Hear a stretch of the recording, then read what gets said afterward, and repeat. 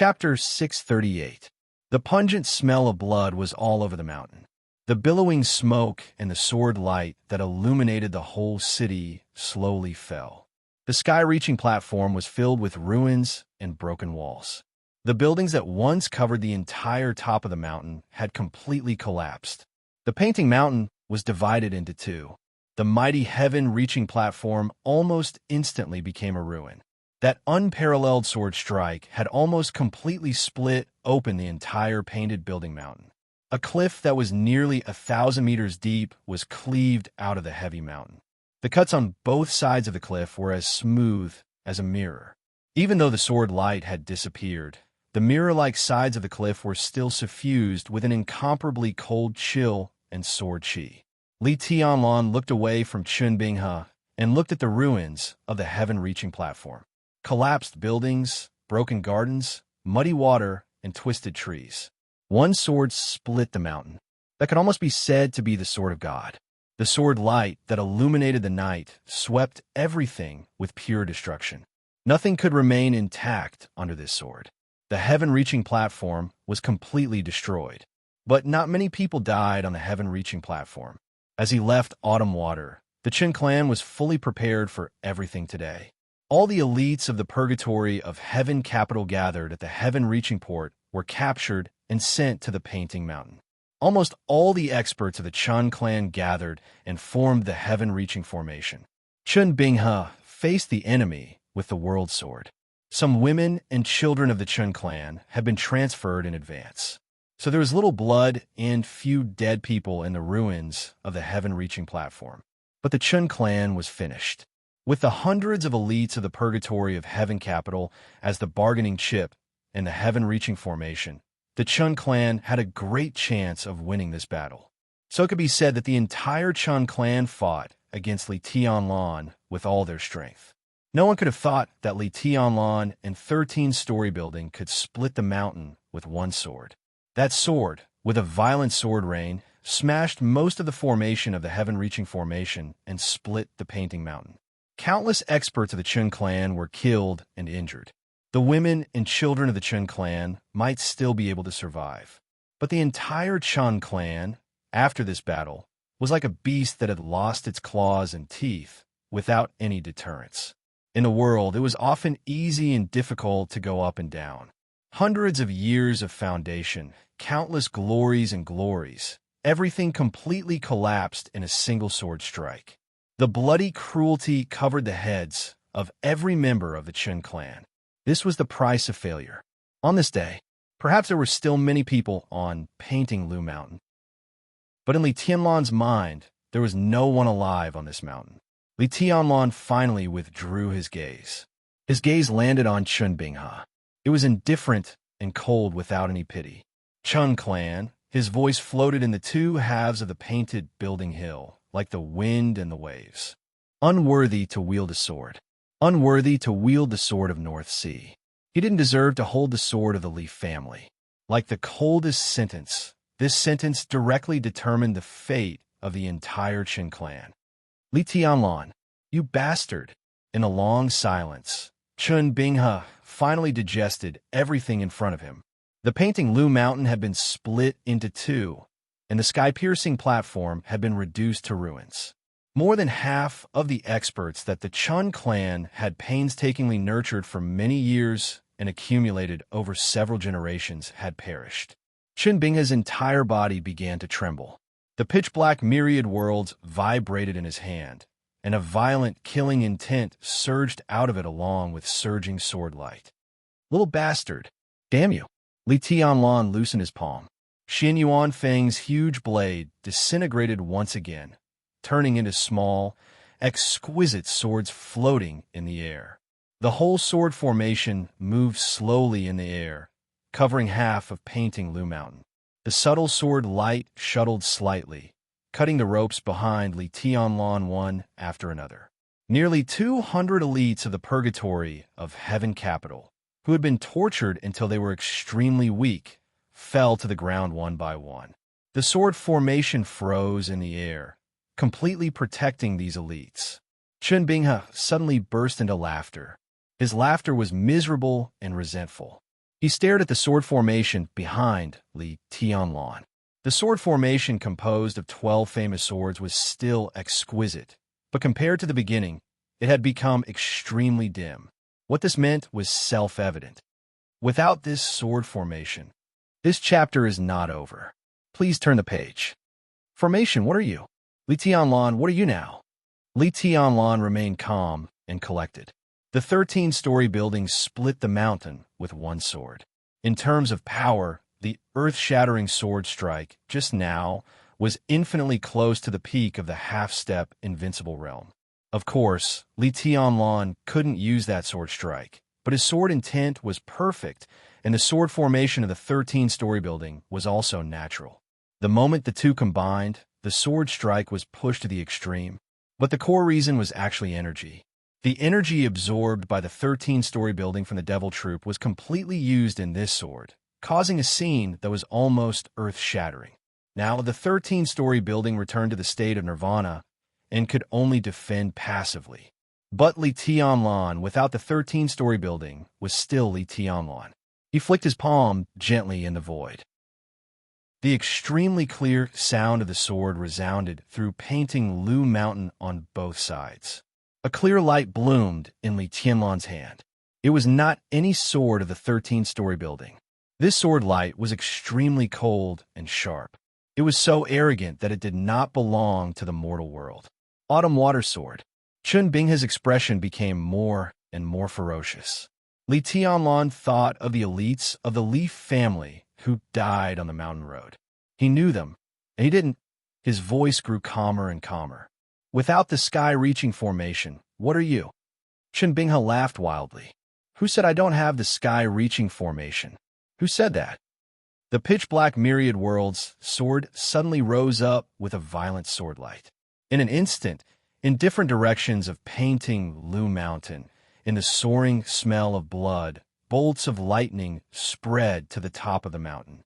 Lightning and thunder from different directions quickly approached the top of the mountain. There was a touch of mockery in Li Tianlan's eyes. This was indeed the sky-reaching sword formation. All the power was gathered in one place. But could such a sky-reaching formation reach the sky? The clear light flashed on the top of the mountain for a moment, and Li Tianlan took a step out. His figure leaped over the sky, crossed the cliff that was like a natural moat, and appeared directly in front of Chun Binghe. The Eternal World's sword chopped down with endless thunder.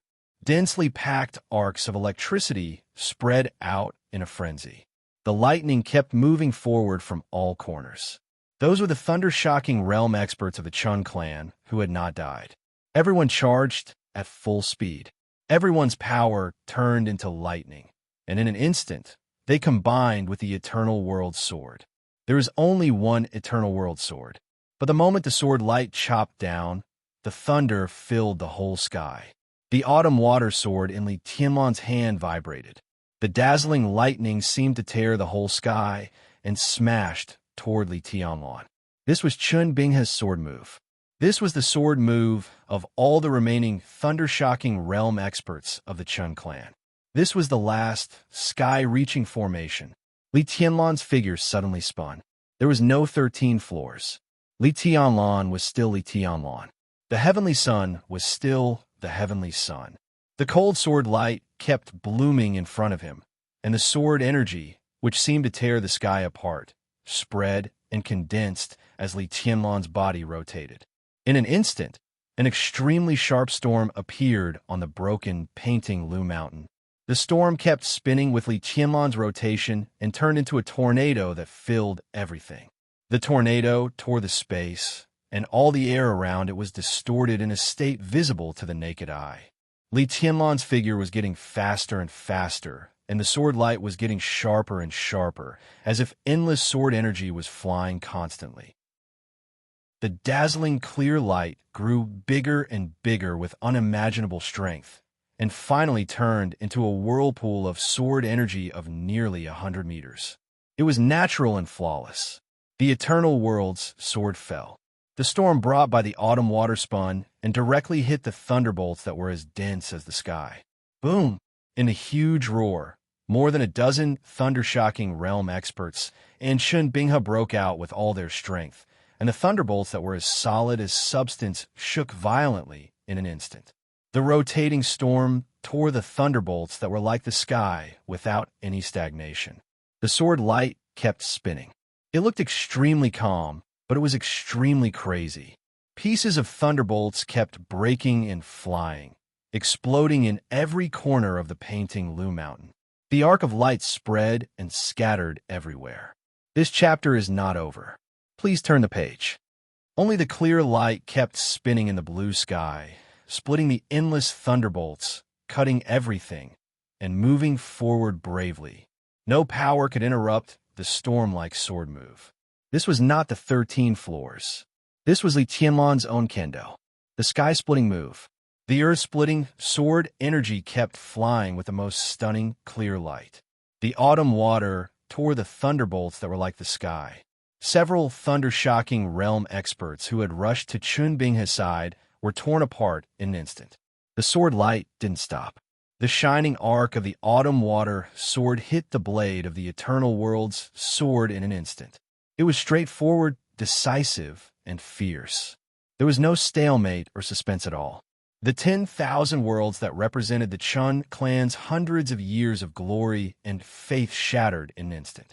The pitch-black sword flew into the heavenly platform with lightning arcs and exploded into a pile of rubble. The autumn water that was shining with a clear light did not stop moving forward at all. It cut Chun Binghe's body in half as he screamed in fear. A large number of thunderbolts spread and disappeared in the constant turbulence. Only the indomitable storm grew fiercer and fiercer. The shining cyan light swept through the ruins of the painting Lu Mountain with a fierce wind and rushed into the jungle. Countless trees were broken and smashed. The electric arc between the mountains flickered for a moment and disappeared completely. Only the storm that gathered the clear light kept spinning, with death and irresistible majesty. Beihai, Zhongzhou State.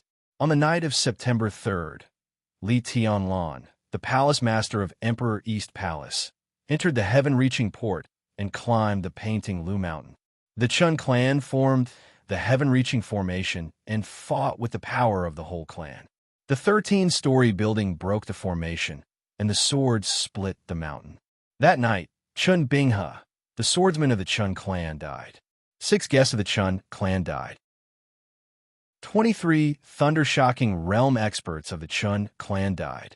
The heaven-reaching formation composed of nearly 1,000 elites of the Chun clan was slaughtered.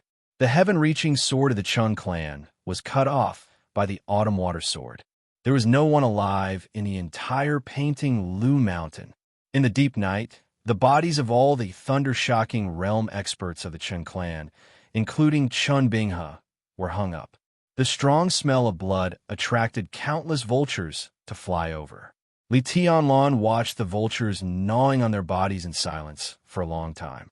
Countless bodies gradually turned into skeletons without flesh and blood. Li Tianlan flicked his fingers and ignited the fire. The fire spread from the painting Lu Mountain, devouring the bodies, the ruins of the heaven-reaching platform, and everything. Li Tianlan was silent for a long time. In a strong fire, he felt lonely for the first time. The fire was spreading. Li Tianlan slowly turned around. Nearly 200 elites belonging to the Li family and the purgatory of heaven capital looked at him, and their eyes were full of fanaticism. Someone knelt down first. Everyone knelt down one by one, densely and neatly. Greetings, young master. It didn't matter what their identities were. The purgatory of heaven capital was good. The Li family was good. From now on, they all belonged to Emperor Dong's palace. Li Tianlan raised his hand. A bright light flew out of his hand and fell on the ruins of the heaven-reaching platform surrounded by fire. The light kept twisting and extending, and finally turned into a sharp and cold long sword. 13 floors, divine weapon. Li Tianlan looked at the crowd kneeling in front of him and said calmly, "Get up, let's go to Mount Dibbing." He went down the mountain first. Nearly 200 elites of the purgatory of heaven capital followed behind him in a mighty manner. Huangfu Qiushui, who struggled to stand up from the mountain road, followed the crowd. She looked at Li Tianlan in the front with a blank look in her eyes. At this moment, she seemed to suddenly not know what she was doing. The autumn water sword was still in Li Tianlan's hand. At this moment, everything in her sight seemed to be witnessing history, witnessing the arrival of a real new era. Late at night, on September 3rd, the fire filled the painting Lu Mountain. In the blood and bones, the heaven-reaching platform of the painting Lu Mountain was set on fire. Only the famous divine weapon belonging to Dong Huang remained there, cutting off everything on the heaven-reaching platform. End of this chapter. Bookmark for easy reading. Chapter 639. Time passed from late at night to early morning. The autumn rain turned into a rainstorm, sweeping the entire Beihai with a cool atmosphere. Beihai Province was in the north. Strictly speaking, it was also a province without spring and autumn. After the cool summer passed and the rainstorm passed, the cold winter would come quietly. Just like Li Tianlan's journey, from Qiushui to Shengzhou, through the wilderness and the sea, the cold temperature went all the way north. The snow would fall in the cold temperature. The entire Beihai province was covered with snowflakes, beautiful and holy. The rainstorm was accompanied by thunder, and the world was in chaos. The sky above Tongtian port was gloomy and black. The world seemed to be unchanged. Rain was everywhere, day and night, and there was almost no light. Li Tianlan never left Tongtian port. Nearly 200 elites from the purgatory of Heaven Capital followed him out of Mount Hulu. As soon as they returned to the downtown area of Tongtian port, Li Tianlan directly booked the best hotel in Tongtian port. 187 people occupied 2 floors. In Beihai, it was midnight. Li Tianlan spent a lot of effort to find a doctor, and he accompanied the doctor to walk from room to room, checking the physical condition of each elite. Chun clan took advantage of the absolute control of Tongtian port to capture nearly 200 elites from the purgatory of Heaven Capital in the shortest time. This move was indeed ruthless, but the main purpose of doing so was to deal with Li Tianlan. All-World Sword, Chun Binghe, and Tongtian Formation. Chun Zu used a head to directly infuriate Li Tianlan, and these nearly 200 heads that could be chopped off at any time were important chips to suppress Li Tianlan. Because of this, although these elites were inevitably tortured when they fell into Chun Zu's hands, not many of them were really tortured. Most of them only had some seemingly serious external injuries, as well as a sense of weakness and powerlessness brought about by hunger and cold. After a few days of rest, they would basically be able to move freely. Several seriously injured elites were sent on a plane to leave Beihai that night. Li Tianlan walked from room to room. It was already the morning of September 4th when he sent the doctor away. The rain was still pouring. Li Tianlan sat in a rattan chair in the hotel, looking at the wind and rain outside through the huge French window. He was as quiet as a shadow. In the slight sound of footsteps, Huangfu Qiushui, who had changed into a white dress, walked over gently. She stood beside Li Tianlan and poured him a cup of tea. She had just taken a bath, and her dirty little face had become as clean as before. Her entire body was tender and delicate, and from head to toe, she seemed to be emitting a kind of lustrous and gentle radiance. There was no light in the room. She stood in the gloomy morning light like a white lotus, stunning the wind and rain outside the window. The tea in the small teapot rippled gently. Huangfu Qiushui put the teapot on the crystal table and did not speak. "How did you get in?" Li Tianlan glanced at her and frowned. Huangfu Qiushui had followed him from the beer to the sky bridge, up the painting mountain, and then to this hotel. Huangfu Qiushui didn't know what to do with Li Tianlan. Li Tianlan also didn't know why he let the girl follow him for so long. He looked up at the pretty face in the dim light. Her facial features were soft and delicate, like a work of art. In terms of appearance alone, she was not necessarily more beautiful than Dongchang Rushi and Wang Yuetong. But that touch of natural coldness was enough to turn into a fire in the eyes of men. It was a kind of charm without any deliberate intention. It was cold and clear, charming and clean, plain and light, but with a kind of unforgettable elegance. Marshal God Huangfu. Huang Fu Chiu Shui. Li Tianlan thought of these two names in silence. Huang Fu Chiu Shui was slightly stunned and whispered, "I've been here all the time." She naturally followed Li Tianlan into this suite, took a bath here, and slept in the bedroom. Li Tianlan was busy taking care of the wounded of the Purgatory of Heaven capital, so he didn't notice. Perhaps the elites of the Purgatory of Heaven capital noticed, but they didn't say much. So the night passed very peacefully, until Li Tianlan came. She personally made a pot of tea and put it in front of Li Tianlan. Li Tianlan glanced at her again. His eyes were calm and deep, and his pupils were almost pure black. There was indescribable coldness in the silence. Huang Fu Chiushui's delicate body trembled slightly. She didn't know why, but every time she saw Li Tianlan's eyes, she had a kind of fear from the bottom of her heart. Her courage to fight with Li Tianlan at the same realm on the spiritual mountain seemed to have long disappeared. Li Tianlan suddenly lost some interest. He picked up the teacup and took a sip of tea, then said calmly, "You can go." Huang Fu Chiushui was stunned. That charming and pure little face was filled with confusion, and it was breathtakingly beautiful. She asked subconsciously, "Where to?" "Wherever you want to go." Li Tianlan's voice was emotionless. Huang Fu Chiushui stared at Li Tianlan blankly for a while. She gently bit her lip. In the dark environment, her lips were beautiful and rosy, shining with a seductive luster. "That Chiushui," she stammered and whispered, "can you get it back to me?" "Chiushui is not yours." Li Tianlan answered the question directly for the first time. Vaguely, he seemed to know why she had been following him. "That is my trophy. You have the right to take it back, provided that you defeat me." He looked at the pair of soft and charming eyes shining with countless emotions, and his tone was low like the temptation of a demon. Or, Tianguang is on the spiritual platform. When you think it through, tell Tianguang and then take it to Tiannan to find me. Chiushui is yours, and the Huangfu family is mine. Huangfu Chiushui's body shook, and she shook her head. Her face was pale. "Impossible." Li Tianlan said no more. He picked up the teacup and said, "You can go." "I won't." Huang Fu Chiushui looked at Li Tianlan with wide eyes, and her voice was stubborn. "If you don't go, you will regret it." "I won't go, I won't go. Come and kill me." Huang Fu Chiushui said fiercely. Li Tianlan didn't speak. In a still gloomy but gradually brightening dawn, he looked at the wind and rain outside the window. His movements were stiff, and his eyes became a little dazed. "I won't. Let go of me, you bitch." "I won't let go. Li Tianlan, you bastard." "Bitch, let go." "I won't. Let go of me." "I won't let go. I won't let go. Come and kill me." His thoughts went back to Eastern Europe before the end.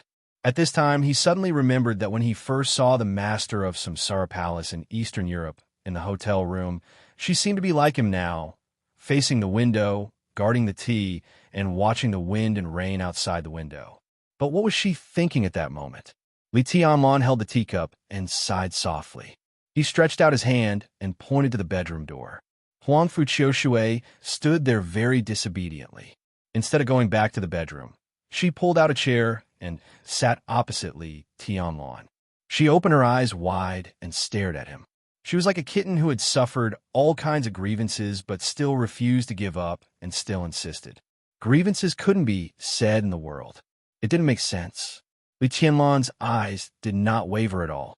She was a beauty, a stunning beauty in the world, and also an enemy. There was a slight knock on the door. Li Tianlan answered with a hum. Huang Fu Chiushui was about to get up and open the door, but the door had been pushed open. A middle-aged man with gray temples and an ordinary appearance walked into the room with a pot of wine. The middle-aged man was completely the kind of person who could be forgotten at a glance. He was so ordinary that there was nothing special or outstanding about him. He looked a little old, and his breath was extremely weak, but he was unusually hearty and enthusiastic when he smiled. "Young master," he called softly. Li Tianlan, who didn't know what to think, looked back, got up at once, and walked over. "Uncle Yi, you should rest more now." The middle-aged man's code name was Tian Yi, which was also his real name. Among the nearly 200 elites of the purgatory of Heaven Capital, he was one of the people Li Tianlan was most familiar with. In Li Tianlan's memory, Tian Yi disappeared from the Li family's camp less than 6 years ago. At present, his tombstone was still in the Li family's cemetery in Lonely Mountain, so Li Tianlan recognized him at first sight. "It's okay." Tian Yi smiled, put the wine pot on the table, and sat down. He glanced at Huang Fu Qiushui in surprise, but didn't say much. He just said softly, "I'm here to discuss something with you, young master. Go ahead." Li Tianlan smiled and looked at the wine pot. "Uncle Yi, I haven't recovered from my injury. Let's drink tea today." Huang Fu Qiushui stood up, took an empty cup, and was about to pour tea. Tian Yi waved his hand and said with a smile, "No, I'm happy today, so I want a drink." He took the cup from Huang Fu Qiushui's drawer and poured himself a full cup. Li Tianlan's mouth moved, but he didn't say anything. "How is His Highness's injury?" Tian Yi took a sip of wine, was silent for a moment, and suddenly asked.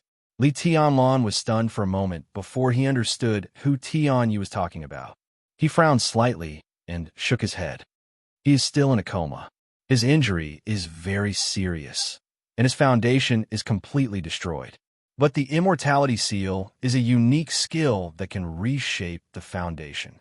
But at present, even if he can recover, it will take a long time to recuperate." And he paused and said calmly, "How can there be a unique skill that can really reshape the foundation?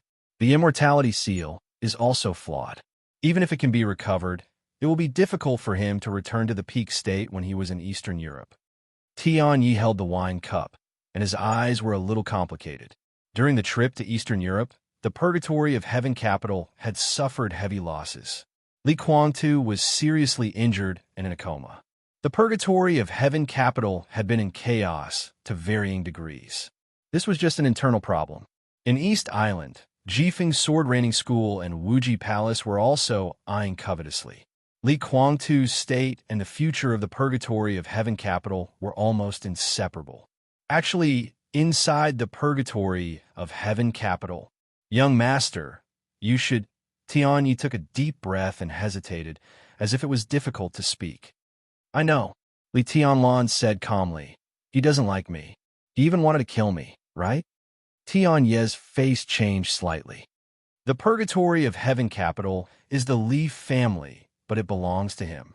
"But Uncle Yi, does the Purgatory of Heaven Capital really belong to him?" Li Tianlan asked. Tian Yi smiled bitterly. "How is that possible? There are many old guys in the Purgatory of Heaven Capital, like me, who watched the young master grow up. How can they give up the young master?" Li Tianlan nodded and poured himself a glass of wine. "It's a good thing, but also not a good thing." Tian Yi sighed, nodded, and said nothing more. There were still forces supporting Li Tianlan in the Purgatory of Heaven Capital, but the Purgatory of Heaven Capital, which belonged to deity, obviously did not regard Li Tianlan as the successor of the Purgatory of Heaven Capital. This was an irreconcilable contradiction. It was good because in the process of Li Tianlan controlling the Purgatory of Heaven Capital in the future, there would be forces supporting him to help him. It was not good because the Li family, which had been down for a long time and had not really risen, could not afford the so-called civil strife. This was undoubtedly a thorny problem. It was impossible for him to give up the Purgatory of Heaven Capital. And with Li Guangtu's stubbornness, he was destined not to compromise. "Who wants to kill me?" Li Tianlan asked suddenly. Tian Yi was stunned. This sentence was extremely harsh, but it was also the truth. Most of the members of the Endless Forest Palace, Longevity Palace, and Undying Palace are loyal to His Highness. Tian Yi said slowly. "Dawn, Daybreak, and Phoenix." Li Tianlan narrowed his eyes and nodded. "But most people in the Hall of Heavenly Death will support young master," Tian Yi said calmly. Li Tianlan raised his eyebrows and was about to speak when Huang Fu Qiushui beside him suddenly stood up and said incredulously, "Heavenly Death belongs to the Purgatory of Heaven Capital?" Tian Yi glanced at her and said quietly, "Strictly speaking, Heavenly Death belongs to young master." "You are a Heavenly Death?"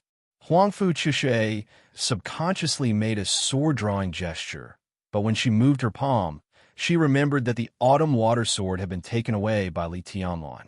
She stood there with a blank face. Tian Yi keenly noticed Huangfu Qiushui's subconscious movement underwater and frowned slightly. What is heavenly death?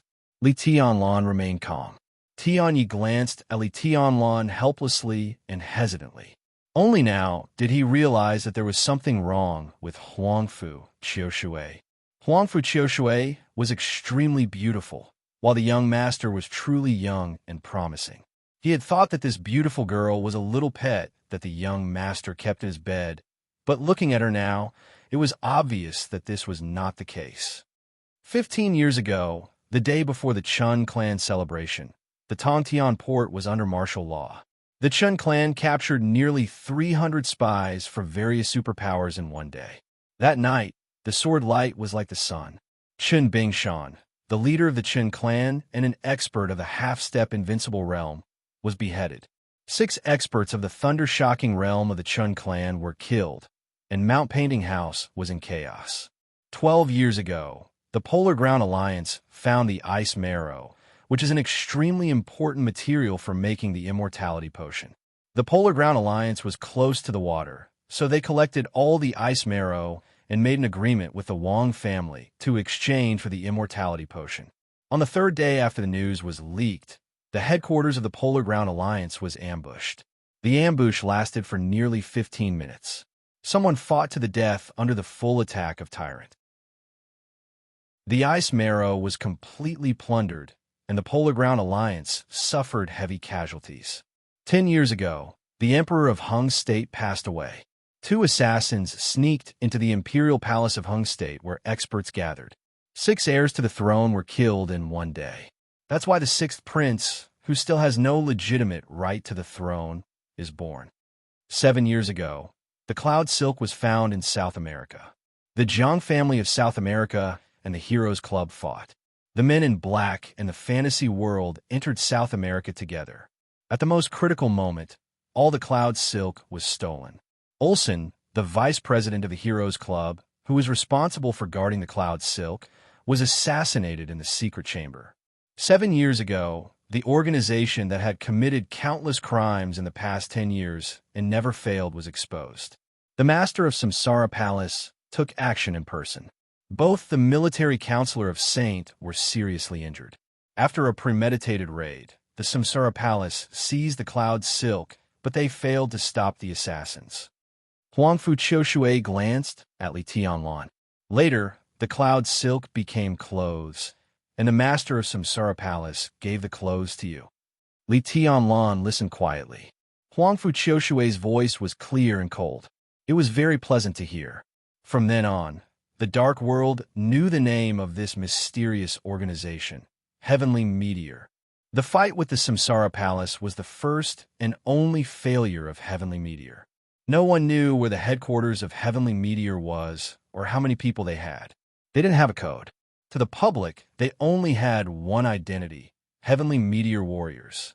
They may not be the most famous killer group, but they're definitely the best hidden killer group. Killers were different from anyone in the Dark World. Even in the Dark World, an assassin needed to hide. The assassin who hid the best was the strongest assassin. Who are you? Tian Yi narrowed his eyes tightly. He looked at Huangfu Qiushui like a tiger choosing its prey. She knew Heavenly Meteor and even knew what Heavenly Meteor had done. This kind of knowledge was definitely not as simple as a pet who only knew how to please a man in bed. Huangfu Qiushui. The girl looked at him with cold eyes. Are you a Heavenly Meteor Warrior? The young martial god of the Huangfu family. Tian Ye's face gradually changed subtly. He subconsciously glanced at Li Tianlan. Li Tianlan shook his head. I'm fine. He pointed to the door of the bedroom and glanced at Huangfu Qiushui. Huangfu Qiushui was silent for a while, then turned around and walked into the bedroom obediently. Li Tianlan waved his hand, and an invisible sword intent enveloped them, completely isolating everything from the outside world. He stared at Tian Yi. Heavenly Meteor? Tian Yi was silent and finally smiled. It's the heavenly meteor she mentioned. He could fight with Tyrant and a master of Samsara Palace. He could retreat unscathed. What did this mean? Li Tianlan was silent for a long time before he slowly said, So, Heavenly Meteor is a part of the purgatory of Heaven Capital. So he's not the only invincible realm expert in the entire purgatory of Heaven Capital? He suddenly frowned. Then why didn't Heavenly Meteor appear in the chaos of Eastern Europe? Tian Yi frowned and slowly said, The master of Heavenly Meteor Palace has always been in Eastern Europe. Li Tianlan looked at him. In the chaos of Eastern Europe, in the camp of the purgatory of Heaven Capital, he only saw two real experts, Dawn and Daybreak. Young master, did you remember wrongly? I just said that Heavenly Meteor Palace has always been standing by your side. Tian Yi said meaningfully. Moreover, it's not accurate to say that Heavenly Meteor is a part of the purgatory of Heaven Capital. It should be a part of the Leaf family. But when Heavenly Meteor and the purgatory of Heaven Capital are put together, it can be regarded as the real purgatory of Heaven Capital. For many years, Heavenly Meteor has been cooperating with the will of the purgatory of Heaven Capital. But no one in Heavenly Meteor knows that the god of the purgatory of Heaven Capital is His Highness Li Kuang Tu. He looked at Tian Yi and whispered, That's why you are the young master of Heavenly Meteor. Young master, don't you understand? In an instant, Li Tianlan's eyes suddenly became clear. Killer groups, assassin groups with invincible realm experts. Top assassin groups with invincible realm experts, who had a close relationship with the Li family and had always been standing by his side. He was their young master. He was also their young governor. Sai City, Li Tianlan sighed softly. Sai City is Heavenly Meteor? Tian Yi laughed. So although your highness controls the purgatory of Heaven Capital, the overall situation has been influenced by Senior Li for so many years. Li Tianlan was speechless for a moment. After going around and around, the purgatory of Heaven Capital and Sai City were all one. But in the final analysis, it was the purgatory of Heaven Capital that didn't recognize him, and it was Sai City that supported him. In fact, there was no change. What about you? Li Tianlan whispered. Uncle Yi, are you also a Heavenly Meteor warrior? Young master, are you laughing at me? Tian Yi laughed. Li Tianlan coughed and did not speak. Tian Yi's martial arts strength was actually very ordinary. He was in the Fire Flaming Realm, and he was not even at the peak of the Fire Flaming Realm. With such strength, it was impossible for him to enter the Heavenly Meteor Palace. In the sequence of the purgatory of Heaven Capital, I am a Tian Luo. Tian Yi said, Heavenly Meteor. Tian Luo. Heavenly Meteor was responsible for assassination. It was the sharpest sword. Tian Luo is responsible for intelligence. Tian Yi said slowly, This time, the people who were captured by the Chan clan in Tongtian port are the backbone elites of Tian Luo. Young master, our strength is actually very ordinary, but in the field of intelligence collection and analysis, we can be said to be real experts. Among the people you saved today, there are the top disguise masters, the top hackers, the most professional private detectives, the best disguise masters. If it wasn't for a mistake that caused our list to be exposed, the Chun clan wouldn't have been able to catch us. Tian Yi paused and laughed. But for now, although some colleagues were sacrificed, it is also a good thing. Including me, there are nearly 200 people here, which can be regarded as gift from the Lord of Tianluo Temple to your highness. Gifts? Li Tianlan raised his eyebrows. Yes. Tian Yi nodded. We're not going back. I heard that young master wants to take root in Tiannan, so we will go there. Young master, in an intelligence organization, we can be regarded as the most important skeleton, the most important framework, and the development of intelligence will be very fast. If young master trusts us, we are willing to be your eyes and ears in Tiannan from now on. Li Tianlan was silent for a long time. The core skeleton of an intelligence organization, the top team of talents. He took a deep breath and laughed. I couldn't ask for more. Tian Yi laughed and raised his glass. The Lord said that you will definitely like it. Who is your Lord? Li Tianlan suddenly asked. Tian Yi paused and shook his head. It's not convenient to reveal it now. When the right time comes, the Lord will appear in front of you." He hesitated and said softly, "Actually, you have seen him. Well, you should have seen him." Li Tianlan glanced at him, and his eyes were full of persistence. In the past, he always felt that the so-called secrets often represented the past, and he only had a road ahead of him, so there was no need to deliberately pursue anything. But now, facts after facts told him that even the past was also extremely important. The affairs of the world were like a chess game. No one knew when and where a chess piece was placed, and there might be unexpected changes many years later in the future. "I don't think there is anything I shouldn't know," Li Tianlan said seriously. Tianyi hesitated, quickly took his hand, and wrote a word in his palm. That was a surname. But Li Tianlan instantly understood when he had seen the so-called Lord of Tianluo Temple. His expression became extremely interesting, and he was a little stunned. "It's him? This is a dead move." Tianyi smiled bitterly and said, "Young master, you'd better not use it unless it's a last resort." Li Tianlan pondered for a long time, then nodded and raised his glass. "There's one more thing," Tianyi said slowly. "Young master, if we talk about combat effectiveness, we really can't make it to the public. If we follow you to Mount Dibbing, I'm afraid we will be a burden. The Chen family caught us and brought us to Mount Painting Tower. They must have made a backup of our identities. At this time, it has been sent to Mount Dibbing. If you want our intelligence organization to run faster, we still need a lot of preparation. At least, we need to prepare a new identity, which is very troublesome. Time is pressing. I think it's better to take them to Tianan first." Li Tianlan nodded and said softly, "Okay." Tianyi smiled and looked at Li Tianlan. "Young master, it's right to take a temporary rest in Port Tongtian. Be careful when you go to Kanglan City." Li Tianlan glanced at him and asked why. "The Jiang family of Kanglan City holds the amber and is brave and fearless." Tianyi narrowed his eyes.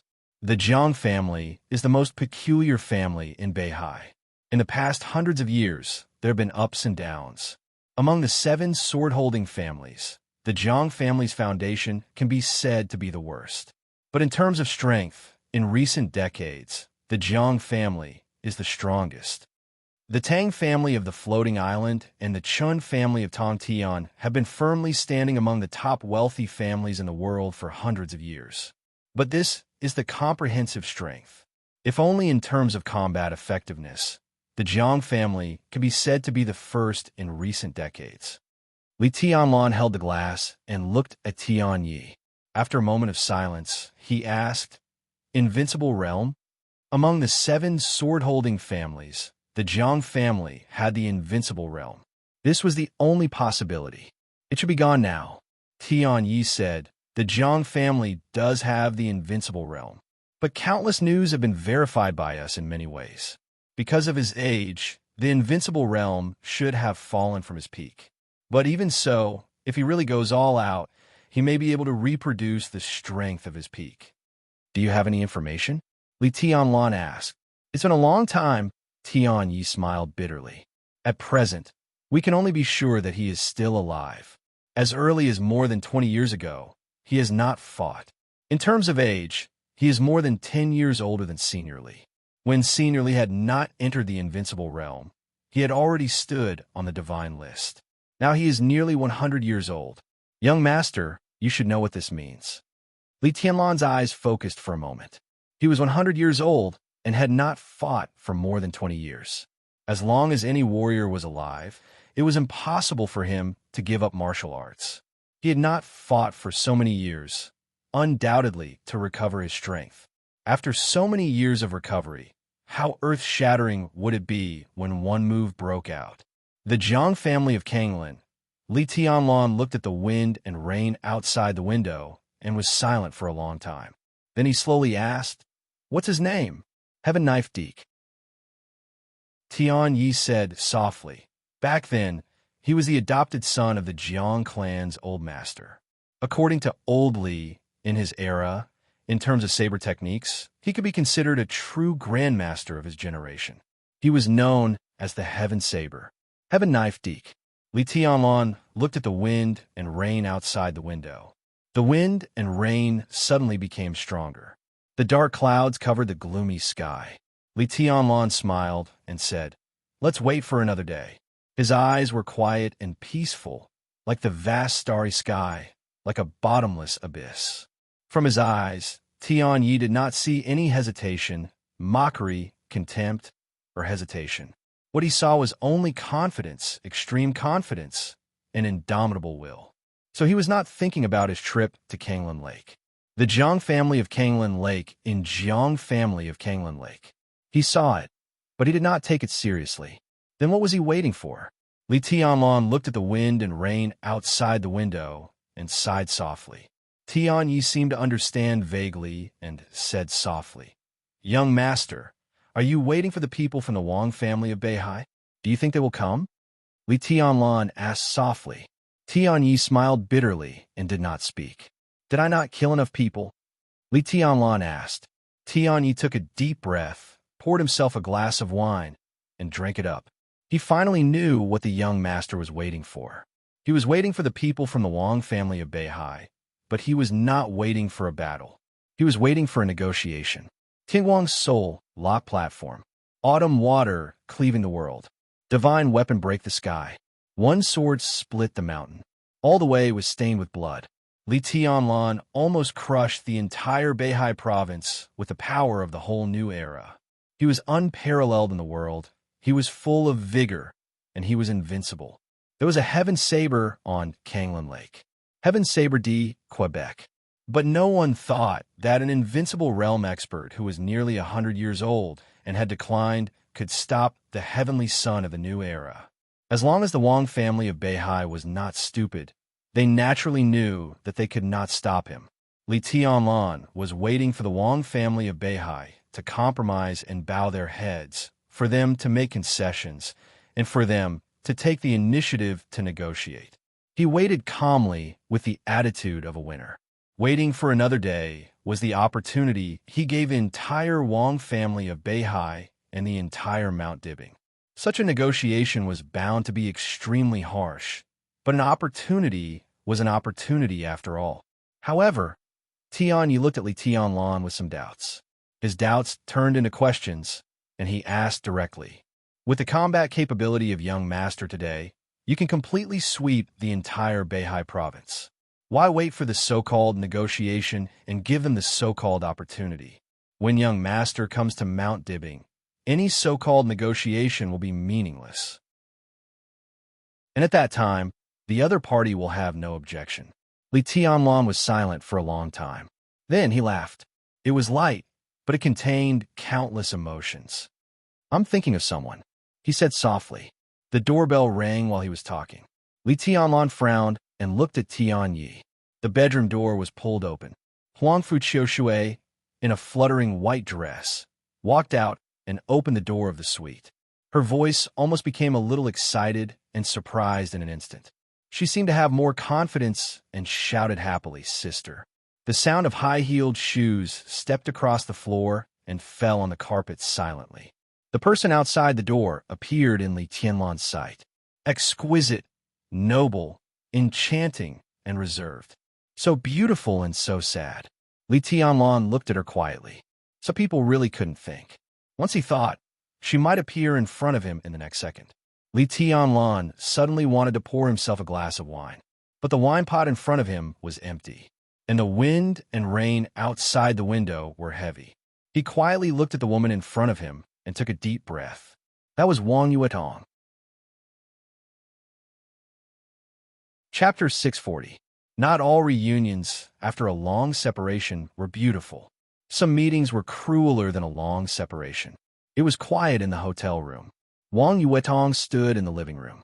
In the dark environment, her eyes were as cool as water, and she looked at Li Tianlan quietly. Her exquisite short hair was soft and tidy, and her beautiful and enchanting facial features were slightly powdered. Her close-fitting white professional suit was clean and elegant, and her slim high-heeled shoes were stepping on the soft carpet. She stood very straight, and the former immaturity and liveliness seemed to disappear from her. After being nourished by Li Tianlan, experiencing in Tianan and representing the East Emperor Palace in Zhongzhou State. The former little princess gradually matured and became a little woman. She was charming, elegant, cold, reserved, and dignified. She looked at Li Tianlan quietly, and her eyes, which were as cool as water, became gentle and a little strange. At this moment, Li Tianlan's mind was full of scenes related to Wang Yuetong. The rich and varied scenes flickered with different emotions, from the first meeting to the present reunion after a long separation. In a short and seemingly long time, he raised his hand. Wang Yuetong spoke. Her voice was quiet and soft.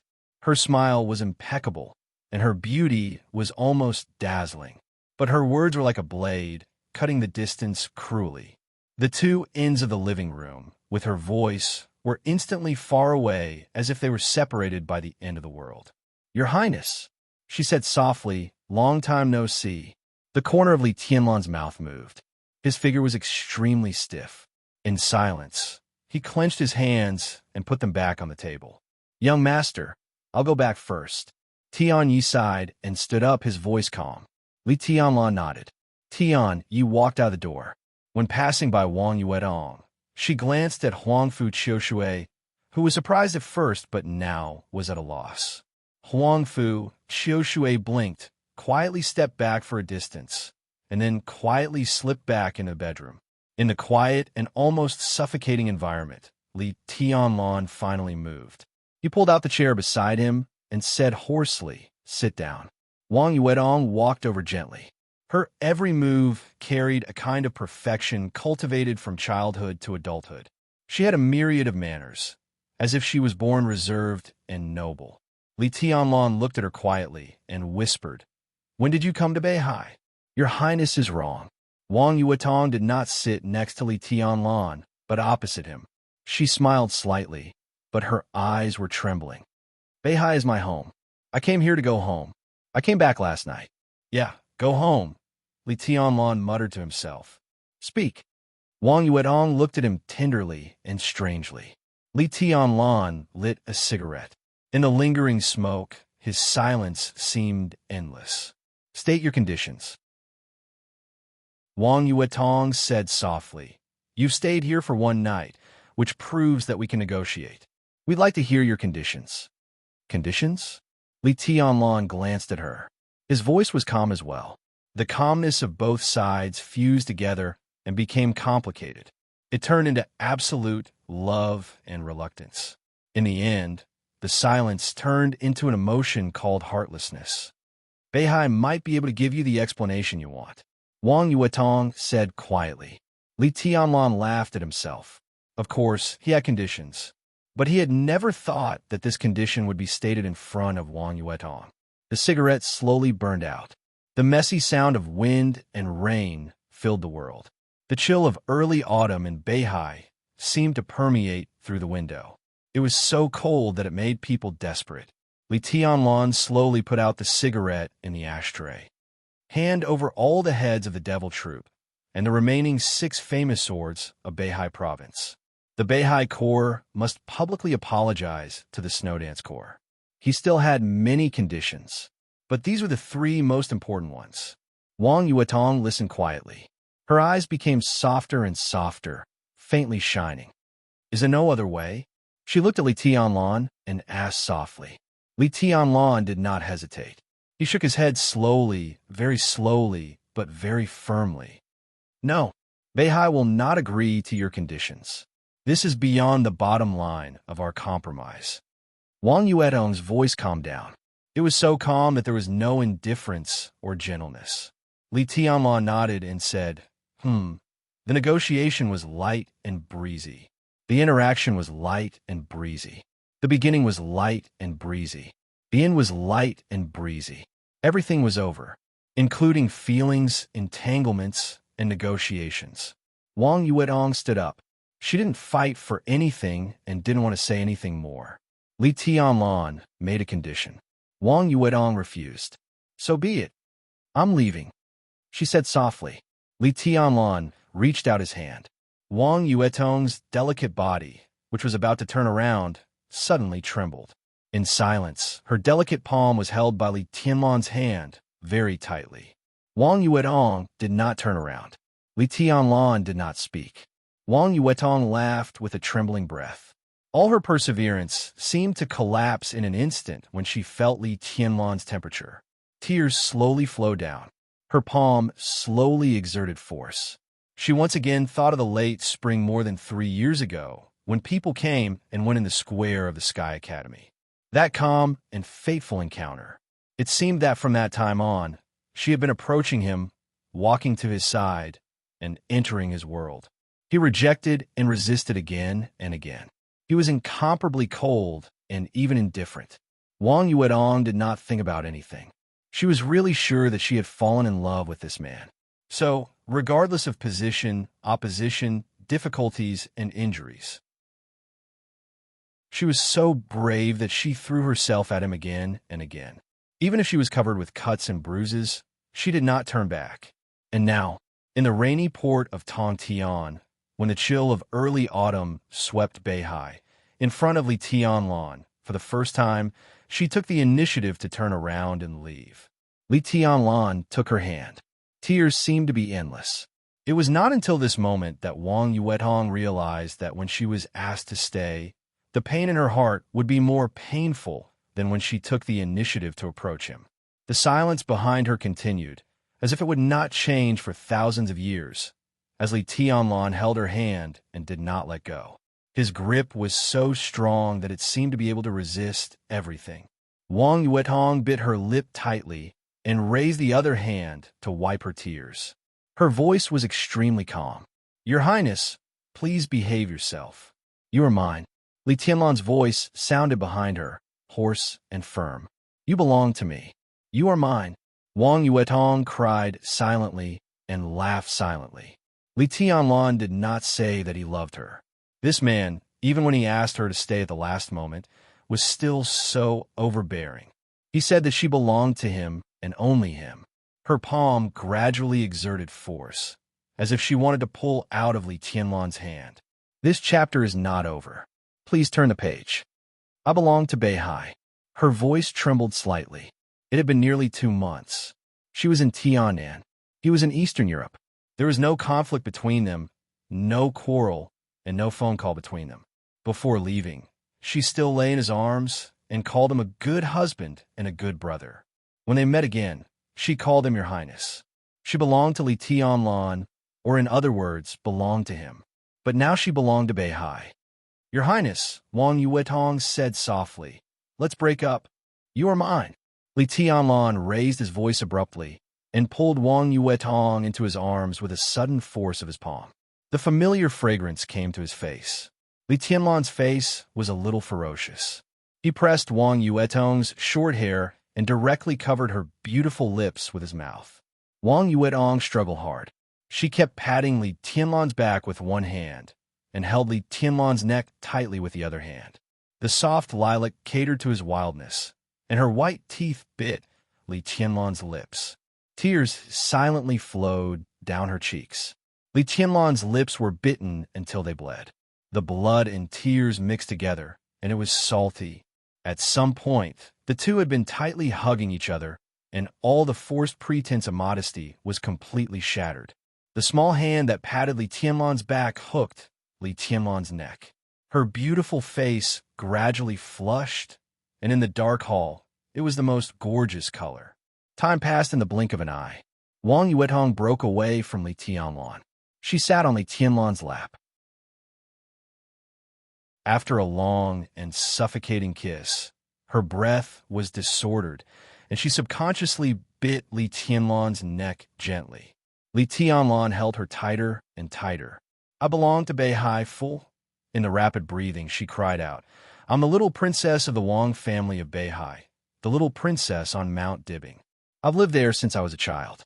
Do you know? I remember every palace on Mount Dibbing and everyone in the Wang family of Beihai. I've been on the stage of Formidable Person, and I remember nearly 1,000 names on the stone of Formidable Person. I remember their stories. It's the holy land of the Wang family of Beihai, the holy land of the 8 influential families in Beihai province, and also the holy land in my heart. Devil Troop, do you know who they are? They are my elders and the elders of everyone in the 8 influential families. You want to go on the stage, a formidable person, and you want to kill the Devil Troop. I won't agree. How can I agree? I'd rather you kill me than agree, you fool. She held Li Tianlan and cried loudly. Her excitement gradually became low, but Li Tianlan just held her tightly and said nothing. I should have thought of this day, but no matter how I prepared, I couldn't bear to do it. Wang Yuetong whispered. She raised her beautiful eyes, which were red and watery from crying. Her delicate body sat on Li Tianlan's lap and kept trembling. She pursed her red lips and gritted her white teeth. She seemed to have exhausted all her strength. Li Tianlan. She formally called Li Tianlan's name. Let's break up. She got down from Li Tianlan's lap and resolutely broke free from Li Tianlan's arms. At that moment, the whole world seemed to have entered a cold winter. It was a world of ice and snow, without any warmth. She tried to stand up straight and tidied up her somewhat wrinkled clothes. I'll wait for you on Mount Dibbing, waiting for you to kill me. Her whole soul seemed to suddenly tremble for a moment. Li Tianlan held Wang Yuetong's hand again. He stood up. Wang Yuetong's body trembled, and she couldn't help throwing herself into Li Tianlan's arms. She cried and said, "Let me go. Don't hold me anymore. Let me go." Li Tianlan stood there expressionlessly, letting Wang Yuetong beat his chest with her other hand. He took her hand and pulled her body closer and closer. Wang Yuetong seemed to be tired. She grabbed Li Tianlan's collar with her tender white hand and sobbed. Li Tianlan just looked at her without saying a word. Wang Yuetong, who was mentally and physically exhausted, leaned on Li Tianlan and greedily sniffed his scent. She slowly put down her hand that was grabbing Li Tianlan's collar and hugged his waist tightly. The sky was still gloomy. It was raging. In the dark environment of the room, Wang Yuetong buried her small face in Li Tianlan's arms. She sobbed and whispered, "I want it." The 3 simple words were like a wildfire, almost burning all of Li Tianlan's reason in an instant. Without any hesitation, he bent down, picked up Wang Yuetong, and put her on the tea table in front of him. Wang Yuetong shook her head desperately and pointed to the bedroom. Li Tianlan's eyes were red. He rushed over with her in his arms, as if he were holding a light doll. The bedroom door was violently kicked open by him. The white sheets, the white walls, the white curtains, and the white furniture were clean. She sat on the bed in a daze, and her white dress was also clean. Huangfu Qiushui, who was startled, suddenly stood up and stared blankly at Li Tianlan and Wang Yuetong, a little confused. No one paid attention to Huangfu Qiushui. At this moment, Li Tianlan only had eyes for Wang Yuetong. Wang Yuetong only had eyes for Li Tianlan. The cold early autumn was blooming with warm spring colors, bright and beautiful. The wind and rain beat the entire Tongtian port. Clear water flowed all over the quiet valley. There were orioles in the valley, and their moving songs surrounded the entire world. They were soft and gentle, crisp and pleasing to the ear. The dreamlike mountains and rivers were changing shape under the supreme will, and the soft sky light emitted an intoxicating white luster. Time passed by. They lingered on. There was no grudge, no position. This was a fairyland, a paradise. The sky was always gloomy in the morning or at noon. The wind and rain were still falling. Wang Yuetong sat in front of the dresser beside the bed and tidied up her short hair. Her mood completely calmed down. She was no longer wild and delicate. She became calm, gentle, reserved, and noble. "I'm leaving." Her crisp voice, like that of an oriole, was slightly hoarse. Li Tianlan raised his hand as if he wanted to grasp something. In silence, he slowly put down his raised hand. There seemed to be a lingering, ambiguous atmosphere in the air. Wang Yuetong tidied up her clothes and looked at the corner. Her blushing face flashed a touch of unnaturalness. She forced herself to calm down and said, "Let's go together." Huangfu Qiushui curled up in the corner. Her cold and charming face was as red as blood. Her slender legs were closed together, trembling slightly. Her disordered breath caused her plump chest to rise and fall gently. She seemed to be completely immersed in her own world. Hearing Wang Yuetong's voice, she slowly raised her head and looked at Wang Yuetong. Her hazy and charming eyes were full of an incredible look. Wang Yuetong coughed and walked to Huangfu Qiushui in high heels. Her slender heels stepped on the carpet, light and soft, as if she were walking in the clouds. She reached out to Huangfu Qiushui. Huangfu Qiushui shook her head, her face getting redder. Her legs seemed to be softer and weaker than Wang Yuetong's, without any strength. No one knew what this 17-year-old martial god had experienced this morning. Wang Yu, this chapter is not over. Please turn the page. Wang Yuetong seemed to be ashamed, her eyes wandering. For the first time, there was a touch of embarrassment in Li Tianlan's eyes. He wanted a suite with more than one bedroom, but he and Wang Yuetong broke into Huangfu Qiushui's bedroom. There was no reason, because it was close. Just because it was close and convenient enough. He and Wang Yuetong were in this almost pure white room. No one noticed Huangfu Qiushui, who was also in a white dress. What was even more bizarre was that Huangfu Qiushui had not left. She sat in the corner and witnessed everything from beginning to end. He silently lit a cigarette, took a deep breath, looked at Huangfu Qiushui, and said lightly, "You go." Huangfu Qiushui looked at Li Tianlan in a daze. Her eyes were dazed and blurred. The previous coldness had completely disappeared, and her eyes were full of strange emotions. Not long ago, in this room, she saw with her own eyes Li Tianlan's power in another field. In that state, Li Tianlan was completely like a lion, while Sister Yuetong's fair and tender body was like a little lamb that had no ability to resist. The little lamb was constantly being bitten by the lion, struggling, resisting, begging for mercy, and fawning. No matter what she did, she could not resist the lion's power. The most real scenes hit her heart without any concealment. Somehow, at that moment, Huangfu Qiushui's mind was filled with the image of Li Tianlan splitting the mountain with a sword of the 13-story building level. This man, she could not describe her inner feelings at all. At some point, she felt that she had become Sister Yuetong, the little lamb, trembling under the lion's claws and teeth, delicate and pitiful. She slowly lowered her head. Her legs were still weak. Her face flushed. She shook her head and whispered, I'll go back by myself. I won't want to take a bath. Wang Yuetong blushed slightly and turned to look at Li Tianlan. Li Tianlan quietly looked at the drifting smoke in front of him. There would be no more accidents. Out of this door, what should go would go, and what should move forward would continue to move forward. Wang Yuetong went into the bathroom to wash her face and whispered, I'm leaving. Li Tianlan stood up and saw Wang Yuetong out of the suite and into the elevator.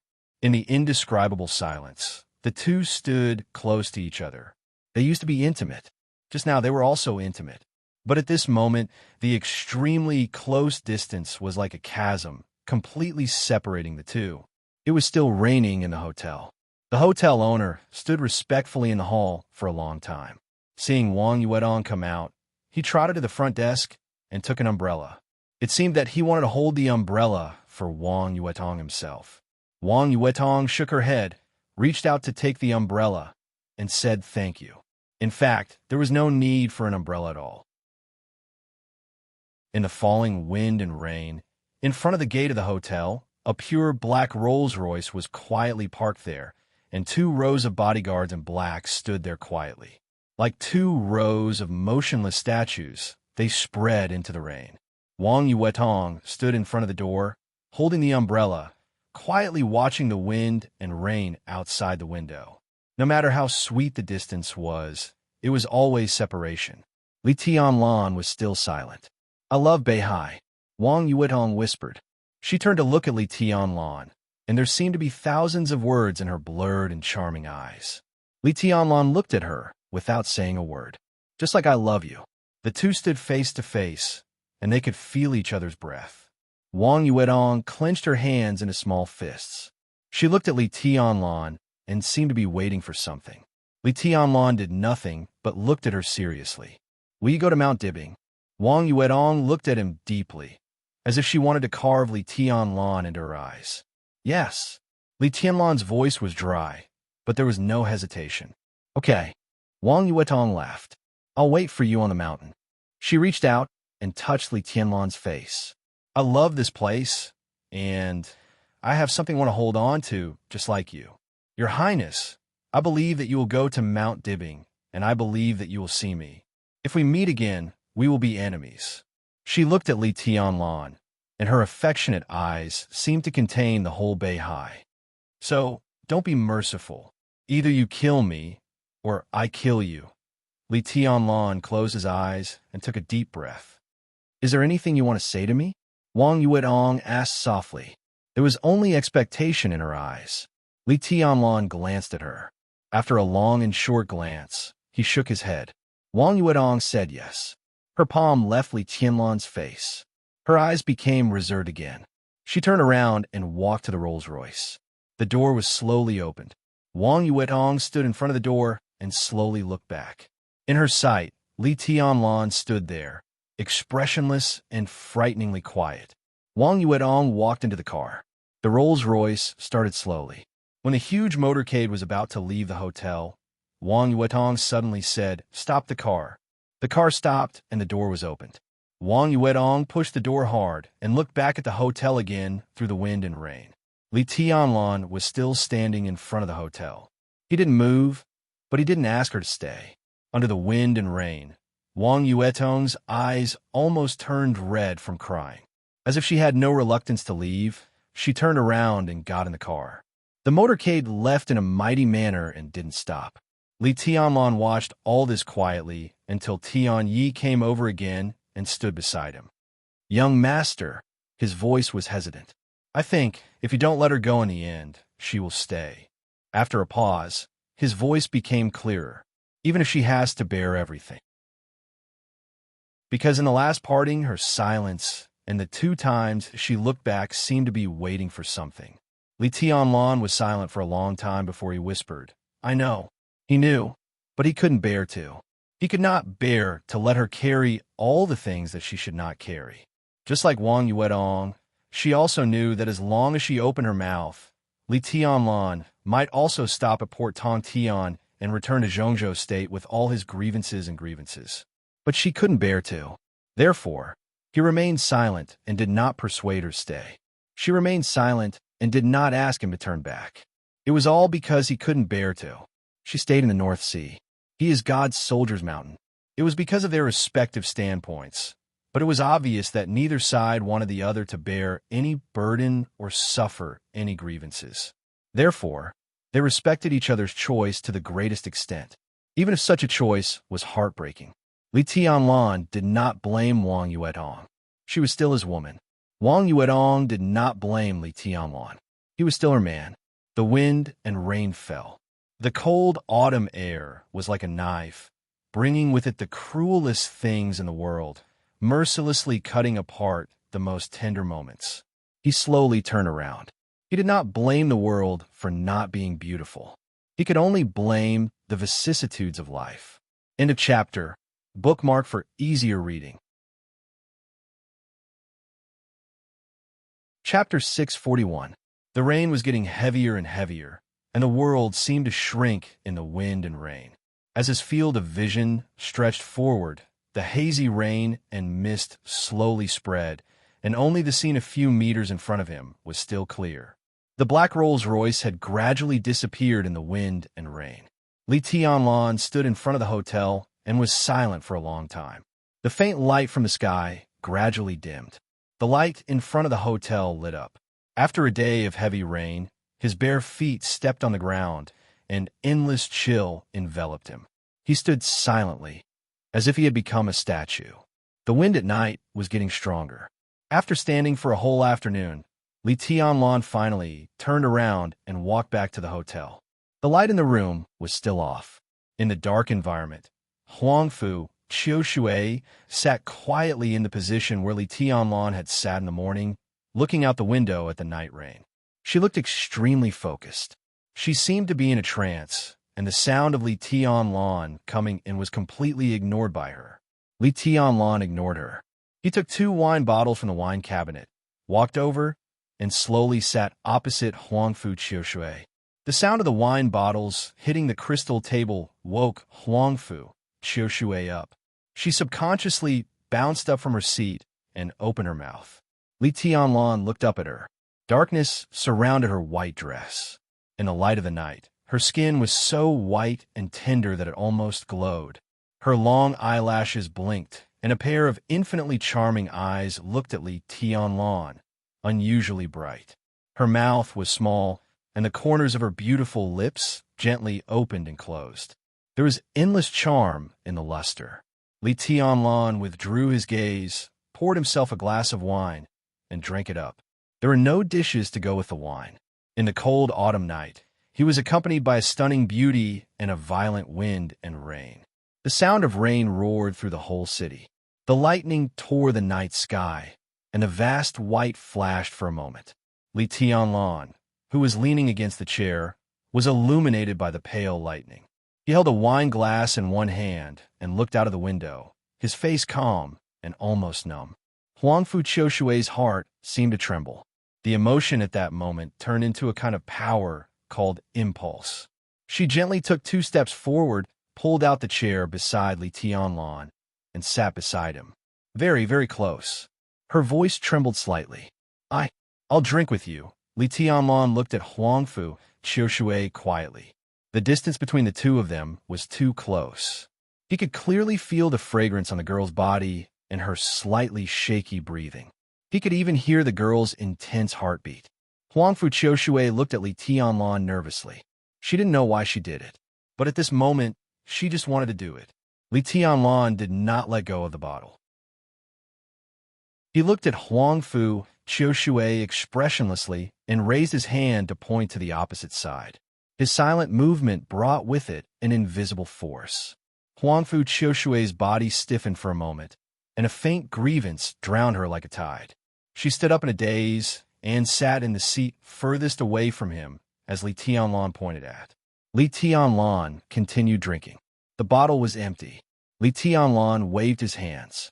The sword chi blew up the wine cabinet.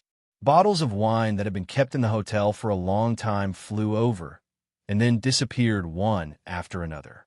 Li Tianlan's eyes grew brighter and brighter, and he drank faster and faster, just like the heavy rain outside the window that blocked the light. The light in the room grew darker, and it was silent. Huangfu Qiushui sat opposite him and watched him drink quietly. She was silent for a long time before she whispered, "You love Sister Yuetong very much, don't you?" Li Tianlan looked at her quietly.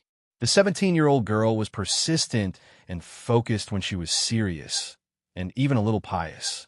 Li Tianlan laughed. He didn't know why he laughed, but he just wanted to laugh. I don't know.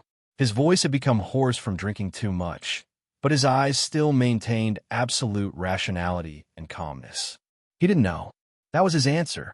He wasn't sure whether he loved Wang Yuedong or not, just like he wasn't sure whether he loved Dongsheng Rushi or not. But they were both his women, the women he cherished most. Li Tianlan looked at the north in a trance. The rain swept from the south all the way to the north, covering the entire Beihai. It was still late at night in the north. In the heavy rain late at night, a row of motorcades was driving on the road to Mount Dibbing. He didn't know what the little woman sitting in the back of the car was feeling. Was it missing? Was it sadness? Was it determination? Or was it entanglement? Li Tianlan didn't want to think about it, but he couldn't let it go. Not because he loved her or not, but because he let her down. He knew that he had let this woman down after all. He had let her down for her devotion and her courage, just like he had let Dongsheng Rushi down. Vegetable? They were all his women. In this dark night, someone was heading north, walking in the direction he was about to pass, but they were getting farther and farther away from him. Someone was still lying in bed, and he didn't know if he could wake up in this life. Only Qin Weibai was still in Yuzhou, still waiting for him to go back. He hadn't let her down. Li Tianlan threw away the wine glass, picked up the bottle, and poured a mouthful of wine into his mouth. The wine flowed down his collar. There was a wildfire burning in his stomach that couldn't be extinguished. The more it burned, the more Li Tianlan wanted to drink. He didn't want to let anyone down. But it was true. It was true. Dongqing Rushi was sleeping, and Wang Yuedong was far away. The two of them seemed to have an invisible weight that was pulling his life in another direction. In fact, you don't have to do this. Huangfu Qiushui looked at Li Tianlan and said cautiously, "You have proved your strength. I think if you are willing to be with Sister Yuedong, the teacher will not disagree." And she looked at Li Tianlan as if she was choosing her words. Li Tianlan looked at her. His eyes were extremely cold. "What do you know? This chapter is not over. Please turn the page." Huangfu Qiushui bit her lip and stopped talking. Li Tianlan leaned back in the chair and waved his hand to turn on the light in the living room. The light dispelled all the darkness. The soft light flowed through the hall and fell into Li Tianlan's eyes, twisting in trance. Li Tianlan held the wine bottle in his hand tightly and stopped talking. Huangfu Qiushui observed him carefully. Her face was slightly red, but she looked at him attentively and carefully, almost gazing. Her eyes fell on Li Tianlan's bare feet. Li Tianlan had been barefooted since he went up the painting mountain until now. Huangfu Qiushui hesitated and walked into the bathroom. After a while, she came out with a foot basin with a massage function. The clear water swayed in the basin, reflecting her cold and beautiful face, which was a little blurry. Li Tianlan looked at the soft light in the living room motionlessly, as if looking up at the starry sky. Huangfu Qiushui squatted down in front of Li Tianlan. The hem of the white dress fell on the carpet, layer upon layer, like a blooming white flower. Huangfu Qiushui looked at the tools in front of her and Li Tianlan's feet. She bit her lip gently, and her eyes flashed with complicated brilliance. "Can you give Qiushui back to me?" she asked in a low voice. Her voice was so soft that she didn't even hear it clearly. Li Tianlan didn't respond. Huangfu Qiushui seemed to find an excuse for herself. Her tender, white hands stretched out, trembling. She held Li Tianlan's feet, put them in the basin in front of her, and carefully washed them. Li Tianlan lowered his head and looked at Huangfu Qiushui quietly. At this moment, he suddenly thought of Qin Weibai. Qin Weibai had also washed his feet. Her gentleness surrounded Li Tianlan little by little, and even made him take everything for granted. But Huangfu Qiushui was different. Qin Weibai was a goddess, but she was also a woman who belonged to him. And Huangfu Qiushui, her tender white palms moved gently in the water. On her snow-white wrist, a green jade bracelet shone softly in the water. Li Tianlan narrowed his eyes. He didn't have to think to know that countless people in the whole of Beihai dreamed of holding this pair of noble and white hands and clasping fingers with her. But now, these hands were gently kneading his feet, carefully trying to please him. It was so lowly. Li Tianlan looked at her quietly. "Do you know the Jiang family?" he asked suddenly. Huangfu Qiushui shook her head reflexively. Her hands didn't stop moving. After a while, she whispered, "Is it the heaven saber?" Li Tianlan said indifferently. Huangfu Qiushui hesitated and struggled, but she couldn't help it. She shook her head, but said honestly, "I've seen Grandpa Heaven Saber. At his peak, Grandpa Heaven Saber once entered the top 5 on the divine list. I haven't seen his saber, but I heard from my teacher that his saber is very domineering. In recent decades, he is the best saber user." "Can I kill him?" Li Tianlan asked. The Heaven Saber Emperor had sealed his saber for more than 20 years and had been recuperating for more than 20 years. He didn't expect to hear any information from Huangfu Qiushui, so he asked casually. Huangfu Qiushui lowered her head and served Li Tianlan's feet. She whispered, "I don't recommend you go to Kanglan Lake." Li Tianlan twitched the corner of his mouth and didn't speak. He casually raised his foot and stepped on Huangfu Qiushui's skirt. Huangfu Qiushui's delicate body trembled slightly. She lowered her head, and there was no anger in her infinitely charming and beautiful eyes. Instead, they became softer. She hesitated, slightly lifted her skirt, wrapped Li Tianlan's feet, and gently wiped them. At that moment, Li Tianlan saw a piece of snow-white and smooth calf. "First time washing someone's feet?" Li Tianlan asked carelessly. Huangfu Qiushui's small hand shook. She raised her head and looked into Li Tianlan's eyes. She whispered yes. Her hand could be said to be the noblest hands in Beihai province. She was the student of summer solstice, the inviolable goddess in the eyes of countless peers in Beihai, the young martial god of the Huangfu family, and the future sword-bearer of Qiushui. How could such a pair of hands be used to wash a man's feet? It was a complete blasphemy. Li Tianlan laughed.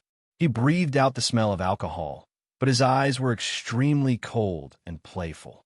He lifted his feet along the soft hem of her dress, lifted Huangfu Qiushui's chin, and touched her face with his toes. Her face was extremely soft and delicate, almost fragile. I'm so honored. His feet rubbed Huangfu Qiushui's face. He said lightly, Why? You? I want Qiushui to give me back. Huangfu Qiushui's breathing became completely chaotic. Li Tianlan's feet slid gently on her face. This was a scene that could completely make all the teenagers in Beihai province lose their minds. Huangfu Qiushui's eyes were a little humiliated. Her face was red, but she looked into Li Tianlan's eyes bravely. Her eyes were cold, with humiliation and complexity, but also entangled with an incomparably clear desire. She did not know why she was like this. She was not Wang Yuetong. So Huangfu Qiushui could be sure that she did not fall in love with Li Tianlan. But what she had been exposed to the most in her life was swordsmanship. The most perfect swordsmanship had an almost fatal attraction in her eyes. Li Tianlan was young enough, and strong enough. He broke into her world with the most perfect posture and took away Qiushui, which was equivalent to taking away everything from her. On the Lingtai Mountain, she looked at the Tingwang Spirit Lock platform. On the painting Lu Mountain, she watched him split the mountain with a sword, and Qiushui cut the world. Strong, domineering, and indifferent. Invincible and invincible. He was the heavenly sun and the perfect figure that Huangfu Qiushui had dreamed of countless times. This had nothing to do with love. It was just the purest admiration, or it could be said to be infatuation. Countless feelings. This chapter is not over. Please turn the page. Her emotions had been rising and falling in her heart. She still remembered that Li Tianlan was an enemy, but she also remembered that she saw Li Tianlan as perfect. And then, just today, this morning, in the bedroom next to this suite, her favorite sister was thrown on the bed by him, and the two of them were entangled with each other, completely ignoring her existence. That was a scene that Huangfu Qiushui had never imagined. Li Tianlan was like the strongest lion, gnawing on the white sheep under him, the prey that the conqueror could see. She heard Wang Yuetong screaming, begging for mercy, provoking, and then conquering again and again, crazy and happy. Those scenes almost completely destroyed Huangfu Qiushui's reason. For the whole day, she was in a trance. She thought of Li Tianlan's sword light and Li Tianlan's almost barbaric biting. The scenes kept changing. It turned out that even enemies could hug together and fight on another battlefield. She didn't love Li Tianlan, but at this moment, his feet were mercilessly desecrating her face. The desire in her heart suddenly magnified 1,000 times. She thought of the scenes she saw, and her body seemed to be on fire. She really hoped that she was Li Tianlan at that time and was conquered by him again and again, tonight, now, or anything else. She looked at Li Tianlan's eyes intently. At this time, Li Tianlan could do anything to her. She might resist, but she would not refuse. Because of desire, she longed for his strength to destroy everything about her, to make her fall once or for a lifetime. Li Tianlan played with her face. After a long time, he slowly put down his feet and said lightly, I'm not interested in little girls. He pointed to the tools on the ground. Huangfu Qiushui bit her lip hard, slowly picked up the basin, and walked into the bathroom. She hid in the bathroom for a long time, washed her face with cold water, and slowly walked out. All the wine bottles on the table were empty. Li Tianlan sat in the chair and slowly fell asleep. Huangfu Qiushui hesitated to wake him up, but stood behind him. Can you give Qiushui back to me? she murmured something under her breath. Li Tianlan didn't wake up. Huangfu Qiushui seemed to have put down the burden and reached out to gently knead Li Tianlan's shoulder. The messy wind and rain gradually subsided. Huangfu Qiushui turned off the light. In the dark environment, the sound of rain occupied the whole world. Huangfu Qiushui slowly kneaded Li Tianlan's shoulder, seriously as if she was practicing swordsmanship. A little sword intent rose and fell with Li Tianlan's breathing. He seemed to be sleeping, but also meditating. The perfect sword intent hovered around his body almost all the time.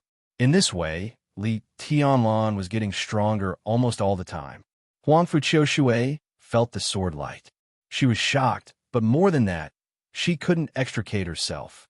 She didn't tell Li Tianlan that from the very beginning, she could understand the 13 floors, which represented the supreme achievement of the Chosen One. Although she couldn't understand all of the sword formation, but if he could understand it, he could understand it. From darkness to dawn, the sky broke and the morning sun was slightly cold. Nearly 200 elites belonging to Tianluo gathered in Tianyi. He walked into the room and saw Huangfu Qiushui, who was kneading Li Tianlan's shoulder. He smiled and gestured for her to leave. Huangfu Qiushui hesitated and pointed at Li Tianlan. Tian Yi shook his head with a smile and walked out quietly. It was still raining. It was getting brighter and brighter. Li Tianlan, who had slept all night, opened his eyes. The gentle kneading on his shoulder continued, and the fragrance of the girl was extremely gentle. Li Tianlan was silent for a while, reached out and patted the small hand on his shoulder, and said flatly, "Qiushu, it won't return it to you." Huangfu Qiushui said, "Oh," obediently, but her hands didn't stop. She just whispered, "They all left an hour ago." Li Tianlan froze, looking at the wind and rain outside the window. After a moment of silence, he said, His voice was calm, and his eyes were calm. Everything yesterday seemed to be completely in the past. In front of him was a new day in Beihai. His journey would eventually continue. Let's trigger. His eyes looked to the north. That was the direction of Kanglan City. Kanglan Lake in Kanglan City. The Zhang family of Beihai held the amber, loyal and brave. The dark clouds drifted north with the wind. Li Tianlan's breath grew quieter. "You," Huangfu Qiushui asked in a low voice, "what are you thinking about?" "I'm thinking about the past," Li Tianlan said softly. "The past?" Huangfu Qiushui blinked her eyes in confusion. "There is no past," Li Tianlan said slowly. His past was not good. Dongcheng Rushi belonged to the past, and now she was lying in bed. The master of Samsara Palace belonged to the past, but now she had fallen. Situ, Songyue, and Tribulation also belonged to the past, but now they were all seriously injured. The Li family also belonged to the past, but now they were all in the purgatory of Heaven Capital. Wang Yuetong belonged to the past, but in yesterday's silence, they had gradually drifted away. There was no past, and there was no meaning. "I'm thinking about the future," Li Tianlan said calmly. Without the past, he stood in the present and could only think about the future. "Are you thinking about His Majesty, Sword Emperor?" Huangfu Qiushui whispered, "If His Majesty returns to Beihai and knows what you have done, then whether he is in Beihai or not, or whether he returns to Beihai, when he comes back, he should know." Li Tianlan said softly, "The Li family is still the Li family. Li Tianlan is still Li Tianlan." This was his future, calm and fearless. In Huangfu Qiushui's strange silence, he slowly stood up. "Let's go." The wind passed Beihai, and the clouds passed Kanglan. Forget the past, not afraid of the future. End of this chapter. Bookmark for easy reading. Chapter 642. 3,000 miles of Kanglan River flowed into Beihai. Kanglan River was one of the most important waters in Beihai province. It was connected to Beihai. The sound of water surged all day long, vast and spectacular. The continuous autumn water fell from the sky into the river. Large ripples surged rapidly with the flowing water. Li Tianlan stood on the bank of the river, looking at the mainland on the other side of the river through the large water, thinking for a long time. The mainland on the other side was still Beihai Province. After crossing Qiushui, Tongtian, and Kanglan, Li Tianlan had walked through half of Beihai Province. Kanglan River was the most important dividing line between the north and the south of Beihai Province. After crossing this river and going all the way north, he would reach Mount Dibing, which also meant that he had officially broken through half of Beihai Province. The premise of all this was that he needed to suppress the island in the center of the river. The quiet and elegant island floated in the center of the river. The island was surrounded by water waves, but because the water was high, it was connected to Kanglan River. Although it was connected to the Tsanglan River, they were not compatible. Amidst the surging river, the surface of the water remained strangely calm due to the flow of the water. This was Kanglan Lake, the lake in the river. The headquarters of the Jiang family of Beihai was built on the island in the center of Kanglan Lake, in the middle of the whole Beihai province. Li Tianlan looked at the island in the lake quietly. He looked at the city on the other side of the river. "I heard that this used to be a sea?"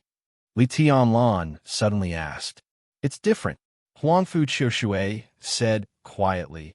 According to the historical data of Beihai province, this place used to be much wider than it is now. At that time, the land under our feet didn't belong to Beihai. East Island voluntarily ceded the land under our feet. The Wang family built Qiushui, Tongtian, and Kanglan cities here, and then began to fill in the sea, narrowing the distance between the two lands. To some extent, it was an expansion of the land of Beihai. Finally, the Wang family built an island in the center. In fact, it can still be regarded as a sea, but in the words of Beihai, it became Kanglan River. Kanglan, Qiushui, Tongtian. The Huangfu family was in the northernmost part of Beihai. They had many famous generals and were vigilant against East Island. The Chen clan of Tongtian Port was as steady as a mountain, guarding the window of Beihai province open to the whole dark world. The Azure Billow Jiang clan wasn't located in Azure Billow City, but in the center of the North Sea province on the Azure Billow River, forming the most important passageway between the north and south. Loyal, brave, and fearless. Amber, Skyblade. Li Tianlan thought silently. The Jiang clan, which had been the strongest among the 7 great sword-bearing clans for decades, was on that island. Li Tianlan was sure that this would be the fiercest battle before he arrived at Mount Dibing. It was also the battle he looked forward to the most. The invisible sword Qi twisted slightly around him. The space around him suddenly dimmed. Li Tianlan stretched out his hand and gently flicked his fingers at the vast river. The condensed sword Qi instantly cut through the river water and rushed towards the island in the middle of Tsanglan Lake.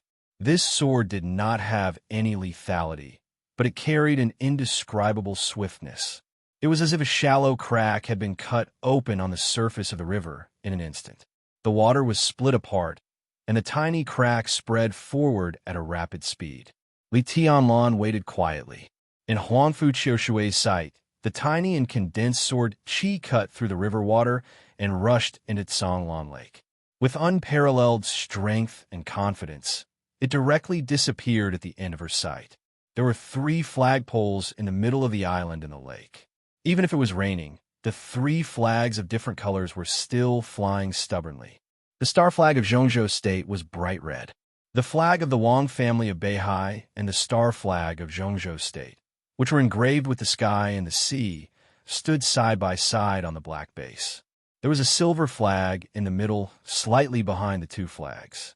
It was slightly lower than the 2 flags in front, and the lines were simpler. A black arc was embroidered on the surface of the flag that flickered with a silver luster.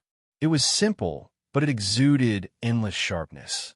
The wind blew the flag, and the flag was completely unfolded in the heavy rain. The black arc seemed to have reached the end of the sky, sea, in a trance, with almost 1,000 pounds. This chapter is not over. Please turn the page. Majestic, fierce momentum. This was the flag and badge of the Jiang clan. The subtle sword Qi cut through the river water, pierced through the lake, and rushed into the island. The space of the whole island seemed to be distorted. Wherever the sword intent passed, the space was constantly overlapping and compressed. The sword chi, which had crossed a long distance, was even more powerful and almost became a complete entity. The sword chi passed through the center of the island. The flags of the Wang family in Zhongzhou State were still fluttering.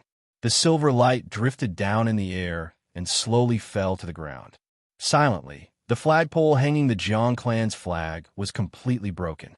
The silver flag fell in the rain and was stained with dirt. The dirt was extremely obvious. It was unknown how many people on the island saw this scene, but no one spoke and no one did anything. Everyone in the Jiang clan seemed to have sunk into an indescribable silence, not saying a word. There was a hill behind the 3 flagpoles in the center of the island. There was a pavilion on the hill. This was the place with the best view in the entire headquarters of the Jiang family. The Canglan River was rushing under the feet, and the vast Beihai was endless. On the left and right sides were Kanglan City and Queen City. Sitting in the center of the pavilion and looking up, one could see the grandeur everywhere. The old man was playing chess in the center of the pavilion, and his chess pieces were placed gently. The sword chi entered the headquarters of the Jiang family in the middle of the game. The old man raised his eyebrows and put down a chess piece casually. In the next second, the flag of the Jiang family fell. Young and vigorous. The old man's expression was calm, as usual, and there seemed to be a little smile on his face. But such sword chi, such sword intent, at such a young age, it's really something to be proud of. The flagpole in front of the pavilion fell to the ground. The incomparably real sword intent was still shining. The light was not dazzling, but it tore the surrounding air vaguely. A void seemed to suddenly appear under the gloomy sky. The void rotated slightly. The real sword energy gradually became illusory. An extremely delicate, small sword stayed where the flagpole was before it fell. The sword vibrated slightly in the air, constantly changing its shape. It grew longer and longer. It became more and more blurry. It was indeed a sword. It seemed to be real and illusory at the same time. It hovered in the air, and everything around it, including the sword, seemed to be transparent. The old man squinted at the transparent void, feeling the indistinct sword intent, and smiled softly. His smile was calm and natural, with the traces of age. The old man was already very old. His sparse hair was pure white, and his eyebrows were almost completely gone. His skin was still bright and clean, with very few wrinkles, but it was extremely loose. He guarded the chessboard, his body hunched as he looked at the almost completely invisible sword. There was no frightening light in his eyes, only a kind of indifference and peace that made people drowsy. 13 floors, 1 sword to split the mountain, the old man whispered to himself. If I'm not wrong, this is the void sword of the 13 floors. You have a good memory. The beautiful, mature woman opposite the old man said with a smile. She put a black chess piece on the chessboard her white palm and asked softly, "How sure are you?" "I'm old, and I don't have any confidence at all." The old man squinted and smiled. "But there are some things that can't be done without confidence. The young man of the Li family broke my flag, so I have to try to break his sword." The people on the island finally started to move. Jiang Tongye, the current patriarch of the Jiang family, personally led the team. They took a boat into the lake and went straight to the opposite shore. The woman watched all this quietly. When has Beihai ever been so down and out? She watched the boat disappear into the distance and murmured to herself, "Ups and downs are all fated. In life, I've seen people who have triumphed along the way, but I've never even heard of families and forces that have triumphed throughout the ages, let alone seen one." North Sea's foundation is now completely stable. At this point, a momentary victory or defeat doesn't mean anything. As long as we have Beihai, we can have everything. This chapter is not over. Please turn the page. The old man looked down at the chessboard in front of him and said slowly, "The child of the Li family came to Mount Dibbing just to ask for an explanation. He took away Qiu Shui and ended all generations. In fact, it's nothing. The famous general troops suffered heavy losses, and the heavenly formation was broken. The Chen family needs to recuperate for the next few decades. As for the Jiang family, even if I die today, it's nothing. Even if he really breaks through the whole Beihai, so what? Beihai is just a temporary failure. He won't destroy Beihai. Even if he wants to, he doesn't have the ability. I met with that person in your family not long ago and mentioned Zhongzhou State. Now the situation is still clear. He also mentioned Li Tianlan, but he didn't take it seriously at all. It's not because Li Tianlan is not strong. Today, no one can deny his potential, especially after the end of the chaos in Eastern Europe. If he can break through Beihai, he can sweep the Dark World. However, even if he finally becomes the Chosen One and builds a stronger force than Beihai, Beihai is still Beihai. The 7 sword-holding families surround and protect the Wang family. Beihai is one. With our current strength, the last thing we need to worry about is foreign enemies, as long as we can stabilize internally. There was a bitter smile on the woman's mature but age-free face. For so many years, he has been emphasizing the dignity of the Wang family of Beihai to the outside world. His every move was like that, but he ignored some internal problems. When he found out, everything had already taken shape. It's not that we didn't try, but at present, it doesn't help at all. Wang Tianzong hid himself. Wang Xiaoyao entered the invincible realm. Wang Qinglei was ready to make trouble in Eastern Europe. The problems brewing inside the Wang family of Beihai were becoming more and more obvious. Any powerful force that was not afraid of foreign enemies often split from the inside. Today, the 7 sword-holding families were still calm. But the Wang family, which was guarded by them, had begun to crack inside, and it became more and more obvious. If Li Tianlan really broke through Beihai, Wang Xiaoyao would not care. Wang Qinglei would not care. Now Li Tianlan came to ask for an explanation for the cause and effect of Wang Tianzong. When he really went to Mount Dibbing, he would trample on Wang Tianzong's dignity and the dignity of the 7 sword-holding families. The boat passed the river and entered Kanglan Lake. The woman looked at it quietly for a long time before turning her head silently. The old man was still studying the chess game in front of him with no distractions. The woman stood up, bowed deeply to the old man, and whispered, "Old man, please." She knew what her request meant. She also understood that the old man was ready. Only when he was fully prepared could he look so calm. Today, the dignity of Mount Dibbing and the 7 sword-holding families was almost all tied to the old man's saber. Heaven Saber de Quebec. Today, after more than 20 years, he was still the strongest saber in the Dark World. The old man did not speak, but looked up quietly at the boat that was getting closer and closer. 20 years of saber cultivation. At the age of more than 90, he forcibly recovered to the peak state. The strongest saber, the most brilliant saber light. Everyone knew the consequences of doing so. This was destined to be the most brilliant outbreak in the old man's life. No matter whether he won or lost, his ending was doomed. He would be the first invincible realm expert to be crushed by the general trend in the new era. And all this was just the beginning. Just the beginning. He thought of what Li Tianlan said in Yuzhou. He was the overall situation. It was also the general trend. DK took a deep breath and straightened his body little by little. His surname was not Jiang. However, this was also his beloved family, his beloved Beihai. So, to some extent, he had no choice, just like Li Tianlan. Li Tianlan had no retreat. DK would die. In the roaring wind and rain, the old man held a chess piece in his hand and muttered to himself, "The strongest sword formation." End of this chapter. Bookmark for easy reading.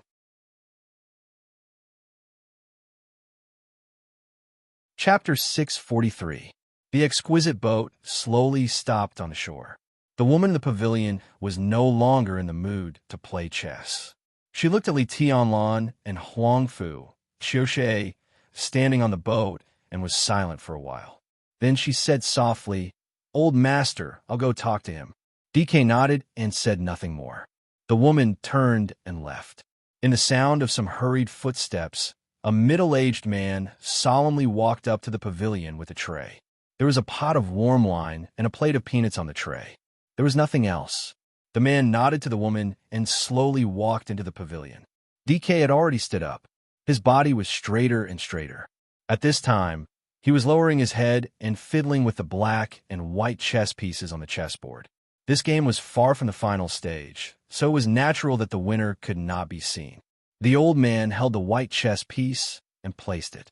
His moves were not exquisite, but the black flag in his other hand was frequently used. The strangulation of the black and white chess pieces had completely turned into a one-sided crushing. The old man watched with great interest that the black chess pieces could no longer turn the situation around. He slowly smiled, happy like a child. The middle-aged man held the tray and stood motionless in front of the old man. Looking at his smile, his heart suddenly ached and his voice became hoarse. "Old ancestor, the wine you ordered. Tongwei, sit down." DK smiled and waved his hand, motioning the middle-aged man to sit down. "How is our Yang and your little Bao?" "Very good. Some time ago, they told me that they would go on a trip after graduation." The middle-aged man felt sad, but he forced himself to smile. He was Jiang Tongwei, the younger brother of Jiang Tongye, the patriarch of the Jiang clan. In the Jiang family, he could be said to be the real second in command. At this time, looking at the old ancestor's increasingly strong spirit, his heart was empty. DK's surname was not Jiang. When the old master of the Jiang clan took him to this island, not to mention Jiang Tonghui and the others, even their father was still a child. When they were born, DK had already become the famous Heaven Saber in the Dark World. He had been staying on this island for many years, and because of his existence, the Kanglin Jiang clan had become the most powerful sword-wielding force in decades. Family. DK's surname was not Jiang, but he had the highest status in the Jiang family. Whether it was before or after he sealed his blade, this old man who had truly dedicated his life to Kanglin and the Jiang family had never interfered in the affairs of the Jiang family. Most of the time, he stayed in this pavilion, watching the surging river and the mighty North Sea. He was silent, but the entire Jiang clan became extremely confident because of his existence. But today, the corner of Jiang Tonghui's mouth moved, and he suddenly whispered, "Patriarch, there's still time." His voice trembled with pain as he muttered to himself, "There's still time." DK, who had sealed his blade and recuperated for more than 20 years, was destined to need time to forcefully recover to his peak state at the age of 90. If he did not want to die, there was still a way. DK glanced at him, and for the first time, a sharp glint flashed across his eyes. "Do you know what you're saying?" Jiang Tongwei lowered his head and gritted his teeth. "Patriarch, I'm not afraid of death. This island of the Jiang family is built with our blood. If possible, I'm willing to personally lead the elites of the Jiang family to fight against Li Tianlan. At worst, you can't represent the Jiang family." DK said calmly, "In the eyes of some people, if I don't fight, no matter how many people the Jiang family sends, they are cowards. This has nothing to do with cowardice." Jiang Tongwei whispered, "It's whether it's worth it or not." DK raised his head and looked at him. He was quiet and did not say a word. This time, it's obvious that His Majesty didn't do a good job. There's no right or wrong, but he didn't do a lot of things last night. That's why Li Tianlan swept the North Sea today. Strictly speaking, Li Tianlan just wants an explanation. This is a matter of Mount Dibbing. Patriarch, I don't think it's worth it to fight with him. Many people also think it's not worth it.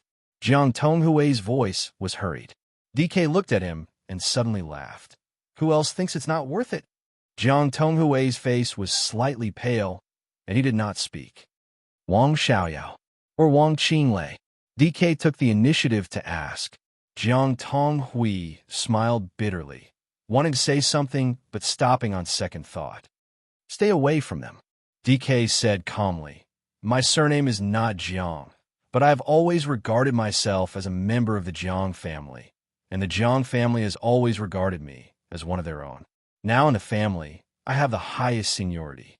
For so many years, I have never asked you for anything but recently." DK looked into his eyes.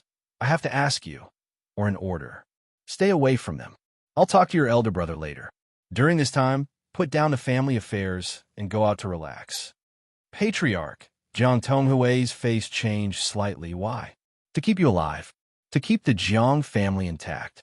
DK snorted coldly and said slowly, "How dare you get involved in the internal affairs of the Wang family? Pig brain. It's not clear whether they are enemies or friends. How dare you get involved? I'm not sure about Wang Qinglei, but how can Wang Xiaoyao be so simple? You're a member of the Jiang family, a member of the sword-holding family. It is the responsibility of the sword-holding family to protect the Wang family. But there are some things that you can't touch. Don't you understand?" DK paused and laughed at himself. "As for me, I'm an old man. Ha! My grandson's son is dating your daughter. What else can I not accept after living to this extent?" He flicked a drop of wine from the flagon and wrote 4 words on the table. "For hundreds of years, this has been the insistence of the Jiang family.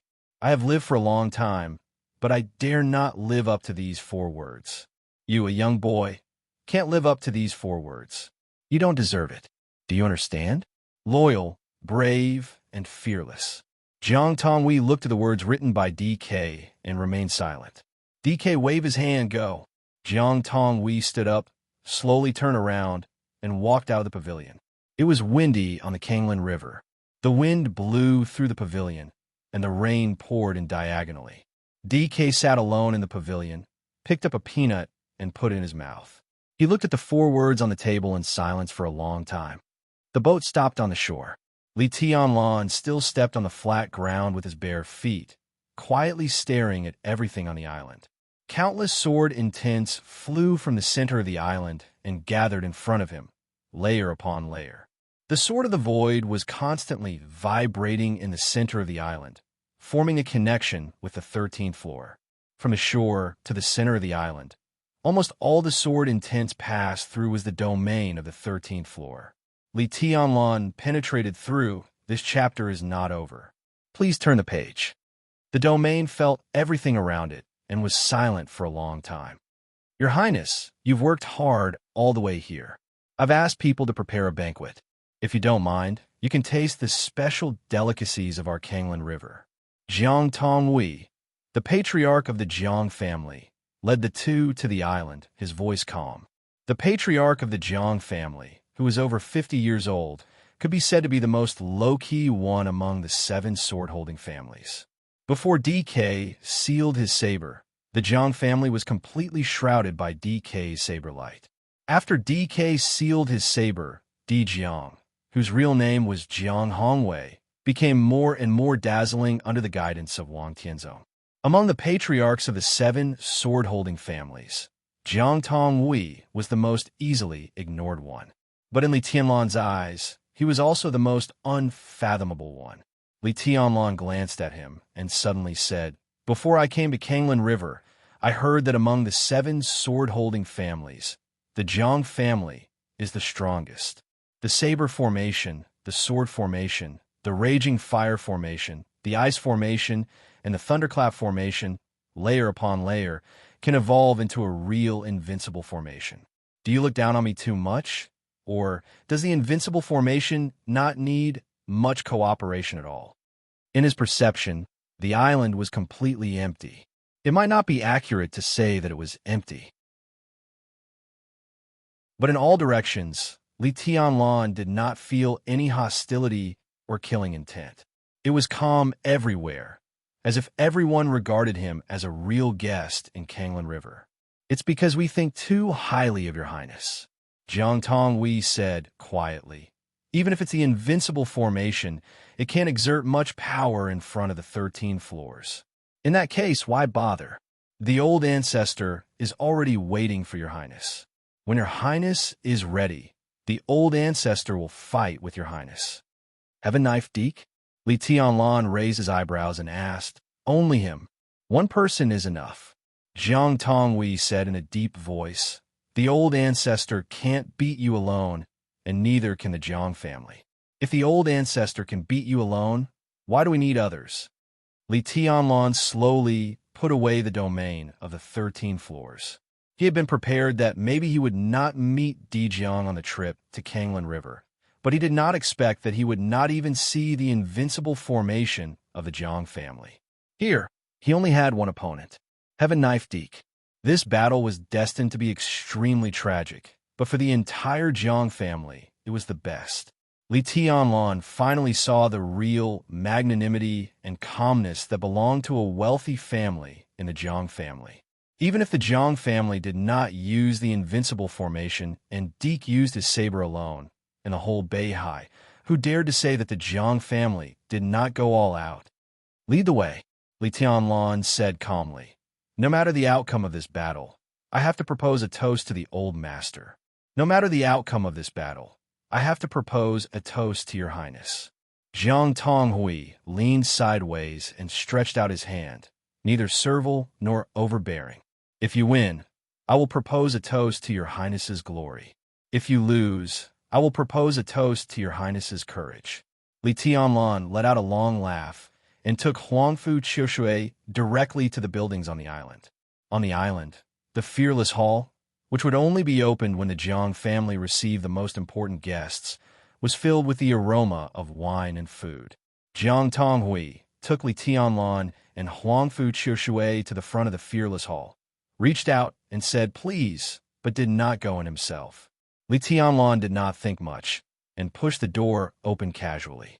Under the gloomy sky, the Fearless Hall was lit with soft light.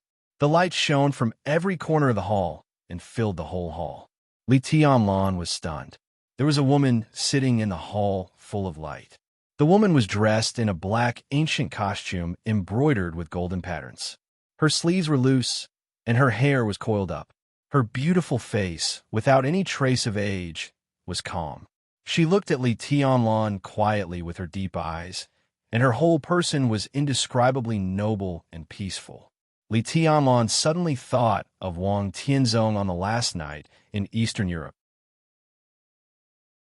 Under the polar night sky, the Sword Emperor, who swept the world, was also dressed in a black ancient costume embroidered with golden patterns. He was also inviolable. He looked at the woman's face. The beautiful face was calm with a touch of majesty, which invisibly diluted the enchantment between her eyebrows. Li Tianlan had never seen her, but this face was indeed familiar. This face was very similar to Wang Yuedong's. No, it should be said that Wang Yuedong's appearance was very similar to hers. His heart moved slightly. Behind him, Huangfu Qiushui's soft voice had already sounded. Teacher. She was a little surprised and trotted to the woman's side. Her incomparably charming little face suddenly became a little aggrieved. She pulled the woman's sleeve, wanting to say something, but stopping on second thought. With this word, teacher, alone, Li Tianlan no longer doubted the woman's identity. The hostess of the Wang family of Beihai. Summer solstice. It was not DK who was waiting in the Fearless Hall, but Summer Solstice, whom Li Tianlan had never expected. She came to Kanglin in person. Summer Solstice gently held Huangfu Qiushui's palm and laughed softly. Qiushui is lost. Huangfu Qiushui's little face blushed, and she secretly glanced at Li Tianlan. She knew that the teacher was talking about the autumn water sword, but at this time, she felt that the teacher was referring to something. It doesn't matter. Summer Solstice pulled her to sit beside her, touched her soft hair, and whispered, let the old master here get it back for you later. If he can't get it back, you can get it back by yourself when you're strong in the future. Huangfu Qiushui was silent and nodded obediently. Summer Solstice turned to look at Li Tianlan, who still looked calm, and smiled softly. This is the first time we have met. Li Tianlan coughed and nodded. He hated Wang Tianzong, but he had no bad feelings for the hostess of the Wang family of Beihai, who had always ignored the affairs of the world. And, because of Wang Yuedong, he always felt a little strange about Summer Solstice. I've always wanted to talk to you, but I haven't found the right opportunity. Summer Solstice got up and poured a glass of wine for Li Tianlan. She sat down again with an elegant and soft posture. Do you have to go to Mount Dibbing? Li Tianlan slowly reached out to hold the wine glass and nodded. I have to go. What if I make a move? Summer Solstice looked at him with calm eyes. You are very strong now, and so is the 13th floor. But I can be sure that if I make a move, you can't go to Mount Dibbing or even leave Kanglin City. Li Tianlan drank up the wine in the glass, looked at Summer Solstice, and said seriously, I'm really no match for you now. but I heard that you are in poor health. If you make a move against me, I don't know if I will die, but you will definitely die. As you said, I'm not sure if I will die, but if I make a move, you will definitely die. Summer Solstice said calmly. Li Tianlan was silent for a while. This chapter is not over. Please turn the page. After a while, he asked, Do you dare to make a move? Why not? Summer Solstice asked with a smile. Li Tianlan raised his eyebrows and said calmly, If you dare to make a move, Sword Emperor would have killed me directly in Eastern Europe. This was a problem that the Dark World was well aware of. Wang Tianzong killed the traitor tyrant in Eastern Europe, but he didn't kill Li Guangtu and Li Tianlan, not because he didn't want to, but because he couldn't. It was also because of this that the Dark World finally determined that Wang Tianzong was in a very poor state. If he was really in his heyday, he would not hesitate to kill Li Guangtu. Even if he didn't kill Li Tianlan, he would completely crush all his foundations. The reason why he didn't do so was that the whole Dark World thought that Wang Tianzong's injury was almost out of control. In the case of his injury not healing, he obviously didn't want to face the complicated situation of the whole purgatory of Heaven Capital and even the Li family's hidden power for many years after the death of Li Tianlan and Li Guangtu. After all, even if Beihai was not afraid of foreign enemies, there were still internal troubles. I'm not the same as him, Summer Solstice said softly. Women are crazy, especially when they really fall in love with a man. They are willing to do anything for their man and bear any consequences. Her eyes were indifferent. Tianzong doesn't dare to do it, but I dare. I don't have the responsibility of being a patriarch. I have always been a very selfish woman. After I kill you, I don't care what happens to Beihai or the 7 sword-holding families. In my heart, as long as my man and my children live well, I will be satisfied. Even if Beihai is destroyed, what does it have to do with me? My family or my children are enough. She tilted her head. At that time, Tianzong was not prepared enough and didn't dare to do anything to Li Guangtu. It was I who united with Kunlun City and set off a case of treason. I dare to do what he didn't dare to do. Why do you think I didn't dare to do it? Do you know the identities of the 3 members of the devil troupe you met in Qiushui? Summer Solstice looked at Li Tianlan quietly. Before they became devils, one was my father, and the other 2 were my uncles. Tianlan, I sent them out because I really wanted to kill you. Li Tianlan's palm suddenly trembled, and a little wine in the cup spilled out. He looked up at Summer Solstice. Summer Solstice was also looking at him, and there was no expression on her beautiful face. Li Tianlan was silent for a long time before he slowly said, If that's the case, he picked up his chopsticks and pointed to the sumptuous dishes in front of him. Why didn't you kill me? Because I didn't want to, Summer Solstice said with a smile. She meant what she said. She dared to kill Li Tianlan, and she had put it into action. So it was not that she didn't dare, but that she didn't want to. It was not that she didn't want to give up Beihai, but she didn't want to give up Wang Tianzong. Even if it was a lightless world and a dreamless world, he was still there. Even if she couldn't see him for the time being, such a world was still extremely beautiful for her. Li Tianlan was silent for a moment and asked, How was the Sword Emperor's injury? Very bad. Summer Solstice said slowly, That sword strike caused him a lot of trouble. That's why I came to see you today. Li Tianlan looked at her and didn't speak.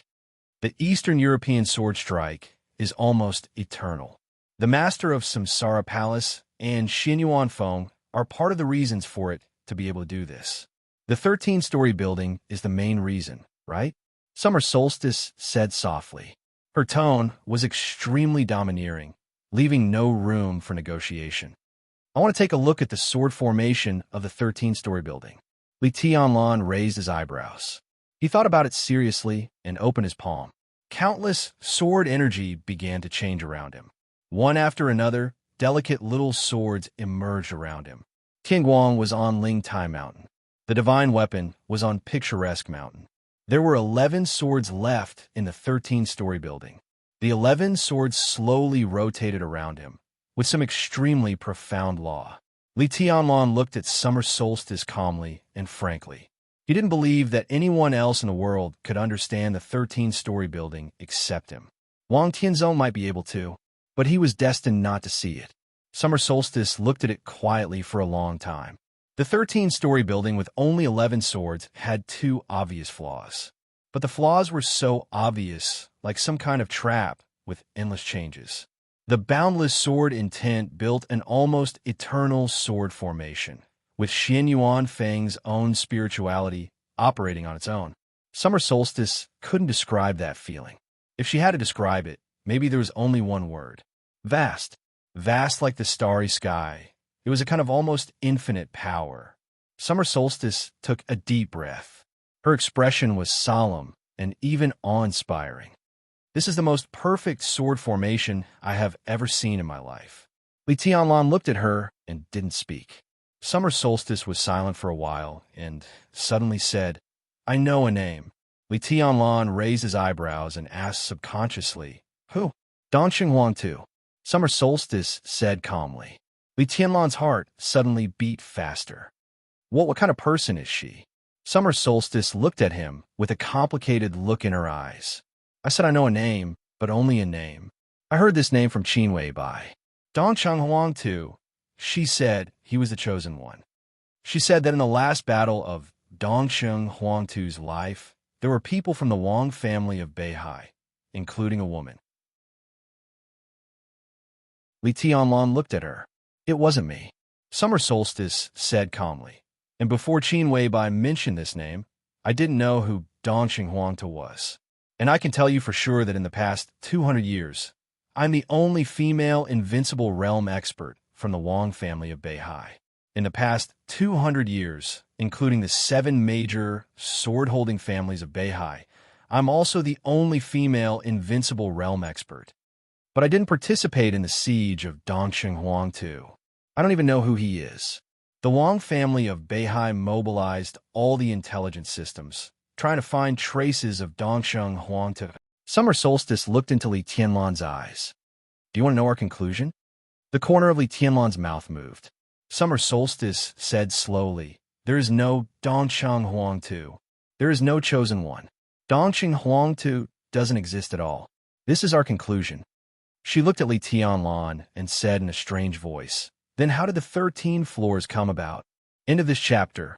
Bookmark for easier reading.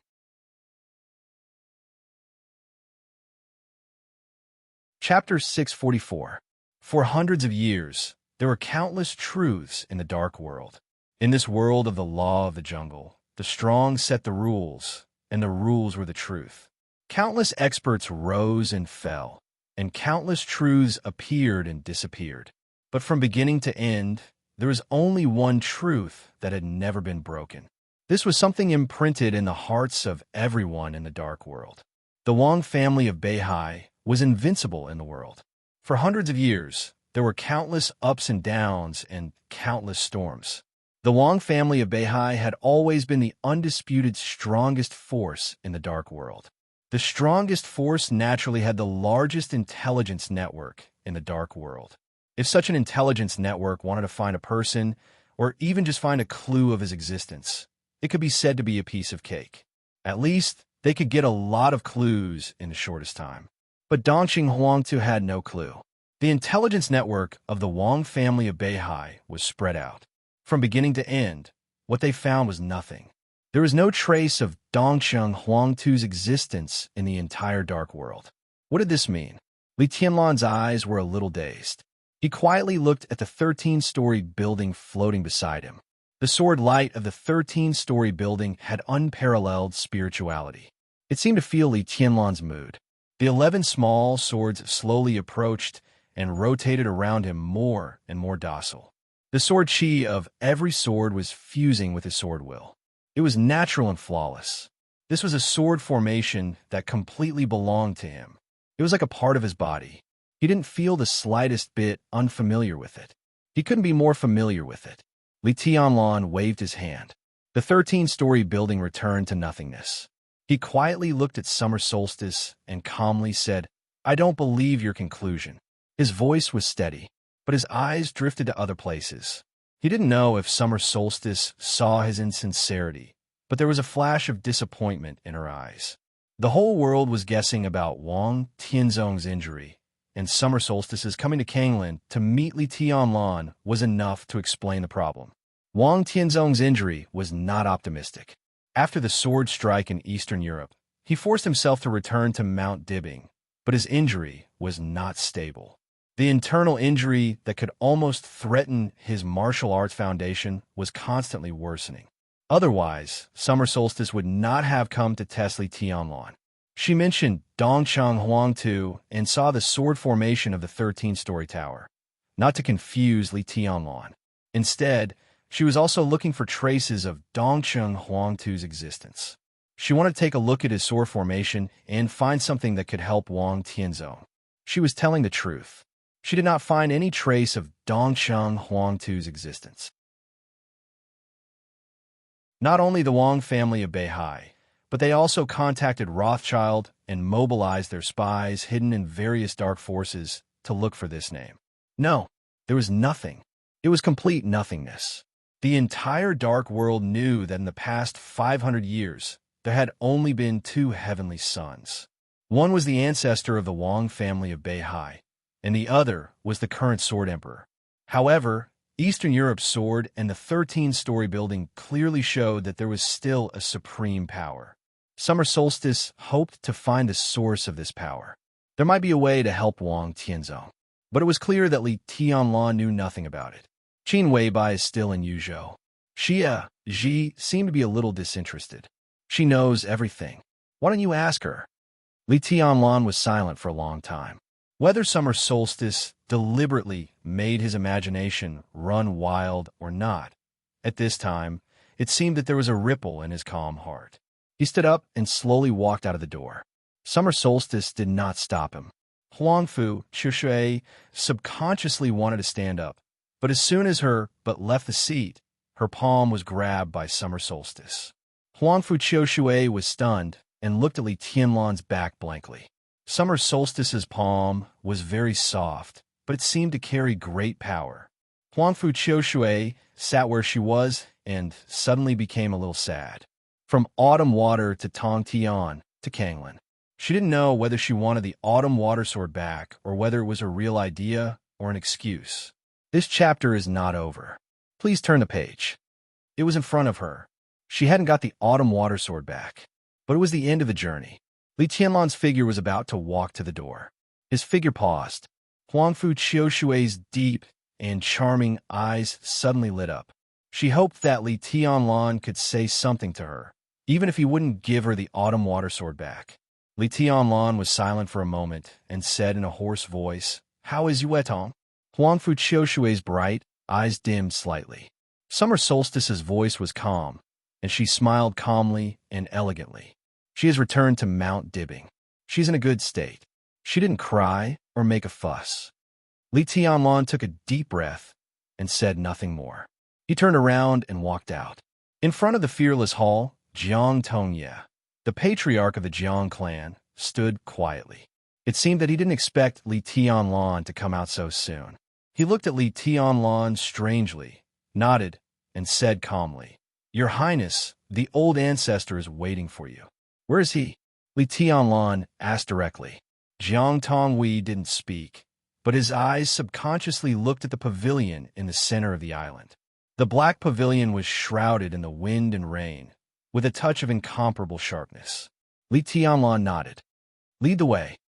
The chess game was already messed up. The warm wine was half done. The river went all the way east with a crazy rain, mighty and mighty. DK's old palm gently stroked the railing, squinted at the rushing river, silent like a statue. He could see the fearless hall. He could see the young man brought here by Jiang Tongye.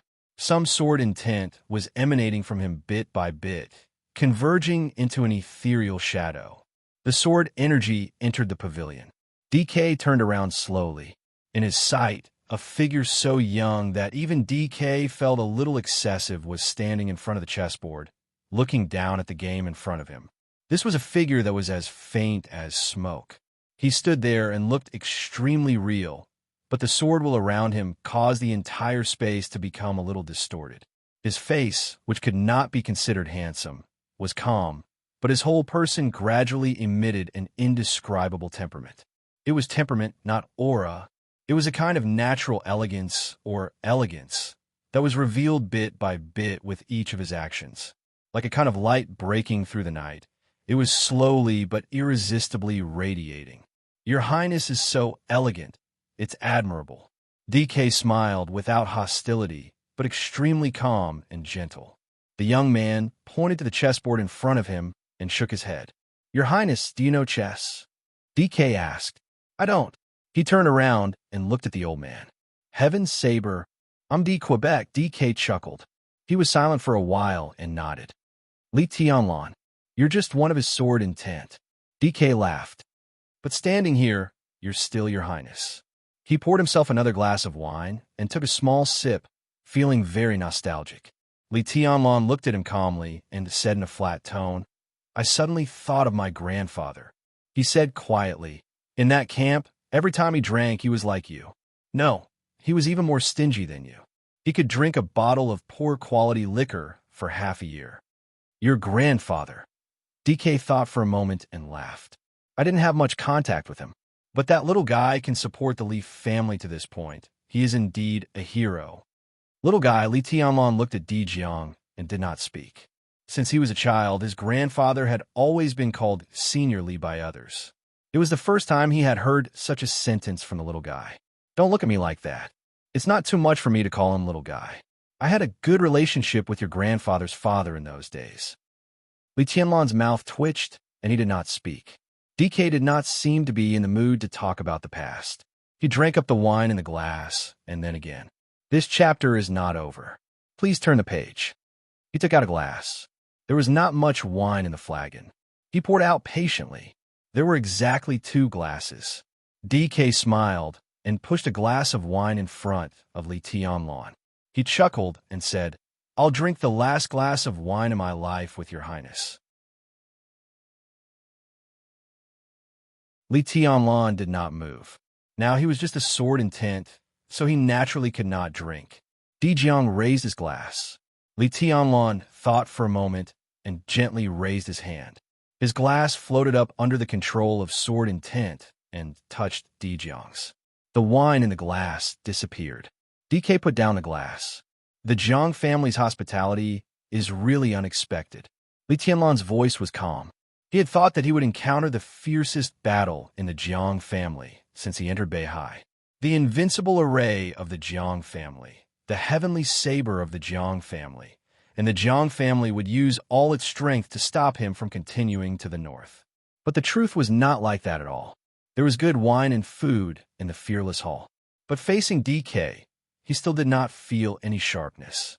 If time goes back 20 years, maybe it will be as you think. DK thought for a moment. But now, I'm old, and I often don't like a tragic ending.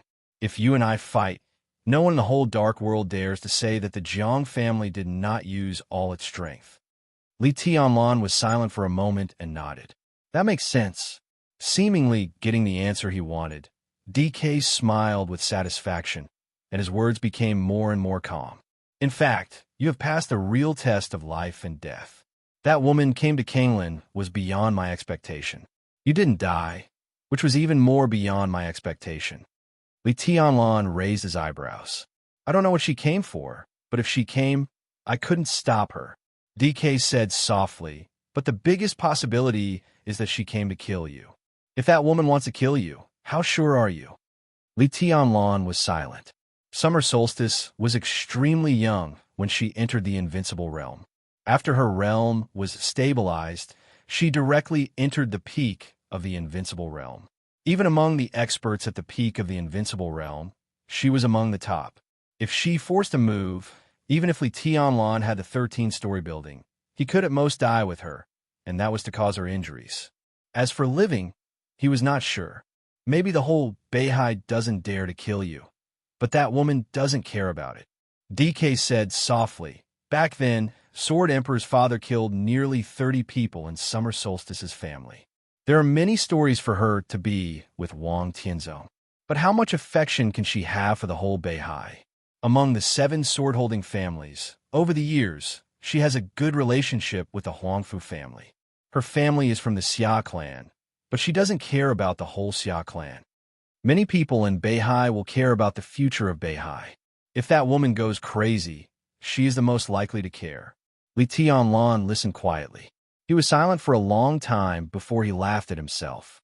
It seems that I'm lucky? It seems that I'm also lucky. DK smiled. She won't kill you, so I can wait for you to fight with me. I'm still alive. Why should I let the younger generation of my family bleed? I've never liked a tragic ending. DK took out a sword from under the table. The quaint long sword was crystal clear, like a piece of extremely precious crystal, shining with an extremely gorgeous luster. The Jiang family's famous sword, Amber. DK looked at Li Tianlan. Today, you and I will fight. If you win, you can take the sword. If you lose, your Highness's unique skills will be left behind. The long sword vibrated slightly on the table. DK looked into Li Tianlan's eyes. Do you dare to fight with me? Li Tianlan narrowed his eyes and looked at D. Quebec. He suddenly smiled and said calmly, Please. DK's eyes suddenly lit up for a moment. He reached out and patted the table gently. Buzz. The amber suddenly shot up into the sky. At the same time, Li Tianlan stood up directly. His figure twisted for a moment and turned into an incomparably sharp and exquisite small sword. End of this chapter. Bookmark for easier reading.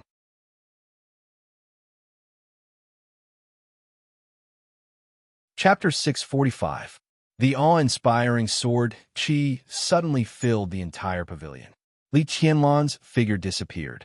The small black sword was surrounded by an incomparably sharp sword light and spun crazily, growing longer and longer.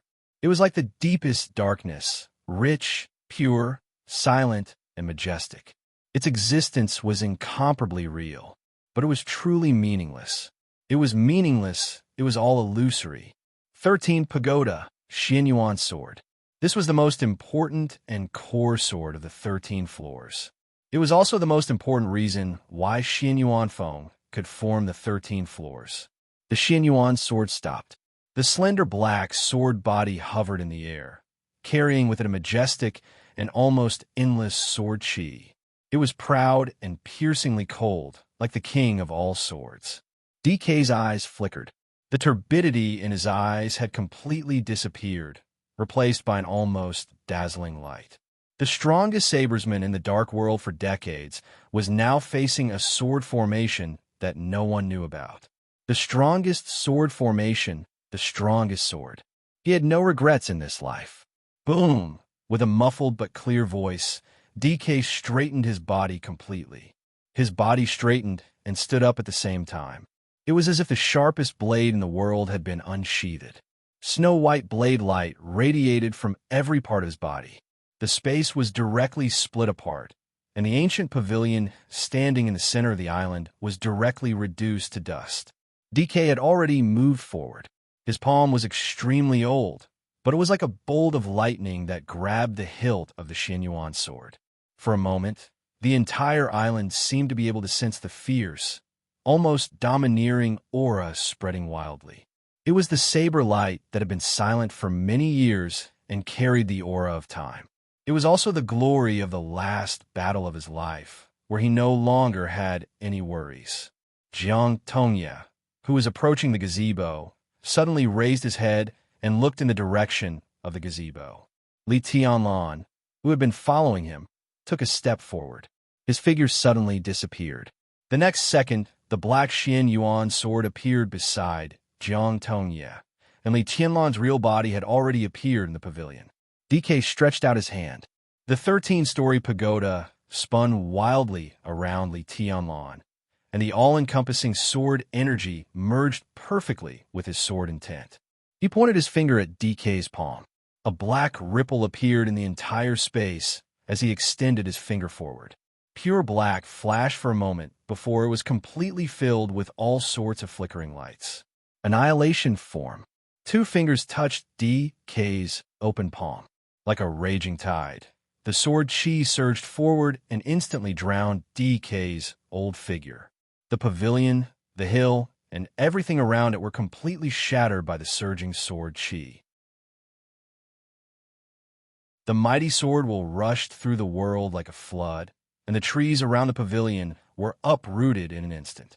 The green land disappeared, and it turned yellow at a speed visible to the naked eye. All the water was evaporated, and the green land turned into a desert under the sword chi. The mighty sword light rushed all the way into the azure billow lake, bringing up a vast wave.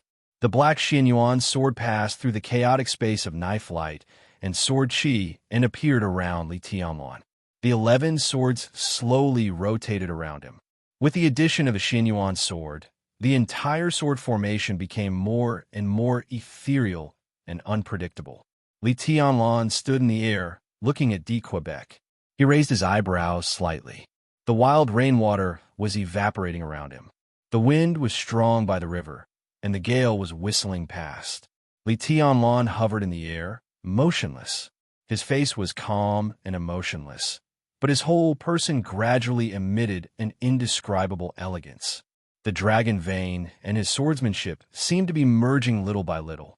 The 13-story buildings rotated around him, and his surroundings gradually became blurred, as if there was a white mist shrouding his body. This chapter is not over. Please turn the page. The aura of the sword light was hazy and mysterious, but it made people feel awe from the bottom of their hearts. It was raining, but he stood there like the sun in the clear sky, and his every move carried a light that people could not look directly at. It was like a scorching sun, and also like a real god. At this moment, Li Tianluan could be said to be truly peerless. DK stood in front of Li Tianluan. The two were less than 20 meters apart. After the first fight, the clearest result appeared in front of everyone. The scarlet blood, which was almost dazzling, fell from the sky bit by bit and fell into the desert under their feet. DK's aura was still stable and powerful, but one of his sleeves had been completely torn. At that moment, the saber light and the sword energy crossed each other. Li Tianluan, who was in the 13-story buildings, was not hurt at all, but countless sword energy kept tearing at DK's arm, leaving countless wounds on his arm. DK frowned, as if he was in pain. He slowly raised his palm, from his fingers to his palm to his forearm. His arm was truly riddled with holes. Countless strands of sword chi were still wrapped around his arm, tearing at every inch of his skin with naked and eerie killing intent. DK raised his head and looked at Li Tianluan. This was the first time he stood in front of Li Tianluan and felt the horror of this young man. Li Tianluan, who was 22 years old and had not yet entered the invincible realm. DK smiled. It seemed that it was not until this moment that he really realized the reality. After many years of sealing his saber, his body was getting old, but he always thought that his saber was not old.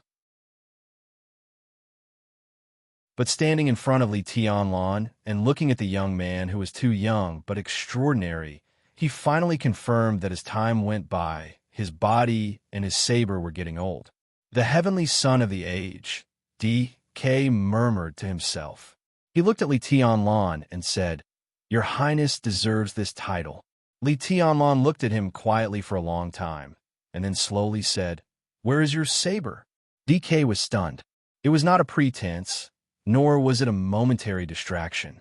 It was a simple sentence, and it asked the simplest question, but he was really stunned for a long time. It might not be a long time, but in the nearly 10 seconds of trance and trance, if Li Tianluan wanted to take action, he could kill DK countless times. DK frowned more and more. "Where's your saber?" Li Tianluan asked again. "Heaven's saber Quebec. How could he be called Heaven's saber without a saber?" "Saber." DK looked at Li Tianluan and asked, "Where is your saber?" Li Tianluan looked at him quietly. He narrowed his eyes little by little. The mountain-like sword intent surged around him. DK smiled bitterly. He didn't think there was anything wrong. But until Li Tianluan asked this question, he realized that he didn't have a saber. I'm old and confused, he laughed at himself and said, "I forgot where I put my saber." Li Tianluan entered the Kanglan Lake. He took out Amber. However, he had forgotten to take his saber, and he had also forgotten where he had placed it. He had kept his saber for more than 20 years, and no one in the Jiang family knew where his saber was. DK slowly raised his head and said, "Your Highness, I'm sorry, but it doesn't matter if you don't have a saber." He stood in the air and took a step forward. "I'm a saber." His figure suddenly became a shadow all over the sky, and a harsh sound exploded in the air. The old man's withered body. "This chapter is not over. Please turn the page." The shadow had approached Li Tianlan. He raised his blood-covered arm. DK's eyes flashed, and a strong and violent killing intent burst out in an instant. He raised his arm high and chopped down hard. A pale light suddenly flashed between heaven and earth. It was like a saber light breaking through the sky, or lightning flashing across the sky. The saber light seemed to break everything in an instant, and the bright edge fell on the sword formation around Li Tianlan in an instant. The domain where the sword formation was located was almost instantly broken. The saber light that filled the sky and earth rushed into the sword formation like a torrent, rushing in along the two gaps in the sword formation. 13-story building, which had been hidden in the nothingness, suddenly appeared beside Li Tianlan. One after another, the small swords trembled and tottered, but they still managed to maintain some sort of profound rhythm as they spun with difficulty. The Xianyuan sword appeared in Li Tianlan's hand. The black light lit up in the pale saber light. It stabbed straight. One sword broke the sea. That was the most courageous sword light. 13-story building, which had been in a defensive state, rotated. All the swords were aimed at DK in an instant. The Xianyuan sword was like a black lightning in the saber light all over the sky. One after another, delicate small swords appeared beside the Xianyuan sword. The Xianyuan sword grew bigger and bigger. All the small swords merged perfectly with the Xianyuan sword and became an incomparably huge Xianyuan sword. The stabbing Xianyuan sword shattered the saber light all over the sky. Li Tianlan went completely crazy. The huge sword edge smashed everything and slashed at D Quebec. The light all over the sky lit up for a moment and then completely disappeared. DK began to retreat. Without any hesitation, Li Tianlan moved forward, attacked, and sprinted. With unparalleled madness and fighting intent, the huge Xianyuan sword seemed to be completely alive, and a frenzied sword intent burst out one after another. 21st blade. The shattering of land. It stabbed straight. It was still a straight stab. The dark light moved forward madly with incomparable majesty, sharpness, and killing intent. Saber shadows appeared one after another in the void. Wherever the dark sword energy passed, the saber shadows were smashed into pieces. DK's entire domain was pierced the moment it touched the Xianyuan sword, and all his defensive means were smashed by the sword light. Li Tianlan's speed was getting faster and faster. After the shattering of land, it was still the shattering of land. The dark sword light broke the wind and rain, the space, and the saber light. It was invincible. It was invincible, and there was nothing it could not break. The huge sword edge didn't stop at all, and almost in the blink of an eye, it directly stabbed in front of D Quebec. There was no means of defense. The domain and the saber light were all smashed. DK's eyes grew calmer. Silently, he raised his arm that was full of wounds. Clang! With a loud bang, the huge sword edge of the Xianyuan sword directly stabbed the metal arm with a clear metal roar. DK was stunned for a moment. Li Tianlan raised his eyebrows again. In his sight, the flesh and blood on DK's arm fell off bit by bit. But what was revealed was not the ghastly white bone, but a kind of extremely cold and sharp light. It was the metal hidden in the flesh and blood. It was slender, sharp, and radiated brilliance. Heaven's saber? Li Tianlan asked. DK looked at his arm quietly. He seemed to think of something and smiled softly. So, the saber is here. End of this chapter. Bookmark for easier reading.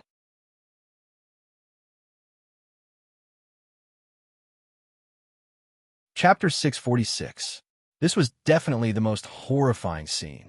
The blade of the Xianyuan sword pierced into DK's arm. The dense sword energy peeled off the flesh and blood. Flesh, blood vessels, immense flesh kept falling off. The extreme pain fell on DK's body. His face was so calm that it was almost numb. The cold sharpness bloomed little by little from the falling flesh and blood. It was bright, dazzling, and carried the deepest danger. Li Qianlon's pupils contracted slightly, and he said word by word, "The devil troop?" Yes and no. DK's eyes became extremely clear. He seemed to remember a lot of things in an instant. For example, he took the initiative to find the old patriarch of the Wang family of Beihai and wanted to accept the transformation and become a devil to sleep in the Kanglan River. For example, the Zhang family fully opposed it at that time.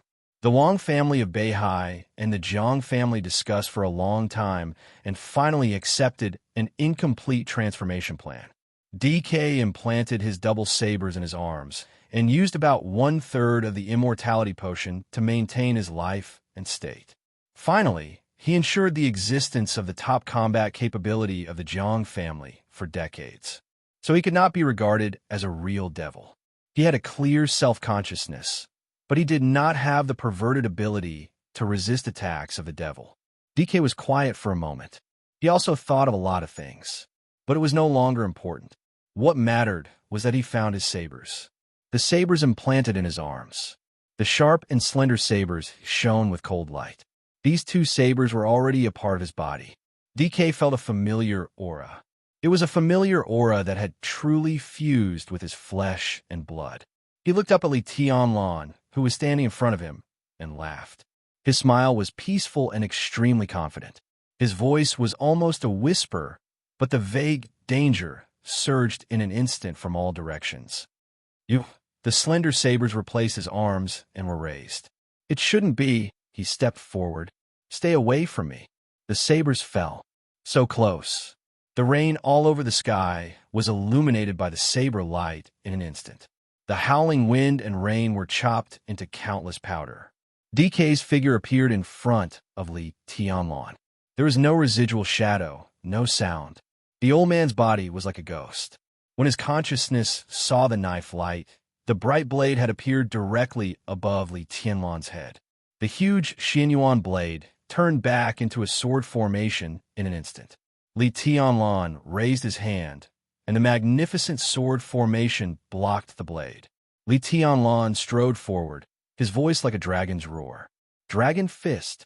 The moment the sword formation blocked the blade, a fist with a wild sound directly smashed towards DK's face. The dragon-shaped thunder burst out of Li Tianlon's hand, as if to devour everything. DK took a step back and retracted his arms. The saber radiance instantly retracted. Li Tianlon looked up. DK had already appeared hundreds of meters in the air. The old man's clothes were twisted and deformed by the wind, but the two blades in his arms became even more violent. "I have two blades." DK's eyes and the edge of his blade shone at the same time. His body was straight as he stood in the air. At this moment, the old man was infinitely close to his peak state. This was the true Skyblade. Split the heavens. The aged voice shook the entire Songlan River like a clap of thunder. DK's arms rose and fell, waving like the wind. Li Tianlon's pupils suddenly contracted. The high sky seemed to be completely torn apart by DK's saber in an instant.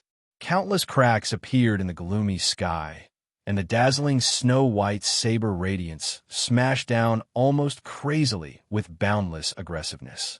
The gloomy sky was filled with arcs that seemed to be formed by nature.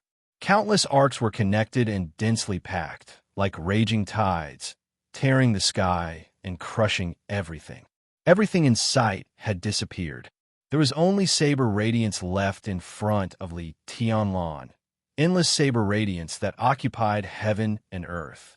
His saber split the sky, and countless saber radiance almost became a part of the sky, pressing down mightily.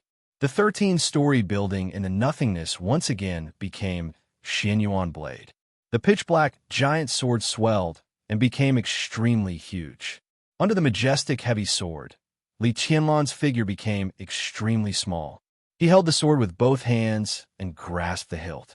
Without any retreat or hesitation, facing the saber radiance that covered the whole sky, the extremely condensed sword energy suddenly burst out. This was a move he had never used since he entered the secular world. It was also the most legendary move of the Leaf family in the Dark World. 22nd Blade Break of the Heavens. The huge body of Xianyuan Blade rushed into the sky, and the surging sword energy converged into a line. Li Tianlan's figure seemed to disappear. In everyone's sight, there was only a huge black sword between heaven and earth, crazily shuttling through the saber radiance all over the sky.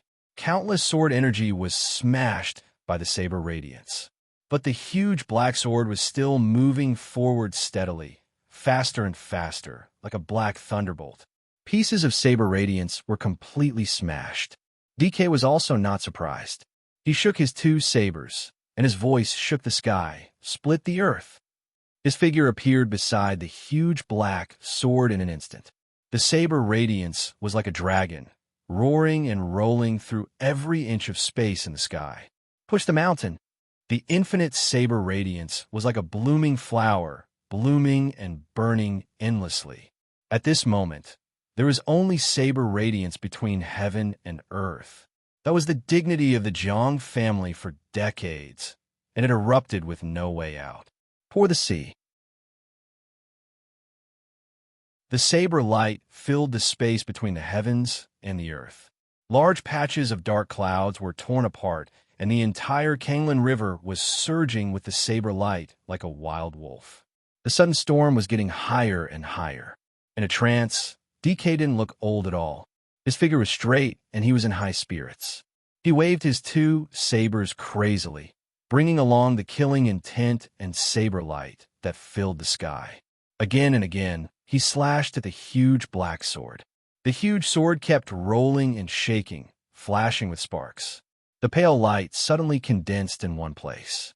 DK's figure disappeared for a moment, and then he appeared above the huge black sword, looking down. Li Tianlan's figure finally appeared. The huge sword of Xianyuan Blade had shrunk. The stormy offensive seemed to have passed. He held the sword with one hand, and his whole body was covered with blood. But his body was still straight, and he was still elegant. DK looked at him, and there was only indifference left in his eyes. The saber radiance was gathering, flowing and gathering in all directions. But there was only emptiness in the world without the saber radiance, with the danger of absolute silence. Covered in blood, Li Tianlan closed his eyes, tightly holding the trembling Xianyuan blade in his hand. DK narrowed his eyes and raised the blade.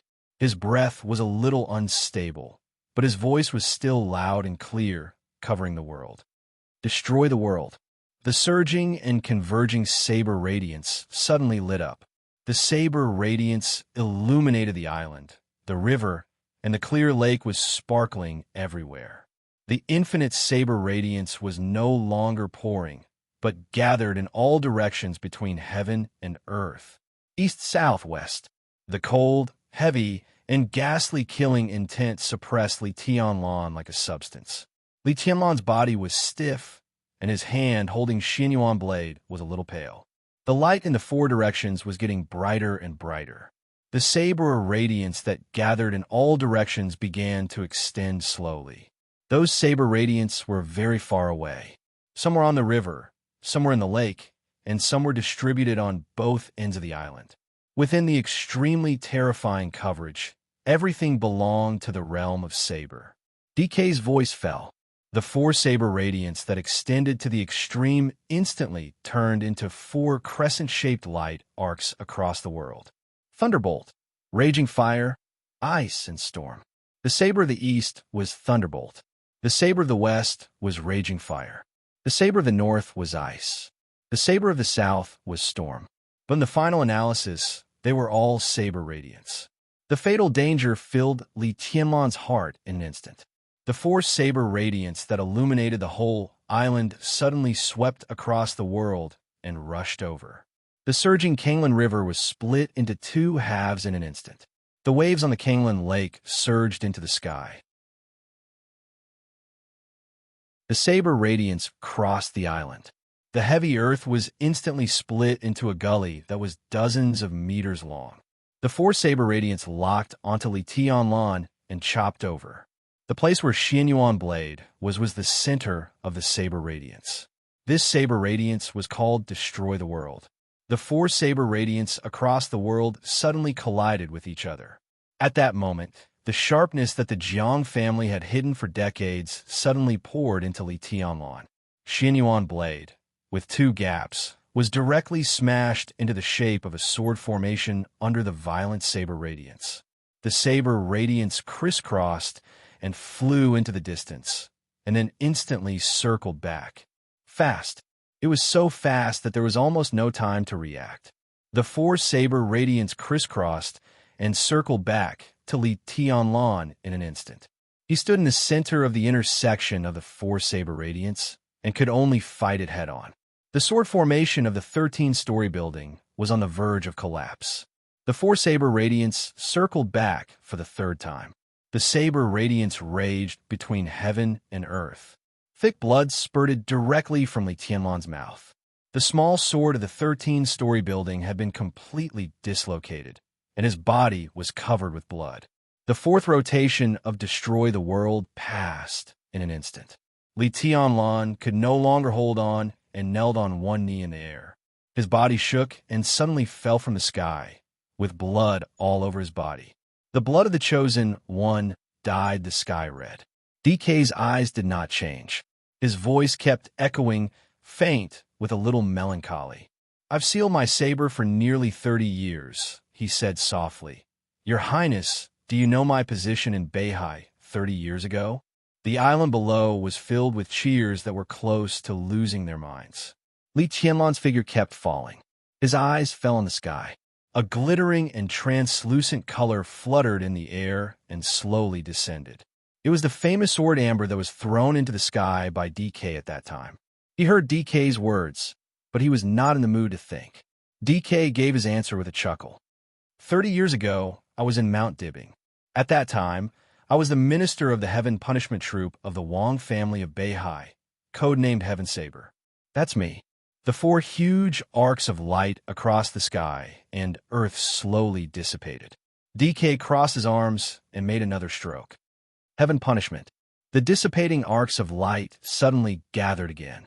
They changed from 4 to 8, occupying 8 directions between heaven and earth. The 8 saber radiance flashed with cold, killing intent, and the center of intersection was still Li Tianlan. The saber radiance that filled the sky and earth was like the sickle of death, stable, indifferent, and ruthless, using Destroy the World as the foundation to create heaven punishment. This stroke was not as flexible as Destroy the World, but its lethality was far greater than Destroy the World. The 8 arcs of light whistled wildly and crisscrossed over Li Tianlan.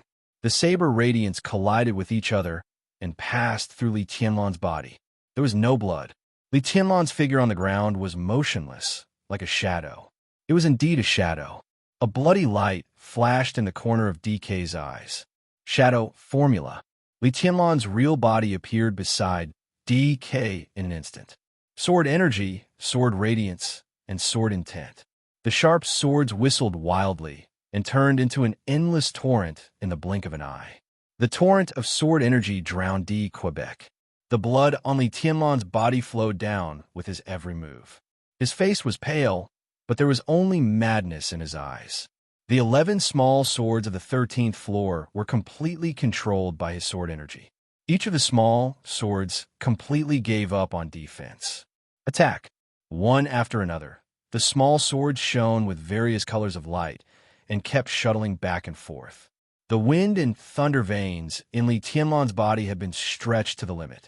The sword radiance was flying. The dragon roar resounded through the sky. Dragon fist. Countless dragon-shaped lights spread out wildly. Li Tianlan's figure directly approached D. Quebec. He punched, swept his legs, elbowed, and hit his knees.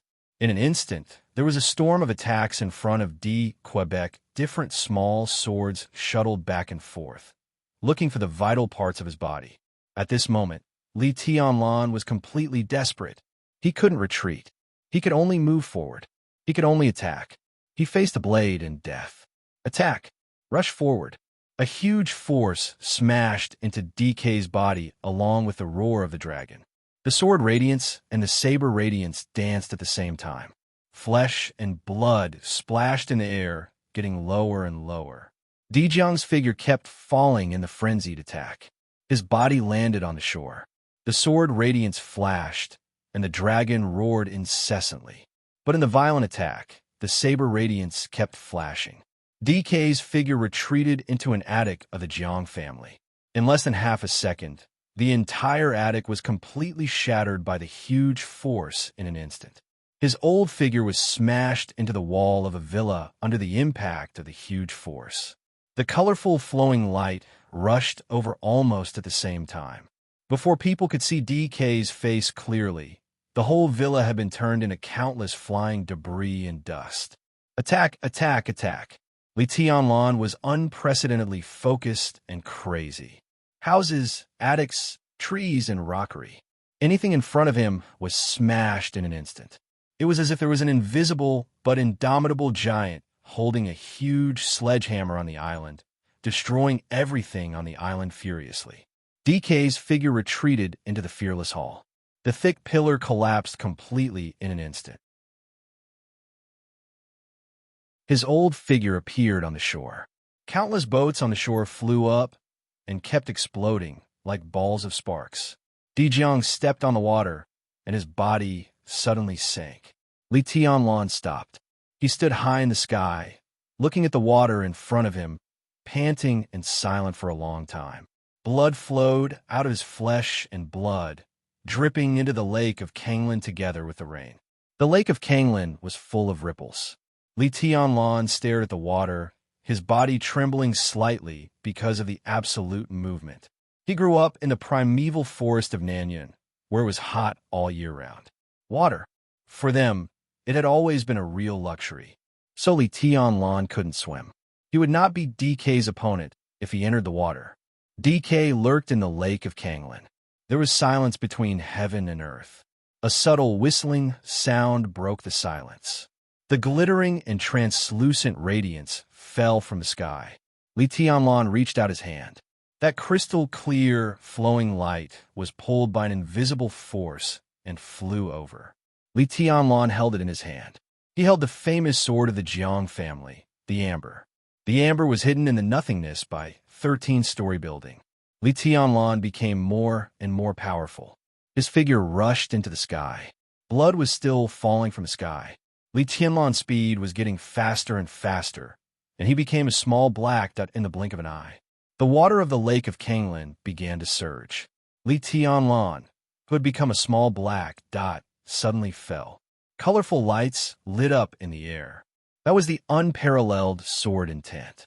It was the killing intent that was sharp enough to split mountains and seas. The surging sword light occupied heaven and earth.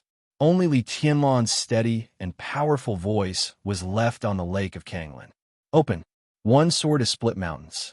One sword has split the sea. In an instant, hundreds of meters long sword light poured into the lake of Kanglin. The whole vast lake was surging, and a sharpness that was enough to tear the space was all poured into the turbulent lake in an instant. It was like a sharpness that could fight against the whole world sweeping across the lake. The turbulent lake was torn apart. The sword light went straight to the bottom of the lake, mighty and powerful. A large amount of lake water suddenly flew up and rushed into the sky, like two water walls towering into the sky. The whole lake of Kanglin was split in half by Li Tianlan's sword. Countless lake water kept surging and rushing into the sky under the obstruction of the sword energy. Li Tianlan landed. The bottom of the lake was wet like a swamp under his feet, but there was no water around. The whole lake was on both sides of him, getting higher and higher. The sword light hidden in the lake and crazily circling directly swept over the moment Li Tianlan landed. Li Tianlan's body took a step to the left. Just one step. It was a very simple movement. But with this step, his body left behind countless afterimages. One after another, black shadows appeared around the blade light. Li Tianlan kept changing his position in the black shadows.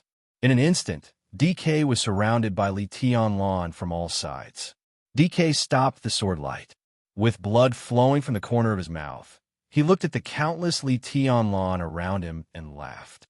Chengfit, it was the oldest name. Now, this body movement had another name in the dark world. Desperate Chase. And Tribulation's shadow formula. Li Tianlan was silent for a while and looked at D. Quebec. Do you still want to run? DK was silent and didn't speak. Desperate Chase was the top body movement in the dark world, and shadow formula was even weirder and could be used at will. If Li Tianlan wanted to run, his means were so abundant that it could even be said to be incredible. Absolute body movement was not invincible. As long as DK's sword was fast enough, no matter how exquisitely Tianlan's body movement was, it would be useless. But the key was that DK's sword was not fast enough. He broke out in an instant, creating the world, toppling the mountains and overturning the seas, destroying the world and punishing the sky. Under the full outbreak, his state had begun to decline. If he ran, Li Tianlan could catch up. But if Li Tianlan wanted to be a rascal, he could kill DK with his current body movement. The younger generation will surpass the older. DK finally opened his mouth with a little sigh. It's over, Li Tianlan said calmly. He took out the amber. The crystal flowing light flew out of his hand and fell in front of D. Quebec. Li Tianlan reached out and looked at D. Quebec. Give it to me, and I'll leave you a whole body. DK narrowed his eyes slightly. It's not over. He spoke slowly, softly, but with great certainty. Li Tianlan didn't speak. DK raised the two swords that were integrated with his arms. I still have one more move. He looked at Li Tianlan. His state had declined, but he still had one move, the real and strongest one. The last move.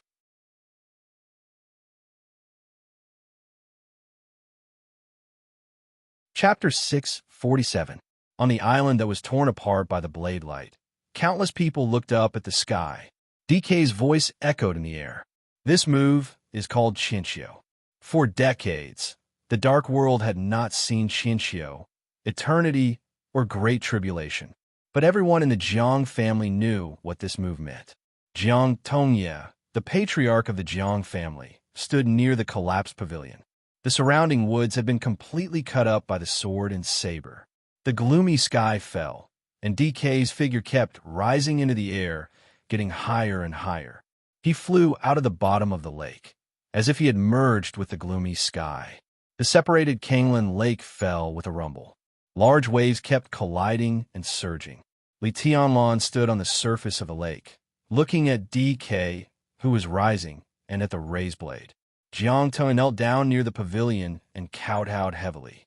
At the back, Jiang Tonghui, who was responsible for protecting the important figures of the family, also knelt down.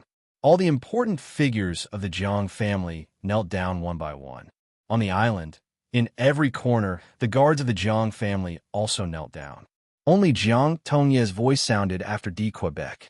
It was deep and powerful, with an extremely oppressive force, piercing through the sky. Farewell, old ancestor.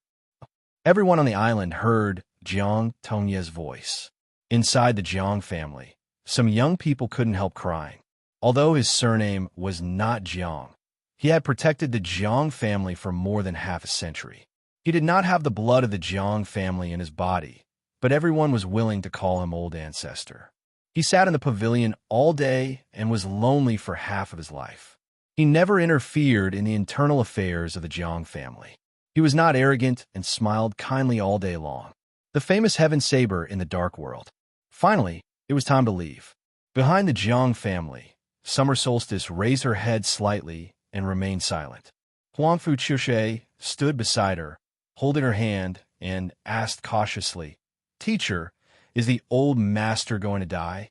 He didn't have to die, but the old master's body can't support it anymore. Summer Solstice touched Huangfu Qiushui's head, and there was a trace of affection in her voice. Just like the 3 absolute swords and the 24 moves of swordsmanship of the Li family, There is also an absolute saber that belongs to the saber, or the heaven saber. Xia Ji smiled and said, Immemorial, 1,000 autumns, and great tribulation. For hundreds of years, these three styles have been the absolute blade of the blade. Immemorial gravity can be said to be the ultimate force. Great tribulation is the heaviest, and 1,000 autumns is the most balanced. It is the combination of strength and speed. Each of these three styles is a real blade of heaven. The corner of Huangfu, Qiushui's mouth, twitched as she said in a low voice, I've seen the manuals of these three moves. Yeah, Xia Ji said softly. The Tri-Invincible Saber was originally the Wang clan saber. It was only in the hands of the Jiang clan that it truly flourished. Everyone knew that the Wang family of Beihai had a real chosen one hundreds of years ago. In other words, the real chosen one founded the Wang family of Beihai. However, hundreds of years had passed, and very few people knew that the prodigy from back then had a younger brother. Just like the relationship between Wang Tianzong and Wang Xiaoyao. Biological brother. As for the ancestor's brother, he used a saber. Immemorial, 1,000 autumns, and great tribulation. The Tri-Invincible Saber could be said to be the painstaking work of his life. In that era, he had been hidden in the unparalleled light of the Chosen One. It was an era when the ancestors of the Wang family of Beihai and the ancestors of the Lin clan represented the real peak combat power. All his talents were hidden in the light of those two, until he took an apprentice. The saber that belonged to Beihai gradually emitted a light that could not be ignored. And his apprentice was the ancestor of the current Jiang clan. Xia Ji's eyes were a little dazed. At this moment, she looked at the saber light in the air and thought of the sword and saber of the Wang family of Beihai hundreds of years ago. The heaven blade had always been hidden under the sharpness of the sword. It was willing and had no regrets. And in this era, the Wang family of Beihai also had a chosen one. The Wang family of Beihai also had two brothers. It was also a sword and a saber. But after all, it was not hundreds of years ago. Now that saber had broken through the invincible realm, it seemed unwilling to be overshadowed and was trying its best to snatch the style that belonged to the sword. She thought of the gradually expanding cracks inside Beihai and suddenly felt a little sad. Huangfu Qiushui was also very sad. In a gradually dazzling and finally dazzling light, she saw the last glory that belonged to a martial artist. But more than that, she felt lonely. Every saber of the Wang family of Beihai had an indomitable momentum, and any move of the three invincible saber was almost burning one's life and potential. At his peak, DK might be able to hurt but not die with one move, but at the age of nearly 100 years, he would probably be smashed into pieces immediately. She was a little sad, but she also had some worries that were difficult to speak out. So she hesitated for a long time before biting the corner of her red lips and whispering, Teacher, Li Tianlan, will he die? Xia Ji glanced at her. Her eyes were somewhat meaningful. Huangfu Qiushui blushed and pretended to look at the sky seriously. But the teacher's words fell clearly in her ears, making her face slightly pale. If the 13th floor is complete, he won't die.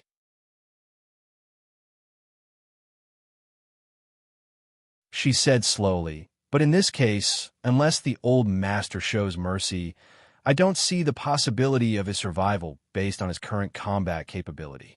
Her voice paused. Maybe he can survive, but his foundation is doomed to be destroyed, and he has no hope of becoming the chosen one. She smiled with an extremely complicated smile. Recultivate. This is the fate of the Li family. The old master changed a chosen one in his life. Li Tianlan can't feel wronged. But I think he can survive. His kendo is perfect. Huangfu Qiushui whispered. Wrong. Xia Ji said calmly. His sword intent is perfect. But kendo, his realm is there. How can it be perfect? She looked at the sky and said no more. In any case, this was the best result. Whether Li Tianlan died or was completely disabled, it was a good thing. And D. Quebec. The loyal, brave, and fearless Jiang family did not lose any face. DK was destined to die, but he was not defeated by Li Tianlan. With this saber strike, he was only defeated by time, defeated by the passage of time. That was all. She looked at Li Tianlan's figure with some regret. DK was also looking at Li Tianlan. His eyes were also full of regret. The knife light wrapped around his body little by little. The momentum was not as violent as it was, but extremely faint, erratic, strange, and unpredictable. I can't stop this move. The blades implanted in his arms trembled slightly, and his pale face seemed to become ruddy as if it was the last radiance of the setting sun. The almost violent aura kept rising in his body as if it would never end. DK looked at Li Tianlan. Your Highness, it's not too late for you to retreat now. I can't retreat.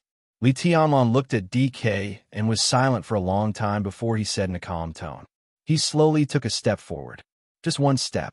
A lot of blood gushed out of his body directly. Li Tianlan's face became paler and paler, and he frowned tightly. At this moment, there was no knife light between heaven and earth, but the entire world had become an incomparably sharp blade. The sharpness of the blade covered every vital part of Li Tianlan. He could not attack or even move. He stood on the blade of heaven and earth. The only thing he could do was to wait for DK's knife light to fall. Li Tianlan became more and more silent. He stood on the lake and looked at DK's knife. This was a move that DK made at the cost of his life. Li Tianlan had no doubt that the power of this move could definitely make DK return to his real peak, or even surpass his peak state. Could he block it? Li Tianlan was not sure. He had an extremely reluctant answer in his heart. It was reluctant and extremely vague.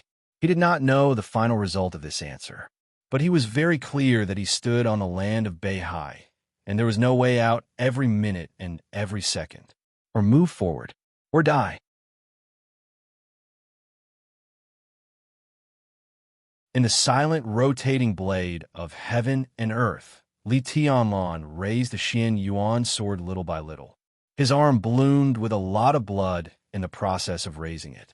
But his eyes were extremely calm, even dead. DK was a little moved, but he did not speak. The blade of the Xian Yuan sword pointed at DK from afar, and the loud heartbeat rang out unhurriedly. Li Tianlan's voice was calm. Please. DK sighed slightly and looked at the world around him. It was the Kanglan River and Kanglan Lake that he had seen for most of his life. The vast Beihai was surging and surging. He took one last look at it with great love and attachment.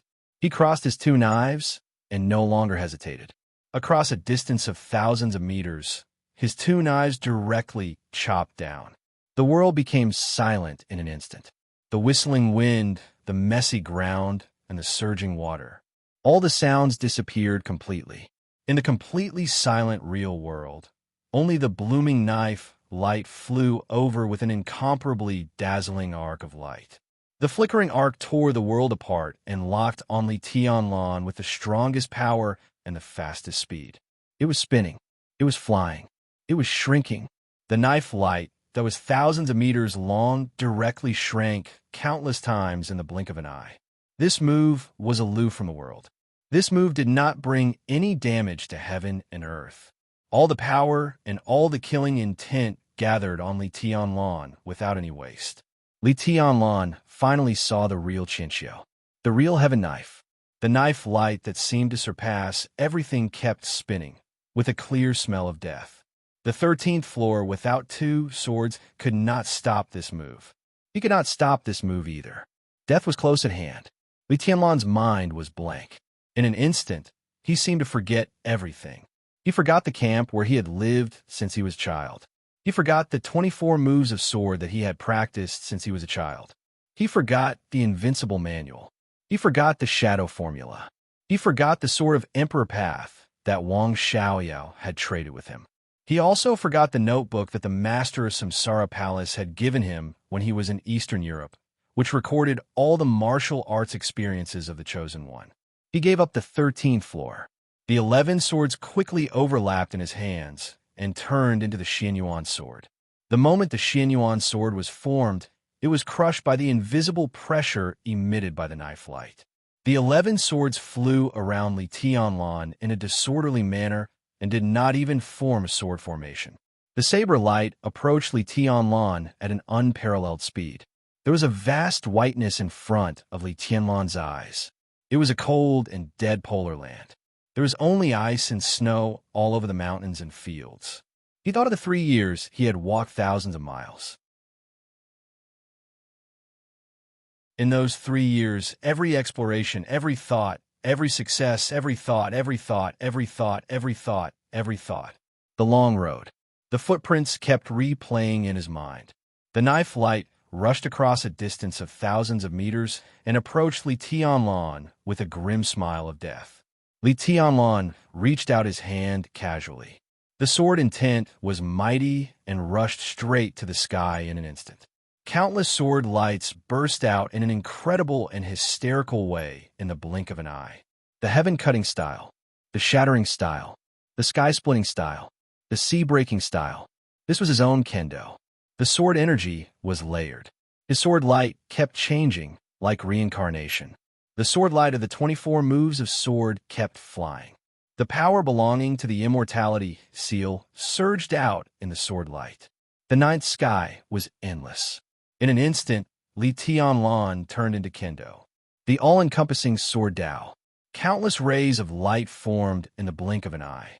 That was the sword light of Shu Mountain. Nirvana sword essence, phantom sword essence, great void sword essence, yin-yang sword essence. It was the sword light of the Jade Lake. Transcendent, flying, immortal, unparalleled in all Daos, heaven-shattering white rainbow. That was the domain of Sai City. Heaven and earth were useless. It was the ninth secluded impasse of Kunlun City. It was the sword of Emperor Path of the Wang family of Beihai. It was Jifeng sword control of the Jifeng sword training school. Countless sword lights flashed. It's everything. It was also the purest sword. Hundreds of sword intents gathered together in an extremely disorderly manner. Even Li Tianlan himself didn't know what kind of sword it was. However, this was his strongest move. This was what he had learned all his life. All he had. DK's saber light was subtle and light. Li Tianlan was surrounded by light. It was colorful, and there was day and there was night. Day and night alternated. Li Tianlan held the hilt of Xianyuan Feng. It was like some sort of reincarnation, but also like some sort of continuation. All of a sudden, the 11 swords around Li Tianlan shone with a dazzling light. Graceful, aquamarine, silver moon, heartbreak, Dongwang, phantom, judgment, twilight, horizon, and void. 10 delicate small swords vibrated at the same time. Li Tianlan's Xianyuan sword. He seemed to want to stab forward. However, a vague feeling made him loosen his grip. In the quiet world where day and night alternated, Li Tianlan kept appearing one after another. Each Li Tianlan was perfectly integrated with a small sword. Li Tianlan's real body stood where he was and loosened his palm. 10 swords, 10 shadows, Xianyuan sword. Everything flew out of Li Tianlan's hand. The gloomy sky ushered in the everlasting night in an instant. The night was long. Xianyuan sword kept recombining with everything and became Xianyuan Feng. Xianyuan Feng cut through the sky like a meteor.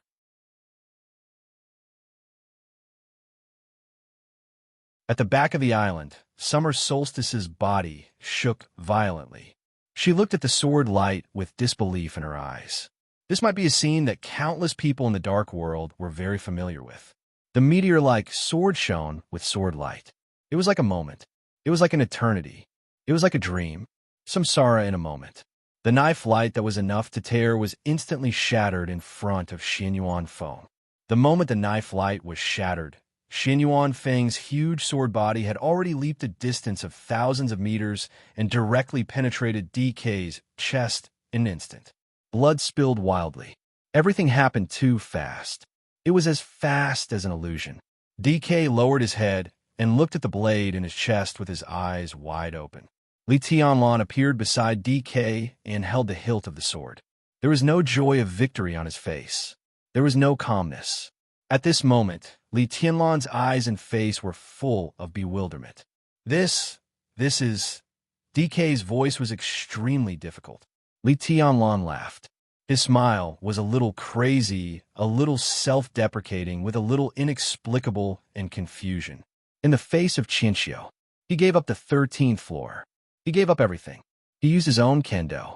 With his own kendo as the foundation, he simulated countless sword intents that he knew. At that moment, Li Tianlan didn't think about anything. He just wanted to use his own sword, the most powerful sword, without thinking about the sword in the future. He didn't know what this sword would be like. But at this moment, the answer was extremely clear. This sword directly penetrated DK's chest. It was an extremely strange sword, but it was extremely familiar. Li Tianlan's eyes were extremely bitter. He didn't expect that his sword with all his strength would be like this. Such a sword had leaped over Mormons not long ago, like an eternal light, and pierced Sword Emperor's chest. It was this sword. It was the exact same sword. This was Li Tianlan's full outbreak. It was his own sword. This was the 13th floor.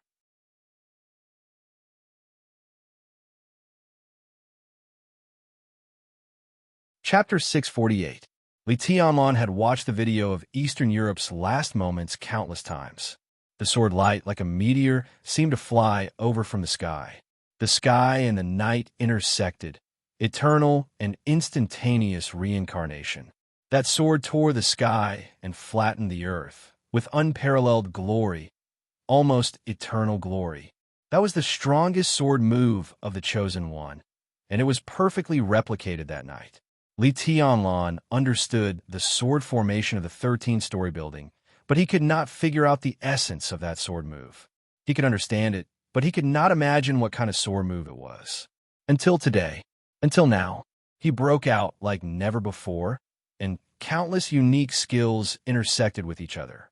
In the sky full of sword energy, he let go of his hand and faced the knife light. The sword energy was like a meteor penetrating everything in the world. He did not know what kind of sword move it would be, but there was no doubt that it was the peak he could reach at present. He used all his strength, regardless of everything, and went all out without hesitation. At this moment, Li Tianlan stood at the highest point, but suddenly found that this sword move had already existed. What was this feeling? Li Tianlan was silent for a long time. At this moment, his thoughts were extremely complicated. He could feel the sword intent of his sword move. Compared with the eternal sword move in Eastern Europe, it was not similar at all. It was the same. It was exactly the same sword move. The only difference was that that sword move was much more perfect than his. His sword move was just a prototype after all, but the foundation that supported the burst of sword light was exactly the same. Li Tianlan couldn't even find the slightest difference between them. The huge blade of Xianyuan Feng seemed to be trembling slightly with excitement. This was the first magic weapon in the world, but at this time, it clearly expressed its joy and docility to Li Tianlan. This was a sword with emotions, but from beginning to end, it did not show any resistance to Li Tianlan. It was an eager closeness, as if the joy of reunion after a long separation. Docile and well-behaved, holding the huge sword in his hand, Li Tianlan even thought that Xianyuan Feng was a part of his body. There was no doubt whose sword it was. But where did its feelings for him come from? Li Tianlan was as still as a statue. The pitch-black blade shone with a majestic luster as it pierced into DK's chest. The black sword was too wide and too big. The sword pierced through DK's body, extending from his neck all the way to his abdomen. His old body seemed to be hanging on the blade of the sword, on the verge of collapse. Li Tianlan came to his senses and looked into DK's eyes. He suppressed the countless emotions in his heart. In front of him was victory. This was the strongest opponent he had ever killed single-handedly since he entered the world. But he used a sword light like that. He didn't even know if it was his sword or Dongxing Huangtu's. "I won," he said in a hoarse voice. DK looked at him. His eyes, which were still filled with the last bit of vitality, were a little dazed. His domain was on the verge of collapse, and in the end, it completely shattered. The sparkling and translucent ray of light fell from the sky. Li Tianlan extended his hand. A crystal-like radiance fell into his hand. At this moment, in the eyes of all the members of the Jiang clan, Li Tianlan stood in the air, defeated the Heaven Saber, and took the amber. DK chuckled and said with difficulty, "Do it." He understood what Li Tianlan meant, but he was powerless to stop it. Qian Xiu was his last move, which burned his life and potential. At his age, it was enough to drain all his strength and break his body in an instant. This was the best result.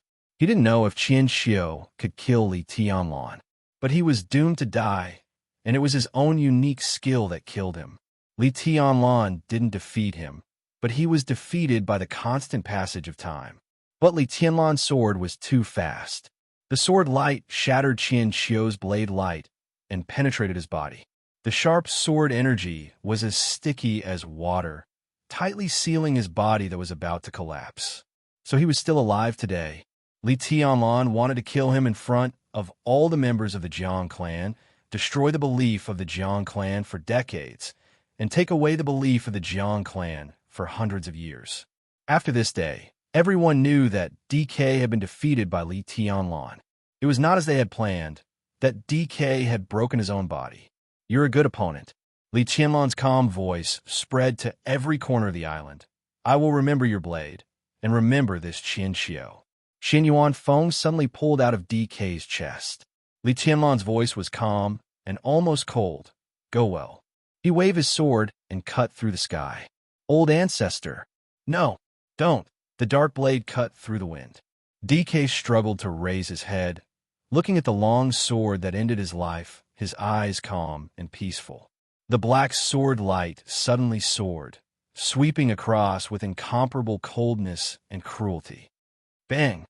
The blade light all over the sky exploded for the last time. Blood gushed up to the sky. DK's head kept rising with the blood. His head was rising. His body fell directly into the Kanglan Lake below. Jiang Tongye, the patriarch of the Jiang clan, rushed into the lake like a madman and caught DK's body with trembling hands. In the other direction, Jiang Tonghui rushed up to the sky to catch DK's head. Everyone was staring at Li Tianlan. Li Tianlan was already covered in blood. His face was extremely pale. DK's outburst undoubtedly caused unimaginable serious injury to Li Tianlan. A faintly discernible but extremely wild and gloomy atmosphere continued to spread on the island. Several experts of the Jiang clan took a step forward subconsciously. Li Tianlan's figure slowly landed on the ground. He closed his eyes and took a deep breath. The quiet waves of the Kanglan Lake were extremely pleasant. A layer of misty white mist gradually gushed out from the shore of the lake. The white mist spread quietly and shrouded Li Tianlan's body. Jiang Tongye walked out of the lake step by step, holding DK's body. His eyes were red, but he was still calm. More and more elites of the Jiang clan came over. Everyone was looking at the white mist. The white mist surged lazily, spreading more and more, covering the elites of the Jiang clan in an area of hundreds of meters. Jiang Tonghui frowned and said in a deep voice, "Everyone get out." In the sound of footsteps, the elites of the Jiang clan began to retreat, but they still surrounded Li Tianlan intentionally or unintentionally. Jiang Tongye looked at the white mist in front of him and said nothing. The white mist suddenly came and began to slowly recede. Light footsteps sounded from the mist.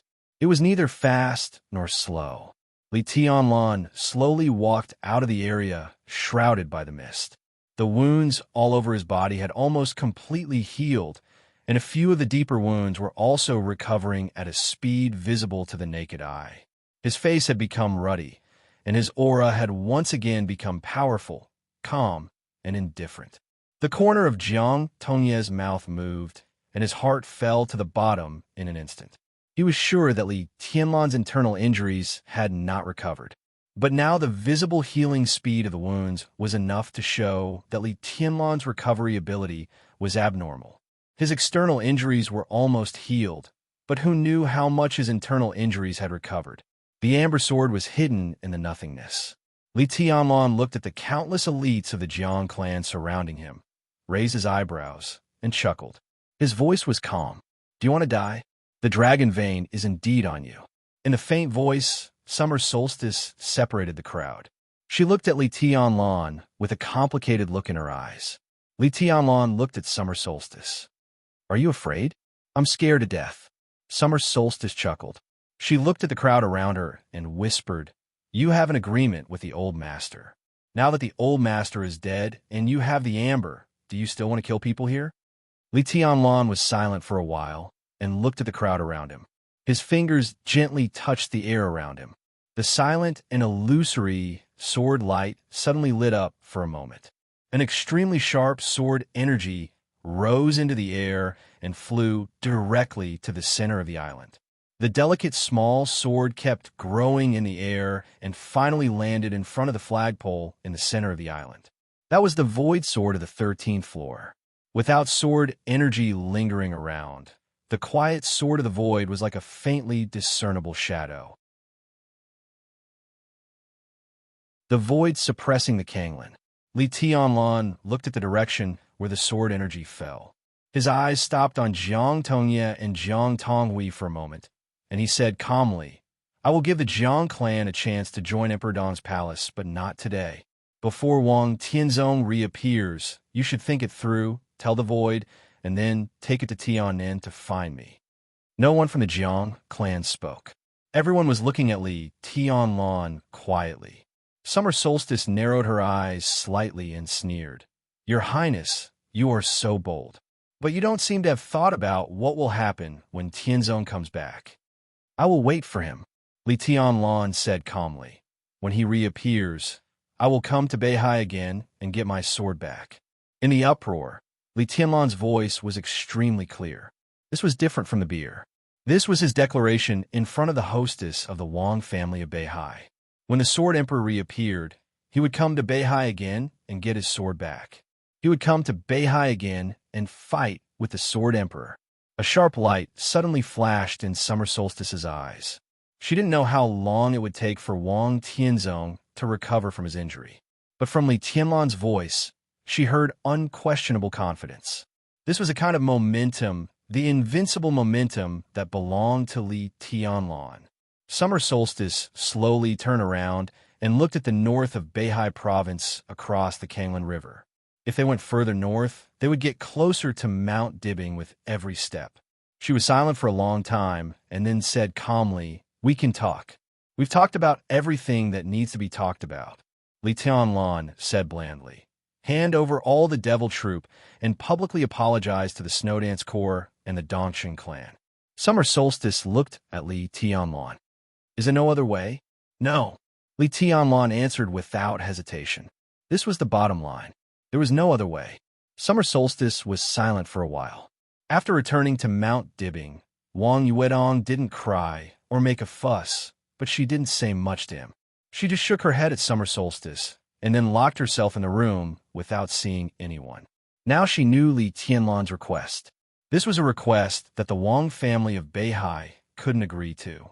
Summer Solstice slowly turned around and walked to the boat on the shore. She said coldly, I'll wait for you at Mount Dibbing. Li Tianlan didn't respond, and he didn't need to respond. Huangfu Qiushui looked at Li Tianlan and bit her lip. No one knew what she was thinking in her heart. But with Summer Solstice's departure, she could only leave. Huangfu Qiushui held her small hand, turned around hesitantly, and walked to Summer Solstice. Li Tianlan didn't move or speak. Huangfu Qiushui moved little by little to Summer Solstice. Countless complex emotions were intertwined in her heart. She turned her head subconsciously and looked at Li Tianlan. Li Tianlan was still standing there. Across the Kanglan River, he looked at the far north. He was extremely lonely. Some people say that Tianlan is the reincarnation of Huang Tu. This is impossible. It's impossible. It's impossible. It's impossible. I had gastroenteritis and had diarrhea all day. I was in a trance when writing this chapter.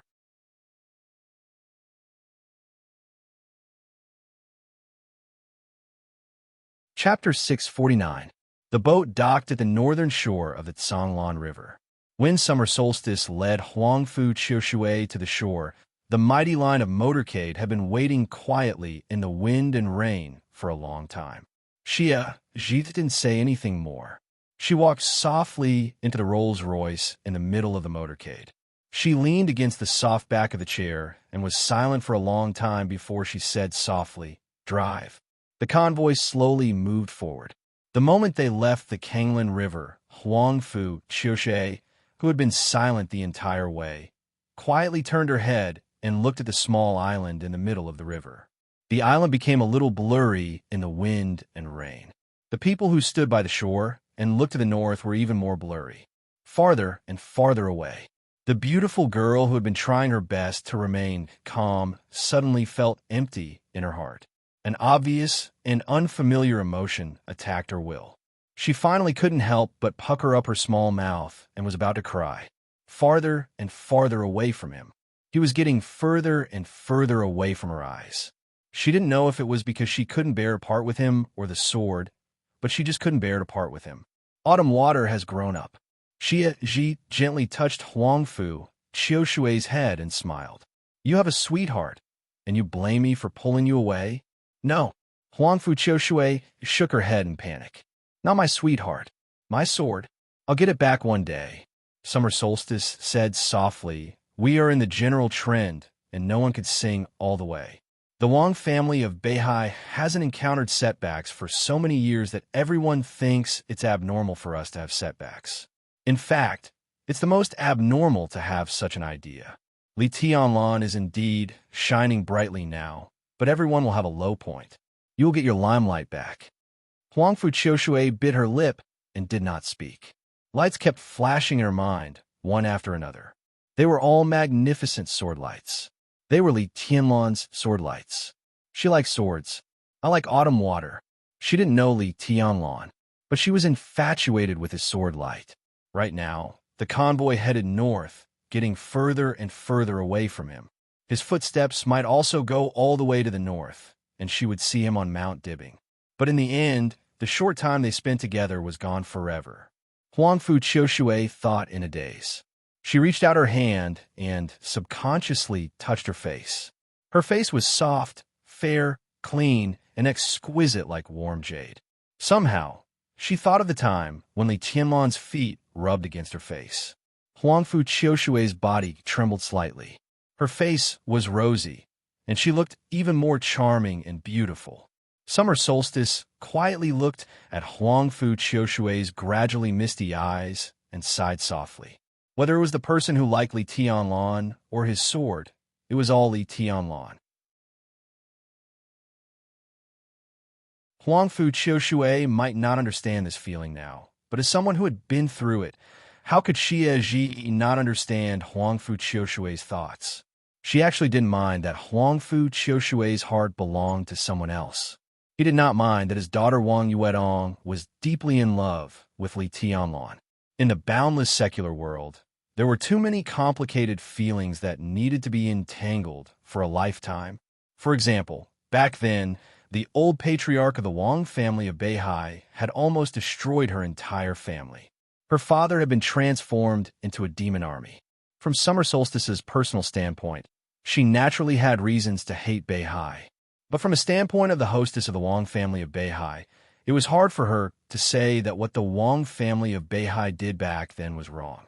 She hated Wang Tianzong's father, but she married Wang Tianzong willingly. Most of the time, Summer Solstice was glad that she could still see clearly with hatred and chose the man she loved the most and loved her the most. So she never blamed Wang Yuetong, nor did she blame the current Huangfu Qiushui. She was just a little worried that their choices were wrong. This chapter is not over. Please turn the page. But Li Tianlan, Summer Solstice, thought of everything today and smiled slightly bitterly. The man who killed the Heaven Saber at the age of 22. This could no longer be described as brilliant. This was truly unparalleled. Wang Yuedong, Huangfu Qiushui, Dongcheng Rushi, even Qin Weibai. So what if they were more ambitious than the sky? In the face of the current Li Tianlan, It was normal for young and proud women to be tempted. On the contrary, it was the most abnormal for them not to be tempted. She reached out and patted Huangfu Qiushui's head gently. "Sleep for a while." Huangfu Qiushui shook her head and did not speak. Summer Solstice did not say much either. She leaned against the car and closed her eyes to rest, but a smile gradually appeared on the corner of her mouth. She was sorry that Heaven Saber DK died in battle, but that was his own choice. After all, she did not come to Kanglan City empty-handed this time, because she saw the 13th floor. It was not the flawless, powerful, invincible, and eternal sword light in Eastern Europe. It was the sword of the Chosen One, which had just taken shape, but had too much to make up for. The gorgeous but still somewhat immature, invincible sword light kept replaying in her mind. She still didn't know who Dongxing Huangtu was, but she had a vague way to help Wang Tianzong. When Beihai was in turmoil, the general trend of Eastern Europe had fallen to the last trace of aftermath. The negotiation, which was neither long nor short, finally ended. In the face of the coercion and temptation of countless countries, Snow Country, which had shown a tough attitude from the beginning, did not change its initial position in the end. The Border Control Corps was still stationed in Snow Country, but in the chaos, Snow Country still refused the olive branch of Zhongzhou State under great pressure. They chose the Wang family of Beihai. An hour before Jiang Shangyu, the vice marshal of the Snowdance Corps in Wulan State, got the news, the prime minister of Snow Country had officially signed an agreement with Wang Shengxiao, the heir of the Wang family of Beihai. The signing place of the agreement was in Fanio City. Most of the contents of this flying bird agreement were confidential, but just a few leaked contents were enough to make people sigh with emotion. In the cold and gloomy temperature of Wulan State, Jiang Shangyu put down the document in his hand, shook his head, and said with a chuckle, "Beihai has made a lot of money this time." What did His Majesty say? In an empty office, the voice of Luxing Sangchuan, the master of Jifeng Sword Training School in East Island, came from the phone in front of Jiang Shangyu. Jifeng Sword Training School had suffered heavy losses in Eastern Europe, and nearly half of its elites had died in Mormons. But at the last moment, Jiang Shangyu kept Luxing Sangchuan, which could be regarded as saving his life. Now, although Luxing Sangchuan was still injured, he could be said to be one of the few invincible realm experts in the entire dark world who could maintain their peak state. "There is no explanation," Jiang Shangyu said blandly. "At this point, as long as Snow Country is not stupid, it must be determined to cooperate with the Wang family of Beihai. At present, although the requirements of the Wang family of Beihai are extremely harsh, Snow Country can agree, which certainly means that the compensation given by the Wang family of Beihai is not small. Both sides can barely be regarded as a win-win situation. At least during this period, the relationship between Beihai and Snow Country will not be destroyed. One less Wang Tianzong and one Snow Country." Luxing Sangchuan pondered for a moment. "To be exact, it's not less, but it's less for the time being," Jiang Shangyu said calmly. "The teacher has evaluated that sword light. That sword light is really strong, but Wang Tianzong will be seriously injured at most. He will not die. At most, he will take a longer time to recuperate. For a person like him, as long as he is not dead, few people dare to really fight with the Wang family of Beihai. Exchanging Snow Country with serious injuries, the gains of the Wang family of Beihai in Eastern Europe are simply unimaginable. This chapter is not over. Please turn the page. No matter how big their gains are, they may not have time to digest it." Luxing Sangchuan suddenly laughed in a low voice. "It's true that few people dare to fight against the Wang family of Beihai, but it doesn't mean that there is no one. Li Tianlan has defeated Autumn Water and Heaven Reaching. If the intelligence is correct, he should have arrived at Kanglan now." This time, the Wang family of Beihai really lost face, and this will even be the beginning of their decline. Jiang Shangyu was silent for a while and finally opened a video. The video was divided into two parts. The first part was extremely blurred. It was the scene of Li Tianlan on the Lingtai Mountain. But because the distance was too far, Only some blurred sword light could be seen in the video. However, the second part was much clearer. It was not because of the close distance. It was because the sword light in the second video was too dazzling, and Li Tianlan's voice also shook heaven and earth.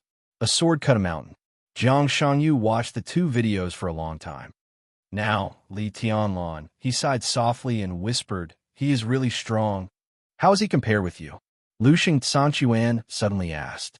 Jiang Shanyu was quiet for a moment, as if he was thinking about whether Lushing Sanchuan was trustworthy or measuring his own strength. After a long time, he slowly said, if he doesn't have Xianyuan phone with him, I should not be afraid of him. I can't beat him, but I can't lose either. Lushing Sanchuan didn't speak for a long time. He seemed to be in absolute shock. Jiang Shanyu was never arrogant. He wouldn't talk big. The two videos were enough to measure Li Tianlan's current strength. It was the power that even an invincible realm expert had to be afraid of. But Jiang Shanyu said that he could compete with Li Tianlan without the sword formation. What did that mean? Lushing Sanchuan's voice trembled slightly. Then, can we start our plan? He was still in his peak state, and there was Jiang Shanyu. Their plan had begun to mature. Wait a little longer. Jiang Shanyu's tone was calm. Wait for what? Lushing Sanchuan's tone was a little aggressive, but more than that, he couldn't wait. When he becomes strong, we won't have a chance. We don't have to wait so long. Jiang Shanyu laughed. I'm waiting for him to break through Beihai province. He paused and continued. If he can really break through, only in this way can we accurately measure Li Tianlan's current strength. Lushing Sanchuan didn't speak for a long time. Jiang Shanyu wanted to comfort him, but Lushing Sanchuan suddenly said, let me show you a video. The Battle of Kanglan Island has come to an end. He paused and said with great difficulty, DK has died. Jiang Shangyu's body suddenly shook, and he accepted the video immediately. This video was too short, but it was incomparably gorgeous. The saber light all over the sky. The eternal sword. It was just a few seconds, but it had explained everything. Jiang Shangyu's body stiffened in place. He looked at the video and was silent for a long time. How is it? Lushing Sanchuan asked in a low voice. Jiang Shanyu didn't speak. He sat in the chair, and his eyes were a little lost. The eternal sword. The 13th floor. He laughed at himself. From the first time he saw this sword light, he had been sure that this era was destined to be ruled by this sword light. It would rule for a long time. He took a deep breath and said calmly, the plan should be adjusted. End of this chapter. Bookmark for easy reading.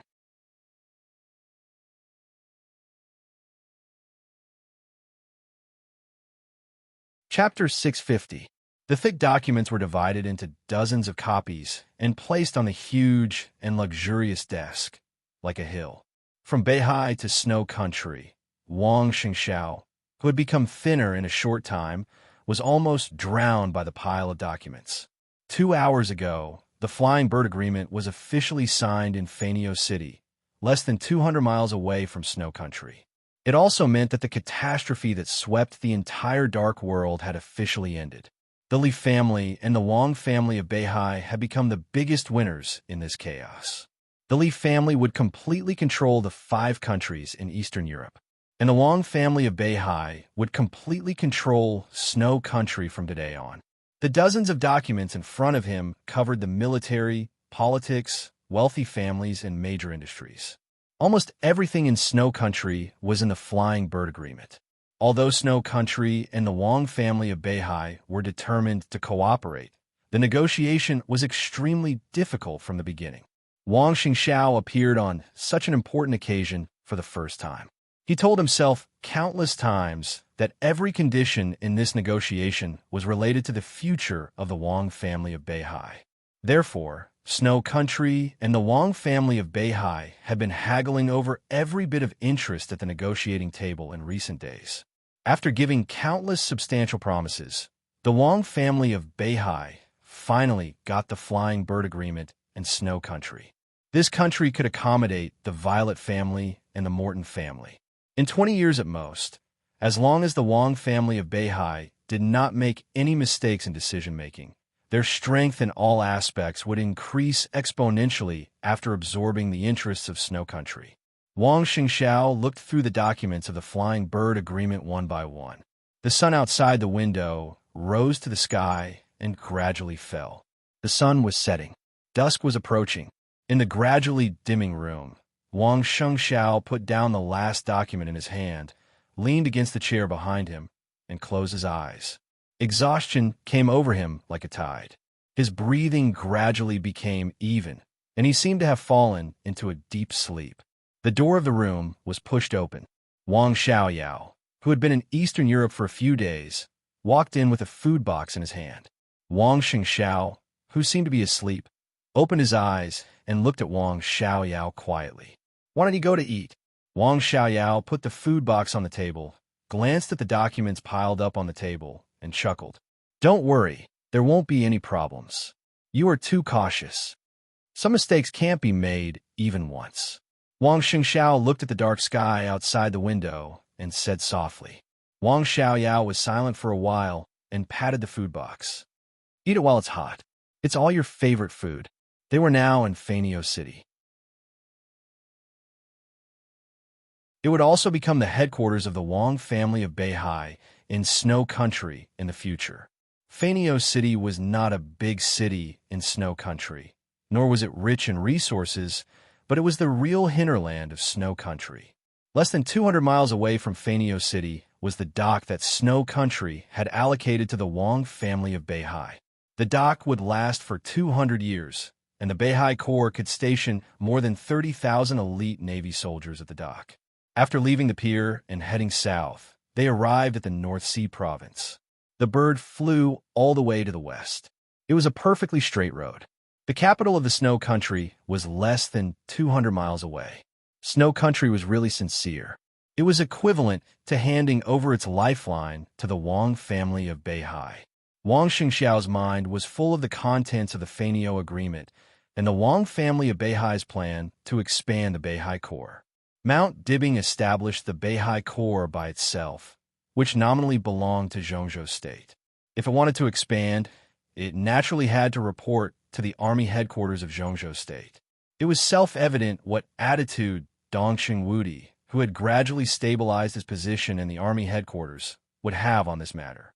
It was destined to be another fierce struggle. But now, when his father had not recovered from his injury, the people of the Southeast Group were uncertain. In addition, Wang Jinglei's attitude was ambiguous. Their overall combat capability might not be much stronger than that of the giant group that had gradually united. He rubbed his forehead with a headache and said with a wry smile, "I can't eat. I have no appetite." "What? Are you afraid that I'll poison you?" Wang Xiaoyao joked. His smile was charming. Wang Xingxiao was stunned and couldn't help laughing. He reached out and opened the food box. Looking at the carefully prepared side dishes and light porridge, he nodded and said, "Thank you." Wang Xiaoyao waved his hand, casually sorted out the materials on the table, and sat down opposite Wang Xingxiao. "We will set up a new corps in Snow Country. It will be regarded as a branch of the Beihai Corps, but it will be renamed. Who do you have in mind for the commander of the corps?" "Uncle Wang of the Shadow Sting Army can do it." Wang Xingxiao thought for a while eating and said, "And we can ask him to bring a group of elites from the Shadow Sting Army."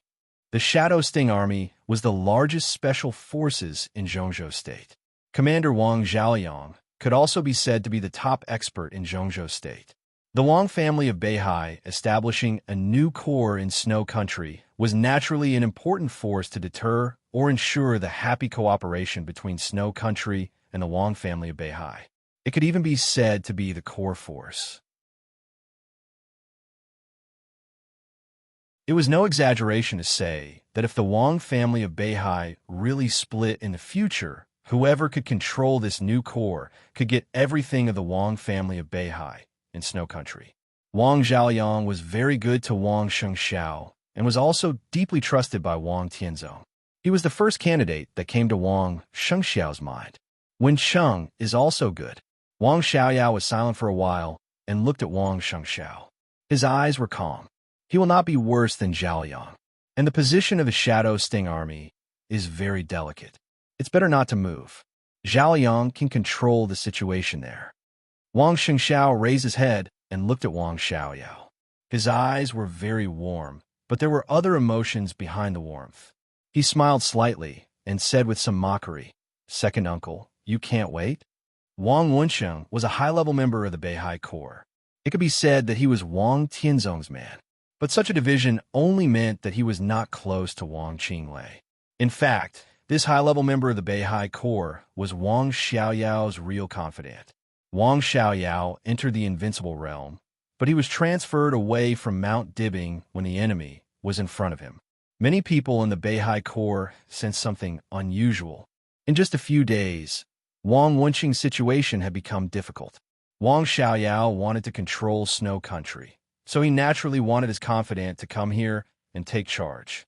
I entered the invincible realm. With a smile, Wang Xiaoyao said something that seemed irrelevant. Wang Shengxiao looked down at the porridge in front of him. His eyes were a little dazed.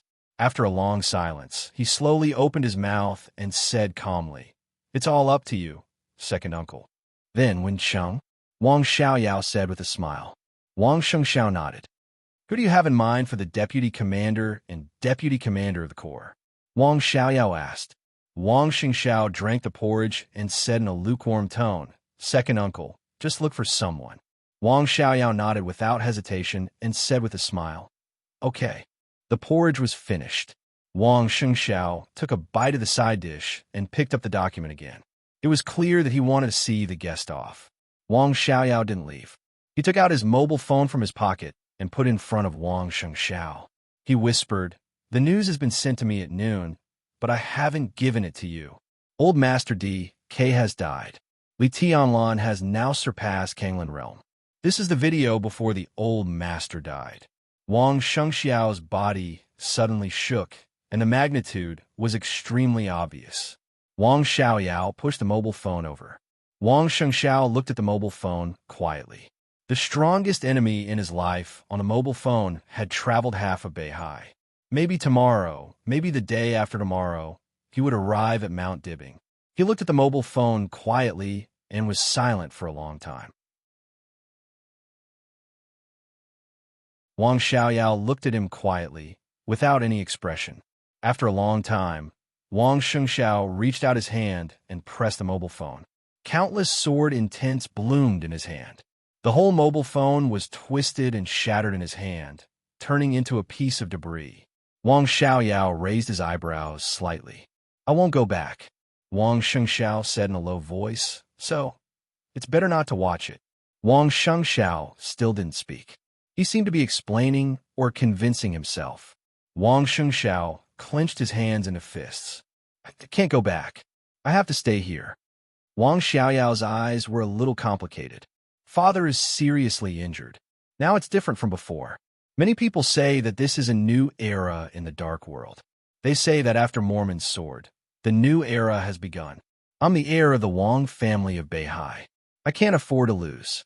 I really can't afford to lose. So, I can't go back. Even if Heaven's saber dies, even Brother Jiang will fail, Li Tianlan will sweep Mount Dibing. I can't go back. Wang Shengxiao's voice seemed to be gritting his teeth. If I don't go back, I won't fail. He sat in the chair and seemed to be unable to breathe. His body was extremely stiff. Wang Shengxiao looked at him quietly for a long time before sighing softly. He walked around the desk, reached out, and patted Wang Shengxiao on the shoulder. "Yuetong has gone back," Wang Xiaoyao said softly. "She has been with Li Tianlan, but now she has returned to Mount Dibing. I don't want to say anything. I just want to say that Yuetong's return to Mount Dibing and your silence in Eastern Europe today are the greatest courage." Wang Shengxiao trembled and took a deep breath. He reached out and held Wang Xiaoyao's palm tightly. "Second uncle." His voice trembled, and he was a little confused. "Am I useless? How could it be?" Wang Xiaoyao laughed and touched his nephew's head. "I watched that video. I don't think it makes sense for you to go back, so it's best for you to stay here. At least, if you're not in Mount Dibing, the Wang family of Beihai won't fail completely. You can't do anything now. The only thing you can do is to be silent." He whispered, "What about you?" Wang Shengxiao looked up at Wang Xiaoyao's eyes. "You are a new invincible realm expert. What if you go back? This question, Wang Xiaoyao was silent for a while and whispered, "This question itself is meaningless. Your mother doesn't agree with me in Mount Dibbing, and neither does my elder brother. I don't agree with your approach, either." Wang Shengxiao looked into Wang Xiaoyao's eyes with pleading eyes. "What you want, what Beihai wants, we can do it with our own ability. In the hundreds of years of history of Beihai, when has there ever been such a despicable practice?" Wang Xiaoyao looked at Wang Shengxiao and said seriously, "How is it despicable? It's all reasonable.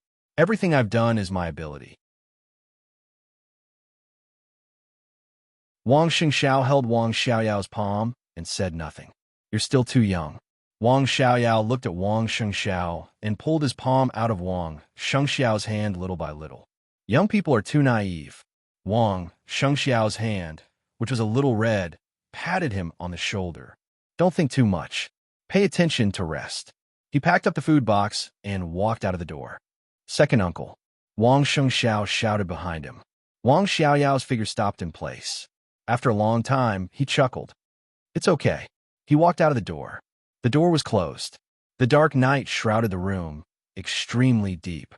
Wang Shengxiao sat in the chair like a statue. The computer on the desk suddenly lit up. A strange video was transmitted. The light shone on Wang Shengxiao's face, looking faint. Wang Shengxiao frowned and connected the video. At the other end of the video, Jiang Shangyu's face appeared on the screen with a bright face. "Did you see that sword light?" he asked directly before Wang Shengxiao could speak. Before Wang Shengxiao could answer, he continued to say with a smile, "I can survive that sword strike. Can you?"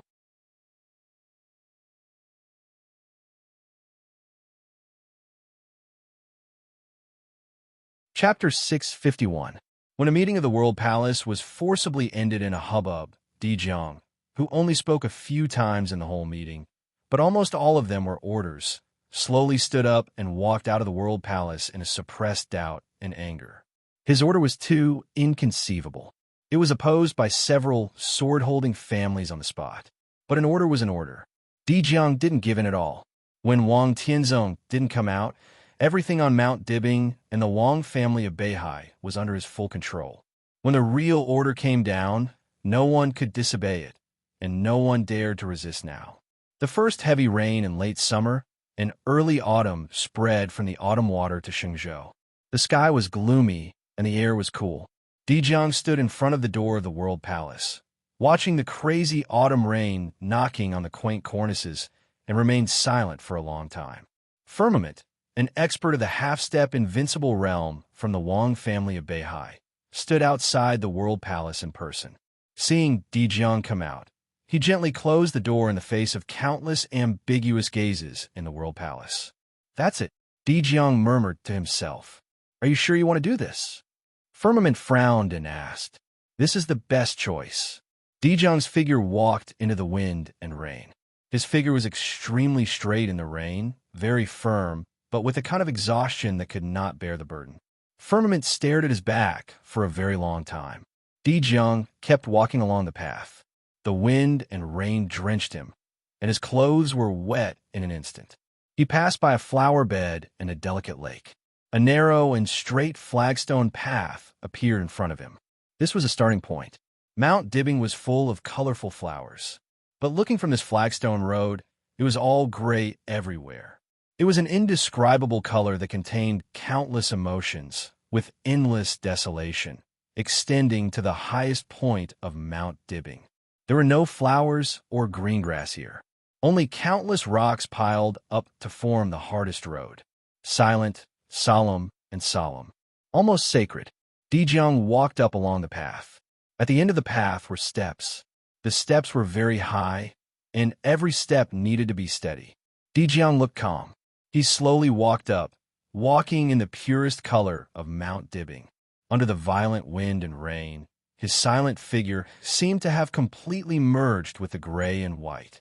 At the end of the steps was a small space. In the center of the platform, which was nearly 200 square meters, stood a huge boulder that had been eroded by time and wind and rain for hundreds of years. The densely packed names spread down the huge boulder. bringing with them an indescribable solemnity. This was the least ornamental place in the entire Mount Dibbing. This was the most sacred place in the entire Mount Dibbing. It was also the highest place in the entire Mount Dibbing. Stage of formidable person. Stone of formidable ambition. Dijiang looked at the stone that had stood there for hundreds of years and the name on it. There were a lot of names on the list, but every name could be found in the history of the Wang family of Beihai. The sacrificed, the good fighters, the missing, everyone, no matter the outcome. Their names were carved on the stone, indicating their contributions to the Wang family of Beihai. Dijiang found his ancestors on it. The people with the surname Jiang were lined up neatly. Right above the Jiang family was a name that's still shown on the genealogy of the Wang family of Beihai. Wang Fuyu, the younger brother of the Chosen One. He was also the patriarch of the Jiang family. Dijiang smiled. He stared deeply at every name, and his laughter was obviously trembling. At this moment, his eyes were crazy and solemn, with unparalleled persistence and passion. It was as if an endless pressure was pressing down on his body, and then he lifted it up with an incomparably great strength. "I'm sorry," he said softly, looking at the ancestors of the Jiang family, and said softly, "I'm sorry," he said sorry countless times. But only the wind and rain responded to him. A light footstep sounded on the steps. The footsteps were intermittent, lingering in Dijiang's consciousness. They came and went, but they were getting closer and closer to him. Dijiang turned his head vigilantly, and then froze on the spot. In his sight, a white dress almost floated to the stage of formidable person.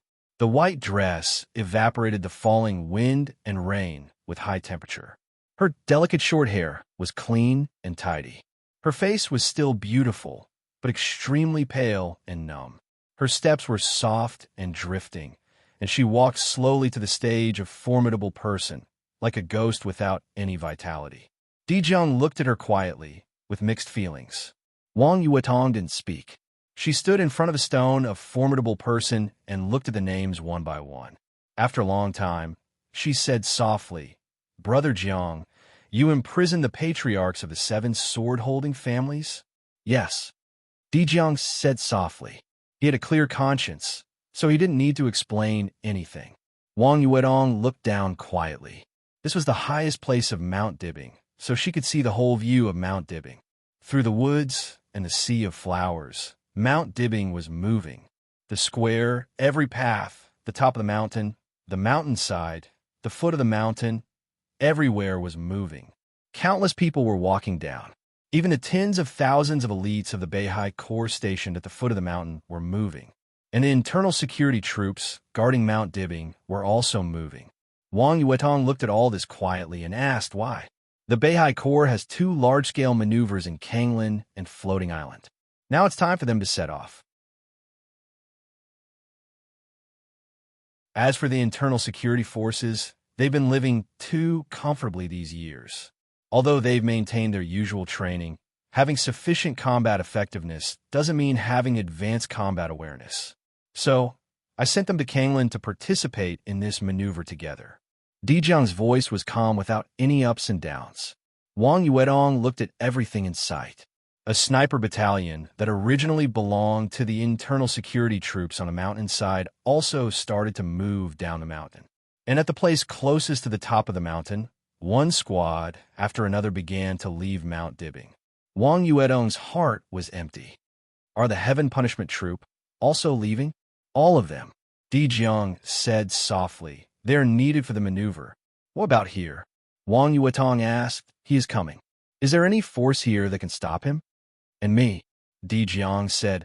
I will try my best to stop him in front of the stage of formidable person. What if you can't beat him? Wang Yuetong looked at Dijiang's eyes. The old master has fallen. If you fail, that's also my failure. Dijiang's voice was calm and a little cruel. It's my own failure. It's not the failure of Mount Dibbing. All the forces on Mount Dibbing have been drawn out. In an empty state, when he comes to Mount Dibbing, he can only defeat me. He can't defeat Mount Dibbing. Even if he gets on the stage of formidable person, He is just a villain who takes advantage of the situation. This is my mistake. It has nothing to do with Mount Dibbing or the Wang family of Beihai. Wang Yuetong stood there and looked at Di Jiang, lost in thought. She finally understood Di Jiang's plan. He imprisoned the patriarchs of the 7 major sword-holding families to prevent them from intervening in this battle. He transferred all the forces on Mount Dibbing, leaving Mount Dibbing in an empty state. He stayed here alone, waiting for Li Tianlan. He would do his best to protect everything of the Wang family of Beihai, but he was also ready to bear all the humiliation and failure. Even here, it was only Di Jiang who failed. Di Jiang's surname was not Wang. Even if he failed, even if he was humiliated, it was Di Jiang who suffered all this. Maybe some people would question that transferring the Heaven Punishment Troop and the Internal Security Troop away was cowardly for retreating without fighting. But it was also Di Jiang who made this decision. Facing Li Tianlan, who was about to come to Mount Dibbing, Di Jiang was ready for both sides. If he won, everyone would be happy. If he lost, he would bear all the infamy, all the humiliation, and all the failure alone. Wang Yuetong's eyes were a little dazed. Why'd he do that? She murmured. For Beihai. Di Jiang's voice was still calm and composed. He turned to look at the names of the ancestors of the Jiang family, and there was finally a trace of sadness in his eyes. The ancestors of our Jiang family. He pointed to the name at the top, which was second only to Wang Fuyu.